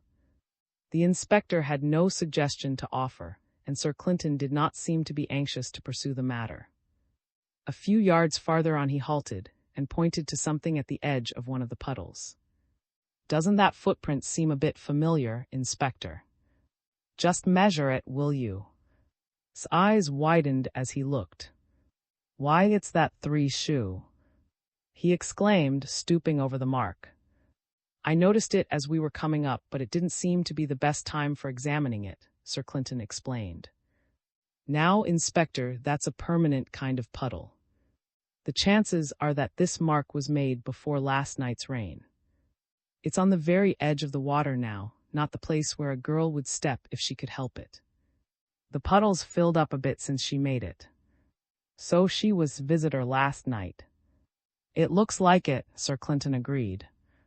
Now measure it carefully, Inspector. Produced his tape measure and took various dimensions of the mark. When he had risen to his feet again, Sir Clinton looked back at the cottage. And his companion were on the doorstep, eagerly gazing towards the police party. Give it a good scrub with your foot now, Inspector, if you've quite finished with it. We may as well give Mr. something to guess about. He's a genial rascal, and I'd like him to have some amusement. The inspector grinned broadly as he rubbed his boot vigorously over the soft mud, effacing the print completely. I'd like to see his face when he comes down to look at it, he said derisively as he completed the work of destruction. We couldn't have got much of a cast of it, anyhow. When they reached Sir Clinton's car, took leave of them. There's 1 or 2 things I've got to look into, he explained, and I'll get some food between whiles. I'll come along to the hotel in about an hour or so, if you don't mind waiting there for me, sir. I think I'll have something worth showing you by then. He threw a triumphant glance at and went off up the street. Sir Clinton made no comment on his subordinate's remark, but started the car and drove towards the hotel. Saw that nothing was to be got out of the chief constable, and naturally at the lunch table the whole subject was tabooed. Did not keep them waiting long. They had hardly left the lunch table before he presented himself, and noted with dismay the jubilant air with which the inspector came forward to meet them. He carried a small bag in his hand. I'd rather be sure that nobody overhears us, sir, he said as he came up to them. And I've some things to show you that I don't want talked about in public yet. He tapped the bag as he spoke.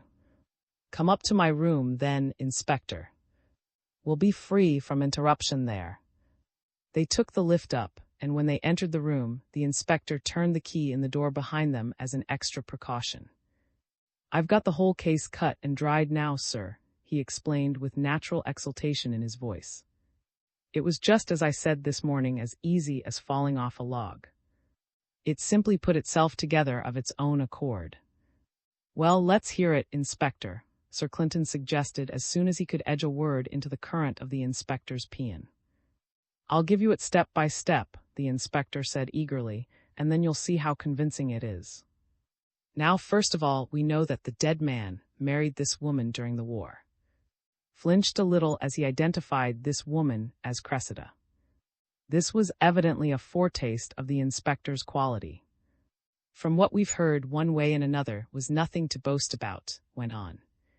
He was a bad egg, evidently, and especially in the way that would rasp a wife. That's sound, Sir Clinton agreed. We needn't dwell on it. He disappears and she thinks he's dead, the inspector pursued. She's probably mighty glad to see the end of him. After a bit, she falls in with Young and she marries him. That's bigamy as it turns out, but she doesn't know it then. One can admit all that without straining things much, Sir Clinton agreed. Go on, Inspector. The next thing is that turns up again. I don't suppose he appeared in public. That wouldn't be his game. These have money, and from what we've heard, wasn't scrupulous about transferring other people's money to his own pocket. Nothing that could be shaken so far, Sir Clinton encouraged him. Go ahead. Very well, the inspector went on. He writes her a letter evidently trying to put the screw on her and asking for an appointment on the quiet. She must have been taken a bit aback. She'd been living with Young for the best part of a year. It's quite on the cards that she's... He broke off, glanced at stormy countenance, and evidently amended his original phrase. That perhaps Young and she weren't the only people who might be hit by the business when it came out. So that's your notion of the motive, is it? Sir Clinton commented. Well, it's ingenious, I admit. I didn't quite see how you were going to work up a case on the strength of a mere accidental bigamy, for nobody would think much about that. But one can't tell how it might look from the point of view of a mother, of course. Anything's possible, then. Go ahead. She writes him a letter making an appointment at an out-of-the-way place, Neptune's seat at a time when it's sure to be quiet 11 p.m. That was the note we found on the body. Secrecy's written all over it, as any jury would see. He paused for a moment, as though he were not quite sure how to put his next piece of the case. She takes an automatic pistol with her, probably her husband had one. I'm not prepared to say that she meant definitely to murder then and there. Perhaps she only took the pistol as a precaution. Probably her barrister will try to pretend that she took it for self-defense purposes, being what he was. I don't think that. Why? Because she took her husband along with her, and he could have looked after for her. Was about to interpose, but the inspector silenced him. I'll give you the evidence immediately, sir. Let me put the case first of all. She puts on her golfing shoes because she's going on to the sand. She takes down her golf blazer and puts it on over her evening dress. Then she goes out by the side door and meets the car that her husband has brought round from the garage for her. That must have been close on 11 o'clock. Nobody would miss her in a big place like the hotel. With unconscious art, the inspector paused again for a moment. Glancing at Sir Clinton's face in the hope of reading his thoughts, was completely baffled. The inspector resumed, still keeping to the historical present in his narrative. They reached the point of the road nearest to Neptune's seat. Perhaps they turned the car then, perhaps later. In any case, she gets out and walks down towards the rock. Meanwhile, slips in behind thee and keeps in the lay of it as he moves parallel with her. That accounts for the kind of prints we saw this morning. She gets to the rock and meets. They talk for a while. Then she loses her temper and shoots him. Then the fat's in the fire. They go back to their car and drive off to the hotel again. They don't take the car to the garage straightway. She gets out, goes round by the entrance leading to place where the guests keep their golfing togs. She takes off her golfing shoes, strips off her blazer and hangs it up and slips into the hotel without being spotted. Had listened to this confident recital with an ever-increasing uneasiness. He comforted himself, however, with the hope that the inspector would find it difficult to bring adequate proof of his various points, but he could not deny that reconstruction manifested a higher gift of imagination than he had been expecting. It all sounded so grimly probable. Meanwhile, the inspector resumed. Young leaves the car standing and goes into the hotel. What he was after I can't fathom, perhaps to establish some sort of alibi. In any case, he comes hurrying down the stairs at 11:35 p.m. Catches his foot, takes a header, and lands at the bottom with a compound fracture of his right leg. That's the end of him for the night. They ring up, who patches him up and puts him to bed. Halted again and threw a superior smile towards. That's my case stated. I think there's enough in it to apply for a warrant against the woman as principal and Young as accessory. Took up the implied challenge eagerly, now that he knew the worst. This was the part for which he had cast himself, and he was anxious to play it well. There's a flaw at the root of your whole case, Inspector, he asserted. You make out that it was fear of exposure that acted as the motive. Well, by this murder exposure became inevitable, and under its worst form, too. How do you get round that difficulty? His air of superiority increased, if anything, as he heard the objection advanced. I'm afraid, mister, that you haven't had much experience of real murder cases. In books, of course, it may be different, he added with an evident sneer. Your real murderer may be stupid and unable to the chain of events that the murder's going to produce. Or else you may have an excitable, clever type that's carried away by strong feelings on the spur of the moment, so that all the cleverness goes for nothing, and the murderer does the work in a frame of mind that doesn't give much heed to the possible consequences. And of course, the murderers who are neither stupid nor excitable are the ones who never get caught, eh? Sir Clinton interjected in an amused tone. That accounts for us police being at fault now and again. Considered thesis with care. Then, as Mrs. Isn't stupid, he said frigidly, you're assuming that she lost her head under some strong provocation. It's quite likely, insisted. No jury would turn down that idea simply because we can't state what the precise provocation was. They wouldn't expect a verbatim report of the conversation on the rock, you know. Could hardly deny this in his own mind, and his heart sank as he heard the inspector's confident declaration. He tried a fresh point of attack. You said you'd definite evidence to support this notion of yours, didn't you? Well, how do you propose to prove that Mrs. was there at all last night? Smile had a tinge of triumph in it. He bent over his bag and drew from it one of the wax casts, which he laid on the table. A second dip brought to light a pair of girls' golfing shoes. He selected the proper one and placed it, sole upward, alongside the cast. With a sinking heart, compared corresponding parts of the two objects. Even the most carping critic could not deny the identity. These are the woman's golfing shoes, sir, the inspector announced a trifle grimly. I found them in the lady golfer's dressing room. I can bring a witness or two who'll swear to them, if need be. Suddenly detected a possible flaw in the inspector's case, but instead of unmasking his battery immediately, he made up his mind to lead astray and, if possible, to put him off his guard. He let his full disappointment show clearly in his face, as if the evidence of the shoes had shaken his beliefs. Dropping the matter without further discussion, he took up a fresh line. And the golf blazer. What about it? That left no tracks on the sands. Smile of triumph became even more marked. He turned once more to his bag, slipped his hands into his rubber gloves, and then, with every precaution, lifted a dusty-looking Colt automatic into view. "This is a .38 pistol," he pointed out. "Same as the cartridge case we picked up on the rock, and probably the same as the LB when we get it from the body.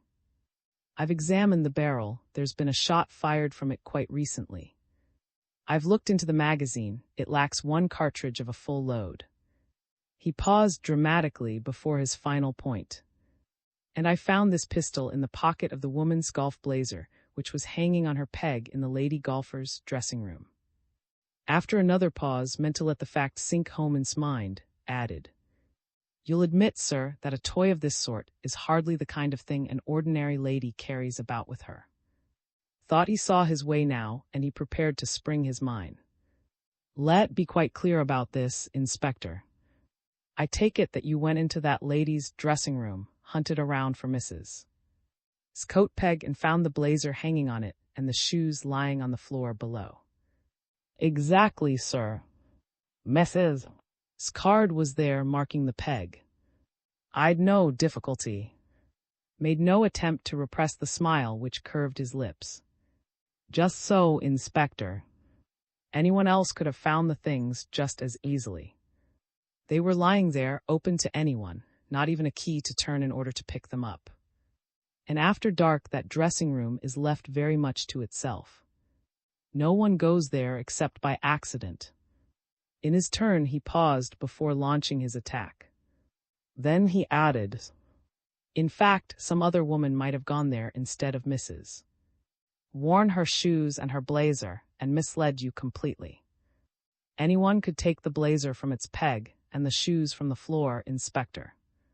Your evidence is all right up to a point, I admit, but it doesn't incriminate the owner of the articles since they were accessible to anybody at that time of night." Had expected to see a downfall of the inspector's pride, but instead his face showed clearly that the shot had missed its mark. With a slight gesture, the inspector drew his eyes to the pistol. "There are some fingerprints on this, quite clear ones, sir. I've dusted them, and they're perfectly good as a means of identification. But you don't suppose Mrs. will let you take her fingerprints if they're going to tell against her, do you?" His face showed the pleasure which he felt in having forestalled criticism. He gingerly replaced the pistol in some receptacle in his bag, and then drew out, with all precaution, a table knife which, as the pattern used in the hotel. "This is the knife that the woman used today at lunch. The waiter who served her was told to keep it for me. He brought it on the plate without handling it. When I dusted it, some of her fingerprints came up, of course. They're identical with those on the pistol." "Any reply to that, sir?" Felt the ground cut away from under his feet. He could think of nothing to urge against the inspector's results, but even then seemed to have something in reserve. He put the knife back in his bag, searched the contents again, and produced a pair of pumps, which he placed on the table. "I got the chambermaid to lift these while she was tidying up's room this morning. Put your finger on the soles, they're still quite damp. Naturally, for you know how water oozes from sand if you stand long on the one spot. What's more, if you look at the place between the soles and the uppers at the join, you'll see some grains of sand sticking. That's good enough for me. Was the man behind the... Now you won't persuade me that was off last night helping anyone except his wife, any woman, I mean in that affair at the Rock." The pumps minutely, and had to admit that the inspector's statements were correct. Watched him scornfully, and then concluded his exposition. "There's the evidence you asked for, sir." "Was there? His pumps are enough to prove that. I haven't checked them with the cast yet, for there's enough already, but I'll do it later on. His wife was their golf shoes, blazer, pistol, fingerprints. They all prove it up to the hilt when you take in the empty cartridge case we found on the rock. Then there's the car left standing out all night. Probably he meant to bring it in and broke his leg before he could come back to do the work. That's enough to satisfy any jury, sir. There's nothing to do now except apply for a warrant and arrest the two of them." Sir Clinton had listened to the inspector's recapitulation of the evidence with only a tepid interest, but the last sentence seemed to wake him up. "It's your case, Inspector," he said seriously, "but if I were in your shoes, I don't think I'd be in a hurry with that warrant. It may not be advisable to arrest either of the yet." Was plainly puzzled, but it was equally evident that he believed Sir Clinton to have sound reasons for his amendment. "You think not, sir?" he asked, a shade apprehensively. Sir Clinton shook his head. "I think it would be a mistake to act immediately, Inspector. But of course, I'll take the responsibility off your shoulders. I'll put it in writing for you now if you wish it." In turn shook his head. "No need for that, sir. You never let any of us down. But what's your objection?" Sir Clinton seemed undecided for a moment. "For one thing, Inspector," he said at last, "there's a flaw in that case of yours. You may be right in essentials, but you've left a loose end. And that brings me to another thing. There are far too many loose ends in the business, so far as it's gone. Before we do anything irrevocable in the way of bringing definite charges, we must get these loose ends fixed up." "You mean, sir?" "I mean we'll have to eliminate other possibilities." "Is one?" "I hope to throw some light on that point tonight, Inspector, about midnight. And that reminds me, you might get the light ready to throw. A couple of good flash lamps will be enough, I think. Bring them along here about 11:30 p.m. And ask for me. Then there's the dame with the night shoe. She's a loose end in the tangle. I've been looking into that, sir." Sir Clinton's approval was obviously genuine. "Really, Inspector, you've done remarkably well in the short time you've had." "That's good work indeed." "And what are the results?" The inspector's face showed they had not been altogether satisfactory. "Well, sir, that footprint wasn't made by any of the hotel visitors. I've gone into it fully. Only 3 ladies here wear threes, Miss Hamilton, Mrs. and Miss Stanton. The footprint in the mud up at the cottage was made between 9 and 10 o'clock last night. Between those hours, Miss Hamilton was dancing. I've even a note of her partner's name. She's the best dancer, it seems, and a lot of people were watching her for the pleasure of it. So she's cleared. Mrs. was playing bridge from immediately after dinner until 11:30, so it couldn't be her. And Miss Stanton twisted her ankle on the links yesterday and had doctor up to look at it. She's hobbling about with a stick, sir, and as there was no sign of a limp on the tracks, that clears her." Sir Clinton considered the evidence without vocal comment. The inspector, anxious to prove his zeal, continued. "Just to make sure, I went over all the small-sized shoes. About 6 ladies wear 4s, Mrs. A Mrs. Miss that foreign lady with the double name, miss, and miss the younger miss, I mean. But as it's a 3 shoe by the measurements I took, they're all out of it. I'm making some quiet inquiries in the village, sir. It looks as if it might have been some local girl, from what we heard about's habits. I'll report as soon as anything turns up." Sir Clinton had listened patiently to the inspector's recital, but his next speech seemed to suggest that his attention had been wandering. "I think you'd better get some more constables over, Inspector. Let 'em come in plain clothes and don't advertise them. And you can turn on to watch that crowd at cottage. I've just developed an interest in the 4th man who would answer to hi, or to any loud cry, as it says in The Hunting of the Snark. It's the Tryon, but I shouldn't be surprised to learn that he's back again at the cottage. And by the way, the 2 fishermen must have seen him when they went to borrow the boat. You might get a description of him from them." "Very good, sir. And there's a final point, Inspector. I don't want to overburden you, but what about the Peter Hay case? Anything further?" His face showed that he thought he was being overdriven. "Well, sir," he protested, "I really haven't had much time. I wasn't blaming you, Inspector. It was a mere inquiry, not a criticism." His face cleared. "I've been to the sweet shop, sir. Peter Hay hadn't bought pear drops there for a long while. In fact, they haven't any in stock just now. That's interesting, isn't it? Yes, sir. And doctor says that undoubtedly the body contains amyl nitrite.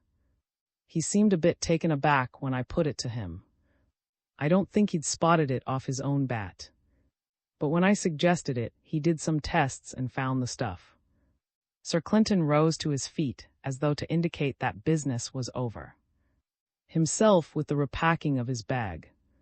When he had finished, he moved over towards the door and began to unlock it. Before he got it open, Sir Clinton added a final remark. Don't you think it's a bit curious, Inspector, that the family should be mixed up, directly or indirectly, in these two affairs? Think it over, will you? IX. The second cartridge case. The chief constable had a fresh task on his hands as soon as took his leave. It seemed to him essential to get the body of the dead man identified by someone in addition to the group at cottage. Stanley was unable to move, even if he had wished to do so, and Sir Clinton had no particular desire to confront Cressida with her late husband's corpse.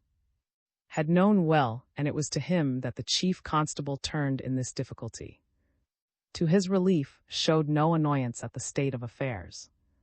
He consented at once to go with the chief constable to inspect the body and give his evidence as to its identity. Accompanied them in the car, and in Sands village the formalities were soon over. Had no hesitation in the matter, he, at the first glance. Until they were clear of the village again, Sir Clinton made no attempt to extract any further information, but when the car crossed the Neckett's cottage and was running beside the bay, he slowed down and turned to. There's a point you might be able to throw light on, mister, he said tentatively. Quite obviously was supposed to have been killed in the war. Could you give me any information about his earlier history? You came in contact with him at times, I understand. Seemed in no way put out by the request. I can tell you all I know about the fellow easily enough, he answered readily. You'll have to go elsewhere for any real information about his past, but so far as I'm concerned, I met him here. My nephew brought him home to spend his leave with us at. That was in 1916. In the spring of 17, he was slightly wounded, and we asked him down again to stay with us when he was convalescent. He married my niece in April 1917. The marriage wasn't a success, quite the other thing. The fellow was a scoundrel of the worst brand. In September 1917, we learned privately that he had got into the black books of the military authorities, and my private impression, it's only that, for I really don't know, my private impression was that he ran the risk of a firing party. What I heard was that he'd been given a chance to rehabilitate himself in the field. There was a big attack being mounted at the moment, and he was sent in with the rest. That was the last we heard of him. After the attack, he was posted as missing, and a while later still the War Office returned some of his things to my niece. It seems they'd found a body with his identity disc on it. Naturally, we were relieved. He halted for a moment, then, seeming to feel that he had put the matter in an unnecessarily callous way, he added, He was a thoroughly bad lot, you understand. I caught him once trying to forge my name to a check for a good round figure. Sir Clinton nodded his thanks for the information. Then I suppose one has to assume that in some way or other he managed to escape after exchanging identity discs with somebody who was really killed, he suggested. It's not difficult to see how that could be done. Interposed. More difficult than it looks at first sight, Clinton. How do you imagine that he could conceal himself after the battle? He'd have to give some account of himself then. Oh, I expect he went amongst people who didn't know his substitute by sight. That wouldn't be difficult. He'd be picked up and sent back to his supposed unit, very soon, the dead man's unit, I mean. And then the fat would be in the fire. Obviously he wasn't sent back then, Squire, if you prefer it so, Sir Clinton conceded, turning to. What we've heard just now accounts well enough for being associated with your nephew lately, I mean the man who's living at cottage. Is there a nephew of mine at cottage? Questioned coldly. I don't know with certainty that I have a nephew alive at all. He calls himself, if that's any help. Oh, you mean that fellow? I've no proof that he's my nephew. I should like to hear something more about him, if you don't mind, Sir Clinton suggested. I've no objection, not the slightest, responded. My nephew was in the army from 1914. He was captured on the West Front in the same battle as the one I've been speaking about. We learned later on that he'd been sent to the prisoners' camp at. He got away from there almost at once and made a good try to get over the Dutch frontier, but they got hold of him at the last moment. Then he was sent to Fort 9. He hadn't been there a week before he got away again. My impression is that most probably he was shot in trying to get across the Swiss frontier, if not earlier, and they failed to identify him. We heard no more about him anyhow, and when the prisoners were released after the armistice, he was among them. If this fellow were really my nephew, it's hard to see why he's let so long a time go by without communicating with us.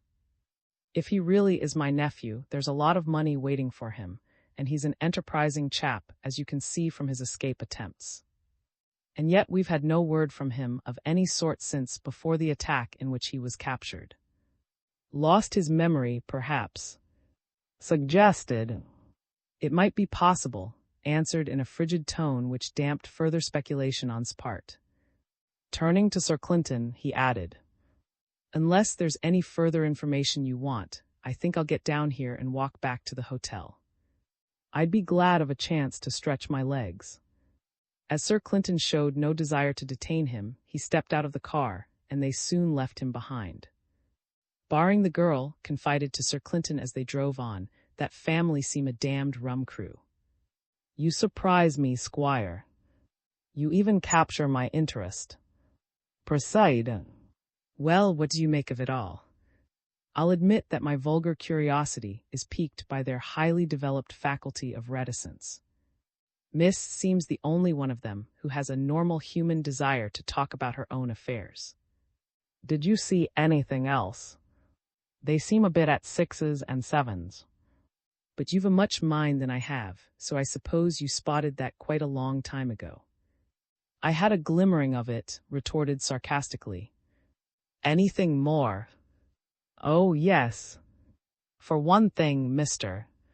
seems to have a singularly detached mind. Why, even you, Squire, with your icy and well-balanced intellect, seem to be more affected by his niece's troubles than the wicked uncle is. Quite like the babes in the wood, is it with you in the role of a robin? All you need are some leaves and a red waistcoat to make the thing go properly. It's hardly a thing to laugh at, Clinton. I'm not laughing, Sir Clinton said soberly. Hanging's no joke. Remember the ballad of Sam Hall, then the parson he will come. And all the rest of the gruesome ceremonial. It would be a bad business if the wrong person got hanged by mistake. Before could reply, the car drew up before the front of the hotel. You can get out here, Squire. There's no need to go round with me to the garage. But as was prepared to get down, they saw the Australian hurrying towards them. He had been sitting on one of the garden seats, evidently on the lookout for their arrival.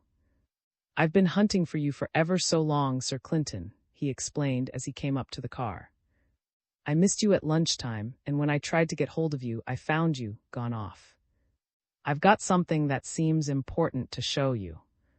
He fished in his waistcoat pocket and drew out a tiny glittering object which he handed over to the chief constable. Saw as it passed from hand to hand that it was the empty case of a .38 cartridge. I've seen things of this sort before, Sir Clinton said indifferently as he glanced at it. I doubt if the loser's likely to offer a reward. Seemed taken aback. Can't you see its importance? He demanded. I found it down on the beach this morning. How was I to know that until you told me? Sir Clinton asked mildly. I'm not psychic, as they call it. I just have to be told things plainly. But I shouldn't shout them, mister. If they really are important. Dropped his voice at the implied rebuke. You remember I was down bathing this morning before breakfast. And you warned me off the premises, wouldn't let me come nearer than the... I sat down on the and watched you for a while, then you went away.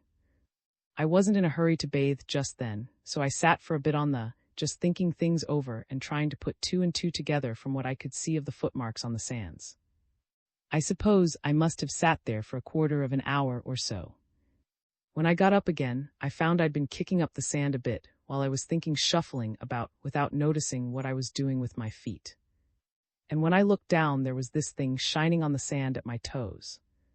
It was half hidden, and until I picked it up, I didn't spot what it was. By that time, your party had cleared out. So I made a careful note of the spot, put the thing in my pocket, and set off to look for you. Unfortunately, you weren't to be found just then, so I've been waiting till I could get hold of you. He looked at the chief constable eagerly, as though expecting some display of emotion as a reward for his trouble, but Sir Clinton's face betrayed nothing as he thanked. "Would you mind getting aboard?" he asked immediately. "I'd like to see just where you found this thing." Then, as a concession to his feelings, he added, "You must have pretty sharp eyes. I thought I'd been over that ground fairly carefully myself." "Probably the thing was buried in the sand," the Australian pointed out. "I saw it only after I kicked about a while." Sir Clinton turned the car and took the road leading down to Neptune's seat. "What do you make of it, mister?" he inquired after a moment or two. "I haven't thought much about it," answered. "It seems straightforward enough. Somebody must have been behind thee and fired a shot.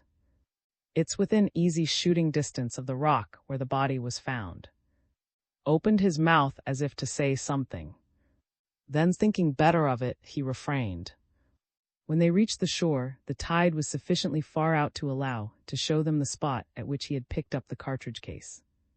Still had a mental map in his head, and that the shot must have been fired by the man behind thee at the time when he was nearest to Neptune's seat. If Stanley was even a moderate shot with an automatic, he could hardly have missed figure at the distance. Sir Clinton seemed to become more keenly interested when they reached the shore. His detached manner thawed markedly, and he thanked again for having brought the evidence to light. "Oh, it was only an accident," the Australian protested. "I wasn't looking for anything. It just chanced to catch my eye." "Does it throw any light on things?" Sir Clinton obviously resented the question. "Everything helps," he said sententiously. Saw that he had been indiscreet. "Oh, I'm not trying to stick my oar in," he hastened to assure the chief constable. "I just asked out of mere curiosity." He seemed rather perturbed lest he should have appeared unduly inquisitive, and in a moment he changed the subject completely. "By the way, I heard someone mention in the hotel that a man called is staying somewhere hereabouts. Know anything about him?" "I came across somebody of that name in the war. He's staying at that cottage across the bay," explained, pointing out's cottage as he spoke. "What sort of person was your friend in appearance, I mean?" "Oh, about my height and build, clean-shaved, hair darkish, if I remember right." "This looks like your man, then," assured him. "But you'll probably find him a bit altered. He's had some bad wounds." "Has he? Pity that." "I say, I think I'll just go across the bay now and see if he's at home. I'm halfway there already." Sir Clinton offered him a lift in the car, but on finding that it would be taking them out of their way, refused the invitation and set off alone across the sands. Before he started, gave him a warning about the quicksand near the wreck, lest he should stumble into it unawares. "That's an interesting find," volunteered as they climbed the beach. "I didn't say anything in front of, but it occurred to me that his cartridge case clears up one of the difficulties of the evidence." "You mean that couldn't tell the inspector whether there was a single shot or a pair?" Sir Clinton inquired. "Yes." "That looked funny at first sight, but if the two shots were fired almost simultaneously, then it would have been a bit difficult to say whether there was a double report or not." "That's so, Squire.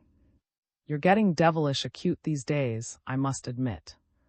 But from his friend's tone, the compliment did not sound so warm as the words suggested. Imagine that he detected a tinge of irony in Sir Clinton's voice, but it was so faint that he could not feel certain of it. "I'm getting too much into a groove," the chief constable went on. "This was supposed to be holiday, and yet I'm spending almost every minute of it in rushing about at's coattails. I really must have some relaxation. There's some dancing at the hotel tonight, and I think I'll join. I need a change of occupation." Was not a dancing man, but he liked to watch dancers, so after dinner he found his way to the ballroom of the hotel, ensconced himself comfortably in a corner from which he had a good view of the floor, and prepared to enjoy himself.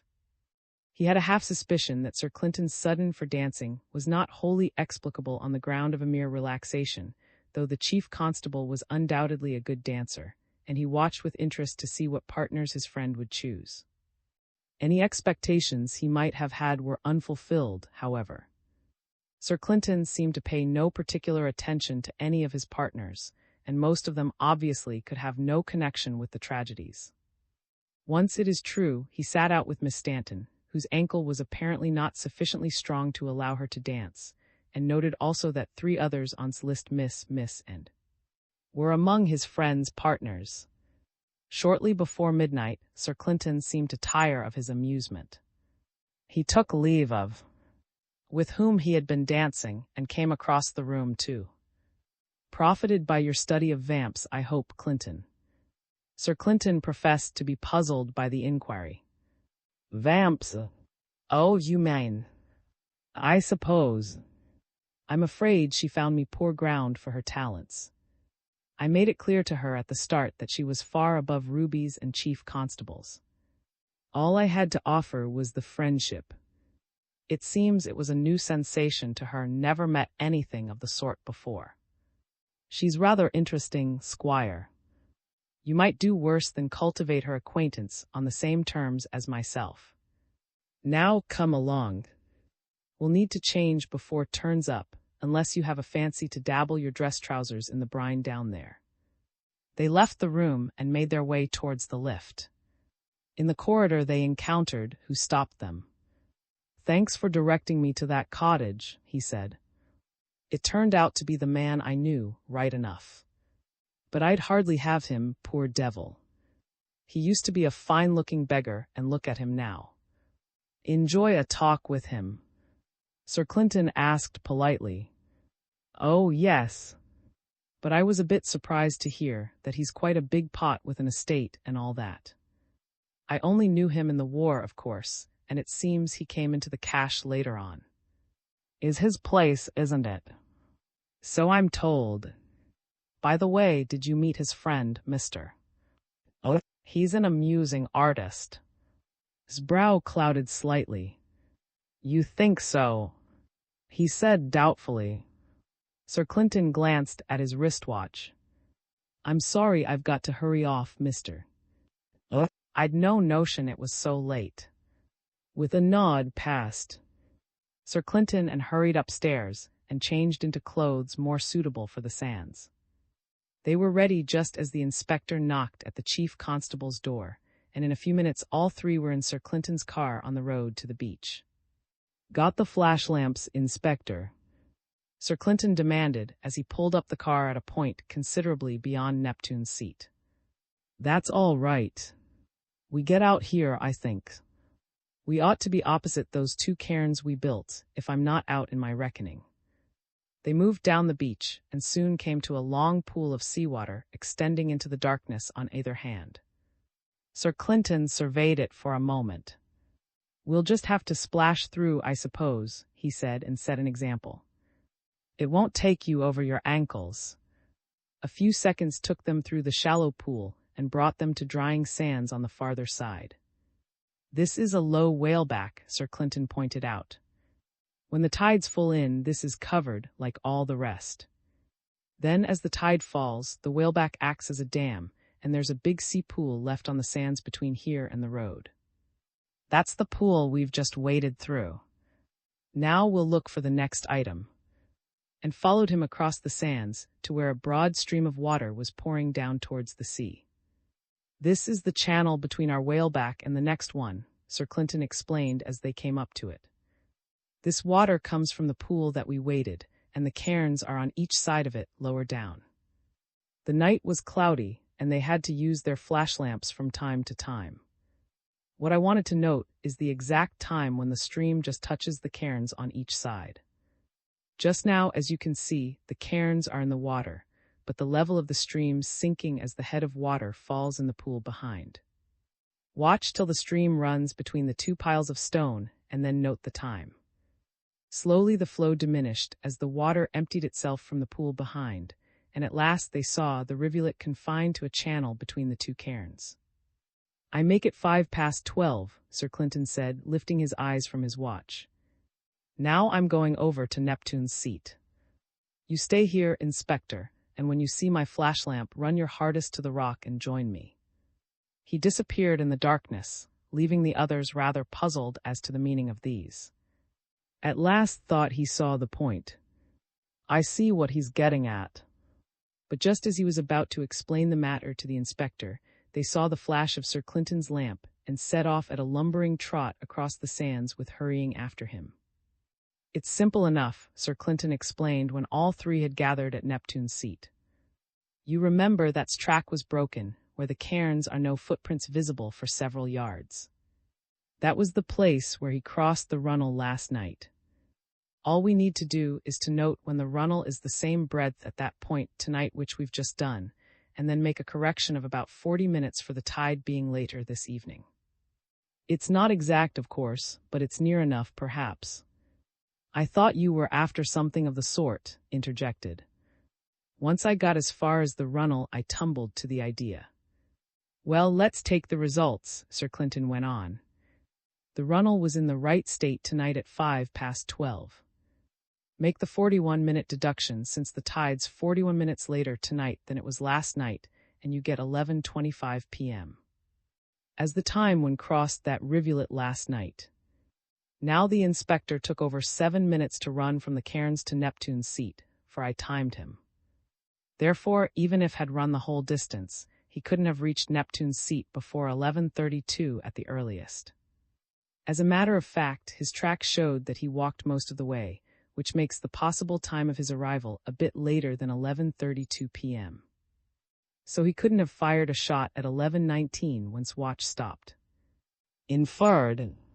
Obviously he couldn't. There's more in it than that, though I needn't worry you with that at present, perhaps. But this bit of evidence eliminates another possibility I'd had my eye on. Might have walked into the runnel and then waded down the rivulet into the sea, leaving no traces. Then he might have come along the beach, wading in the waves, and shot from the water. After that, if he'd returned the way he came, he could have emerged from the runnel at the same point, only on this bank of the channel, and left his single track up to Neptune's seat, just as we found it. But that won't fit in with the shot fired at 11:19 p.m. Obviously. If he'd done this, then his last footmark on the far side would have been made when the runnel was full, and his first footmark on this side would have been made later, when the runnel had shrunk a bit, and the two wouldn't have fitted the banks neatly as we found tonight that they did. "I see all that clear enough, sir," said briskly. "That means the circle's narrowed a bit further. If didn't fire that shot, then you're left with only 3 other people on the list, the 2 and the woman with the 3 shoe. If she can be eliminated then the case against thee is conclusive. Don't be in too much of a hurry, Inspector. How are you getting along with the shoe question?" Sir Clinton inquired a trifle maliciously. "To tell you the truth," the inspector replied guardedly, "I haven't been able to get at the root of it yet, sir. Only 2 of the village girls take that size of shoe. One of them's only a kiddie, the other's away on a visit just now. It doesn't look like either of them." "And the Hay case?" the chief constable demanded. The inspector made an inarticulate sound, which suggested that he had nothing fresh to recount on the subject. "And the PM on Spotty?" pursued Sir Clinton. Here the inspector had something to report, though not much. "Doctor has gone into it, sir. The contused wound on the back of the head's nothing to speak of. The base of the skull's intact. That blow had nothing to do with his death. At the most, it might have stunned him for a minute or two. According to the doctor, was killed by the shot, and he thinks that the shot wasn't fired at absolutely close quarters. That fits in with the fact that I could find no singeing of the cloth of his raincoat or his jacket round about the bullet hole. Doctor found the bullet all correct. Death must have been practically instantaneous, according to the doctor's view. These are the main results. He's written a detailed report for reference, of course. Sir Clinton made no direct comment. I think that'll do for tonight, Inspector. Come up to the car and I'll run you into the village. By the way, I want some of your constables tomorrow morning for a bit of work, and you'd better hire some as well, say a dozen men altogether. Tell them to dig up the sand between Neptune's seat and the sea to the depth of about a foot, and shift it up into a pile above high tide mark. And how far are they to carry their diggings? Inquired. I really doubt if they'll be able to dig much below low tide mark. What do you think? And what do you expect to find there? Persisted. Oh, a shell or two, most likely, Sir Clinton retorted caustically. Would you like to bet on it, Squire? Perceived that the chief constable did not intend to put his cards on the table, and that nothing would be gained by further persistence.